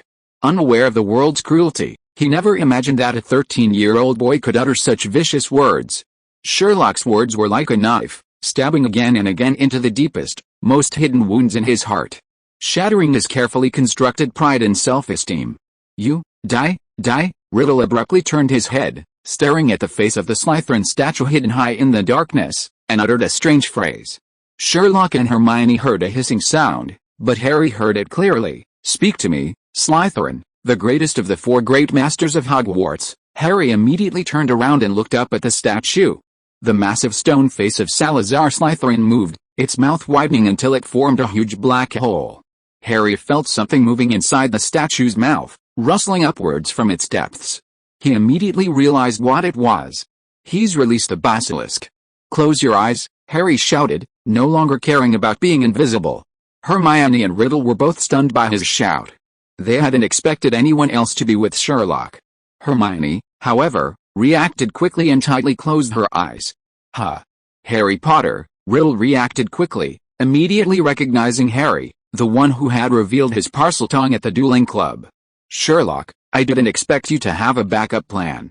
The invisibility cloak, Riddle, unlike Quirrell last year, was far more experienced and immediately saw through Harry's disguise. After a brief moment of surprise, he burst into laughter again. Perfect timing. Let's test our strength. On one side is Voldemort, the Dark Lord and heir to Salazar Slytherin. On the other is Harry Potter, the savior of the wizarding world, and his friends. And a word of advice, Harry, don't even think about using parsley to command it, because it only listens to me, so, kill them. The last sentence was spoken to the basilisk in crawling. Harry stumbled backward, his back slamming heavily against the cold, rough wall of the Chamber of Secrets. Just then, a dull, deafening crash shook the entire chamber, as if a mountain had collapsed. Despite his squinting eyes, Harry could clearly feel an enormous body slamming onto the hard stone floor. The rustling sound of the basilisk scales scraping against the ground grew closer, each beat like a drumbeat striking Harry's taut nerves. Harry realized the basilisk was rapidly approaching them, its cold, putrid stench filling the air. Harry kept his eyes tightly shut and began moving sideways away from the basilisk, his hands frantically groping in the darkness. Then he touched a hand. The hand, though cold, exuded a steady strength, its palm powerful and firm. Sherlock, Harry's voice trembled slightly as he spoke to himself. It's me. Sherlock's familiar, calm voice came from beside him, like a ray of dawn in the darkness. He was holding Harry tightly in one hand, while Hermione gripped his other hand tightly. Hermione's hand was slightly sweaty with tension, but her grip was unusually strong, as if she had grasped a last straw. Sherlock, Riddle called out from his high position. Despite Harry's earlier warning, Sherlock hadn't closed his eyes, only slightly bowing his head. Hearing Riddle's call, he similarly didn't look in his direction. Sherlock, it would be a waste to destroy your force, so I can give you another chance. If you swear allegiance to me now, I can give you and your friends better positions than those Death Eaters who once followed me. Riddle's voice echoed in the Chamber of Secrets, carrying a seductive magic. Hearing Riddle still recruiting him at this point, Sherlock was genuinely surprised. Tom, seeing you like this. I understand why you've been able to rule the wizarding world for so long. It's hard to believe you're the same idiot as last year. What did you say? Unfortunately, your nature hasn't changed. When you think you're in control, you're calm and collected, but when you're in trouble, your true nature is immediately revealed. Knowing your identity, why did you think I came here unprepared? Is that so? I'd really like to know what preparations you made. Do you know how the Muggle world deals with outdated business plans? Sherlock said, pulling a black, square box from his pocket. They use a shredder, Tom Riddle. A wizard raised in the Muggle world recognized the object in Sherlock's hand immediately. It only took him 3 seconds to realize what Sherlock was about to do and immediately tried to stop him. Unfortunately, 3 seconds was enough time for Sherlock to think things through. The instant he took out the tape recorder, Sherlock had already pressed play. Whoa whoa whoa, the rooster's loud crow pierced the ceiling of the Chamber of Secrets as if it were a tangible sound. No, Riddle never expected Sherlock to be so despicable. He'd said he'd come alone, but instead of bringing Harry in an invisibility cloak, he'd brought a tape recorder of the rooster's crow. The basilisk, 20 feet long, possessed the terrifying ability to kill anyone it glared at. Yet, at this moment, it immediately stopped its attacking posture. With the rooster's loud crow, the basilisk began to convulse, its massive body twisting on the ground, its scales rubbing together with a grating sound, all its previous domineering aura gone. No, Riddle's face contorted with a complex mix of pain and rage. He raised Lockhart's wand and cried out towards Sherlock and the others, Avada Kedavra! Ah! With his distorted scream, the green light emanating from the wand's tip shone only halfway. A blinding red light suddenly tore through the darkness, like the first rays of dawn. Riddle's body flew backward like a puppet with its strings cut. The wand that had belonged to Lockhart slipped from his hand, tracing a silver arc in the air before landing steadily in someone's hand. As this hand holding the wand appeared abruptly, its owner, an elderly man wearing glasses, also came into view. Amidst the invigorating crowing of a rooster, Dumbledore said in a gentle voice, "Stop, Tom, thanks to the author for the 1,500 Kidian coins reward. Your support is my motivation to update." Oh. Chapter 250 Still daring to bark and howl here. Tom Riddle scrambled to his feet. If Sherlock's arrival in the Chamber of Secrets with the invisible Harry had surprised him, and the recording of the rooster's crow had shocked him, then seeing the man who had knocked him down finally instilled fear in him. Albus Dumbledore. Riddle had remained remarkably composed throughout his encounter with Sherlock, as if everything was under control.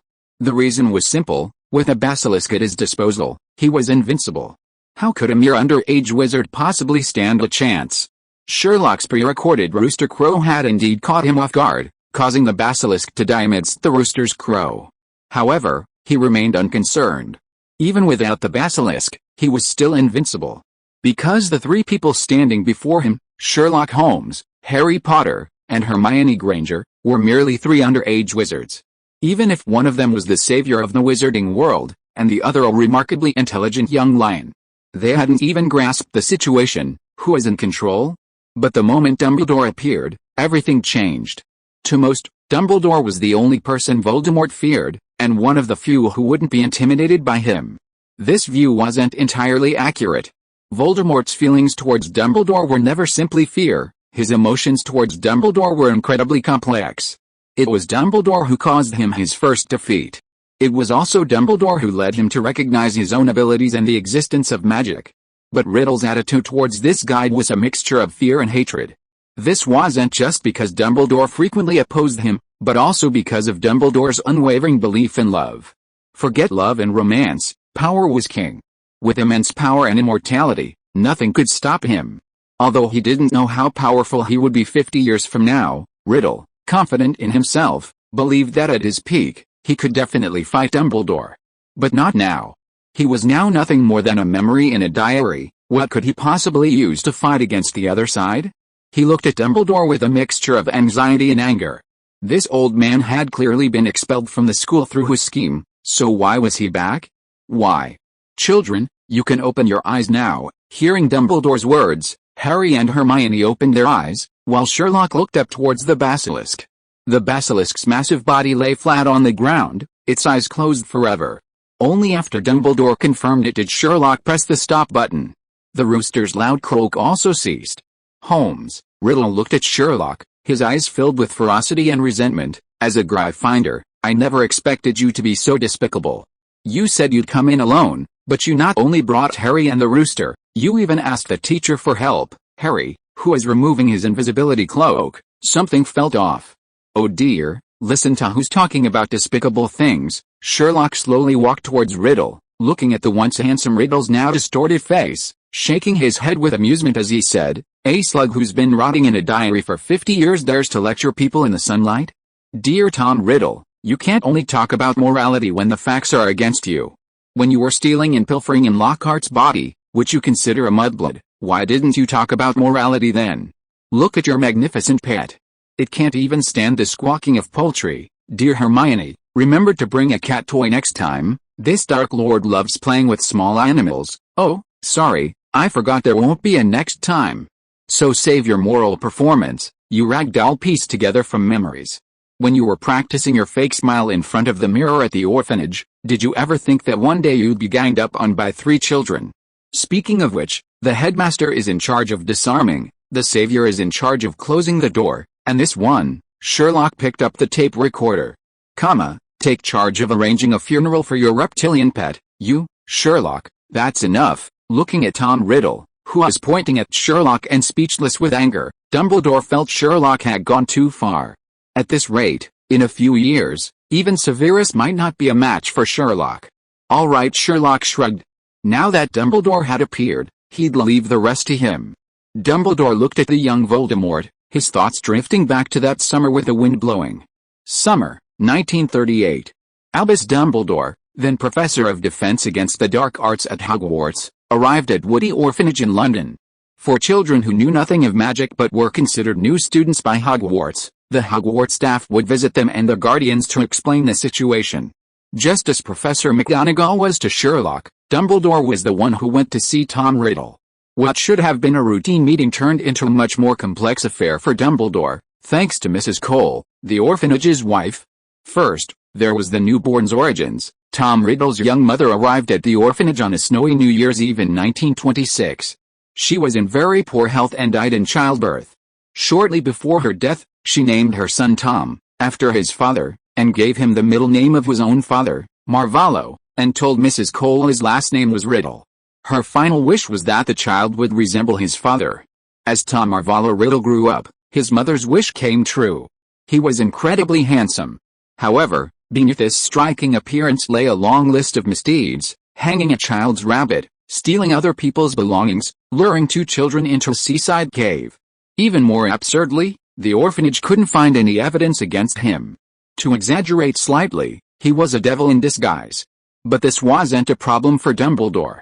After seeing 11-year-old Tom Riddle with his own eyes, he easily confirmed that he was indeed the one who had done these things. At that moment, Dumbledore, with the utmost goodwill, hoped to lead Tom to redemption. He forced Tom to confess using a burning wardrobe and told him that he could attend Hogwarts School of Witchcraft and Wizardry. After that, Riddle refused Dumbledore's accompaniment and chose to go to Diagon Alley and platform 9 3/4 alone. Thus, Tom entered the wizarding world for the first time. The scenes in his memory slowly overlapped with the Tom before him. The little boy was still so handsome, and so wicked. Tom, Dumbledore said softly, don't you have anything to say to me? Call me Voldemort, no matter what others call you. In my eyes you will always be Tom Riddle. Dumbledore's gaze became complicated. To be honest, I didn't expect us to meet under these circumstances. Neither did I, Riddle said coldly, looking at Dumbledore. Why are you here? I clearly expelled you from the school. Sherlock watched the confrontation between Dumbledore and Tom with great interest. With his keen observation skills, he naturally gleaned much more from the 2 men. Interesting, because it's fake. Just then, Harry, unable to contain himself, strode forward and stood shoulder to shoulder with Sherlock. Sherlock and Dumbledore saw right through you. If it weren't for the need to capture you completely, they would have already. So? How exactly did you escape death back then? Riddle looked at the excited Harry, his voice laced with seduction. Was it like just now, hiding behind your friend the whole time? No way. Nobody knows why you suddenly lost your magic when you attacked me. Looking at this young Voldemort, so different from last year, Harry said stiffly, I don't know myself, but I know why you couldn't kill me. Because, why should I tell you? Harry was interrupted by Sherlock before he could finish, looking coldly at Riddle. Take that question and go back to where you belong. Harry glanced at Sherlock in surprise. He had originally planned to tell him about his mother's death to save him. But hearing Sherlock's words, he knew that Sherlock must have a reason for interrupting him. So he simply kept quiet. This infuriated Riddle. He wasn't the same idiot he was last year. Seeing Harry's silence, he knew he couldn't get the truth out of him, so he changed his approach. Riddle suddenly turned to Harry, his eyes flashing with malice, completely unlike a 16-year-old. Don't you want my life, Harry? He walked towards Harry step by step, inciting him as he went. Come on, kill me. I killed your parents. If you kill me, you can avenge them. You're only 13, 3 years older than I was when I first killed someone. You're a good prospect. Harry was startled by these words. Seeing Harry's demeanor, Riddle became even more smug. Come on, kill me. He stretched out his arms to Harry, then turned to Dumbledore. And you, Dumbledore, you wouldn't stoop to having your most prized student do such a cruel thing, would you? We all know there are other ways to destroy a person, Tom, Dumbledore said calmly. I admit, simply taking your life won't satisfy me. No one is worse than death, Dumbledore, Riddle said viciously. There are many things worse than death, Tom, and unfortunately, you still won't realize that after all these years. Is that so? But even now, I'm not completely dead, am I? Riddle glanced contemptuously at Dumbledore, then turned his gaze to Sherlock and the other two. Is this the successor you've groomed? Nothing special. Harry, what are you waiting for? Attack me head-on. Think of your parents. They're begging me, hoping I... Shut up, Sherlock spoke again, interrupting Riddle's roar. It's just a mere memory, yet you dare to bark here. As he spoke, he walked to the Slytherin statue, and under Riddle's angry and anxious gaze, he bent down and slowly picked up the diary. End of this chapter. Thank you so much for reading until the end. Don't forget to give it a like. Looking for more exclusive content and immediate access? Subscribe to our Patreon. Remember, every like, subscription or donation encourages us to continue. Thank you all. See you in the next video.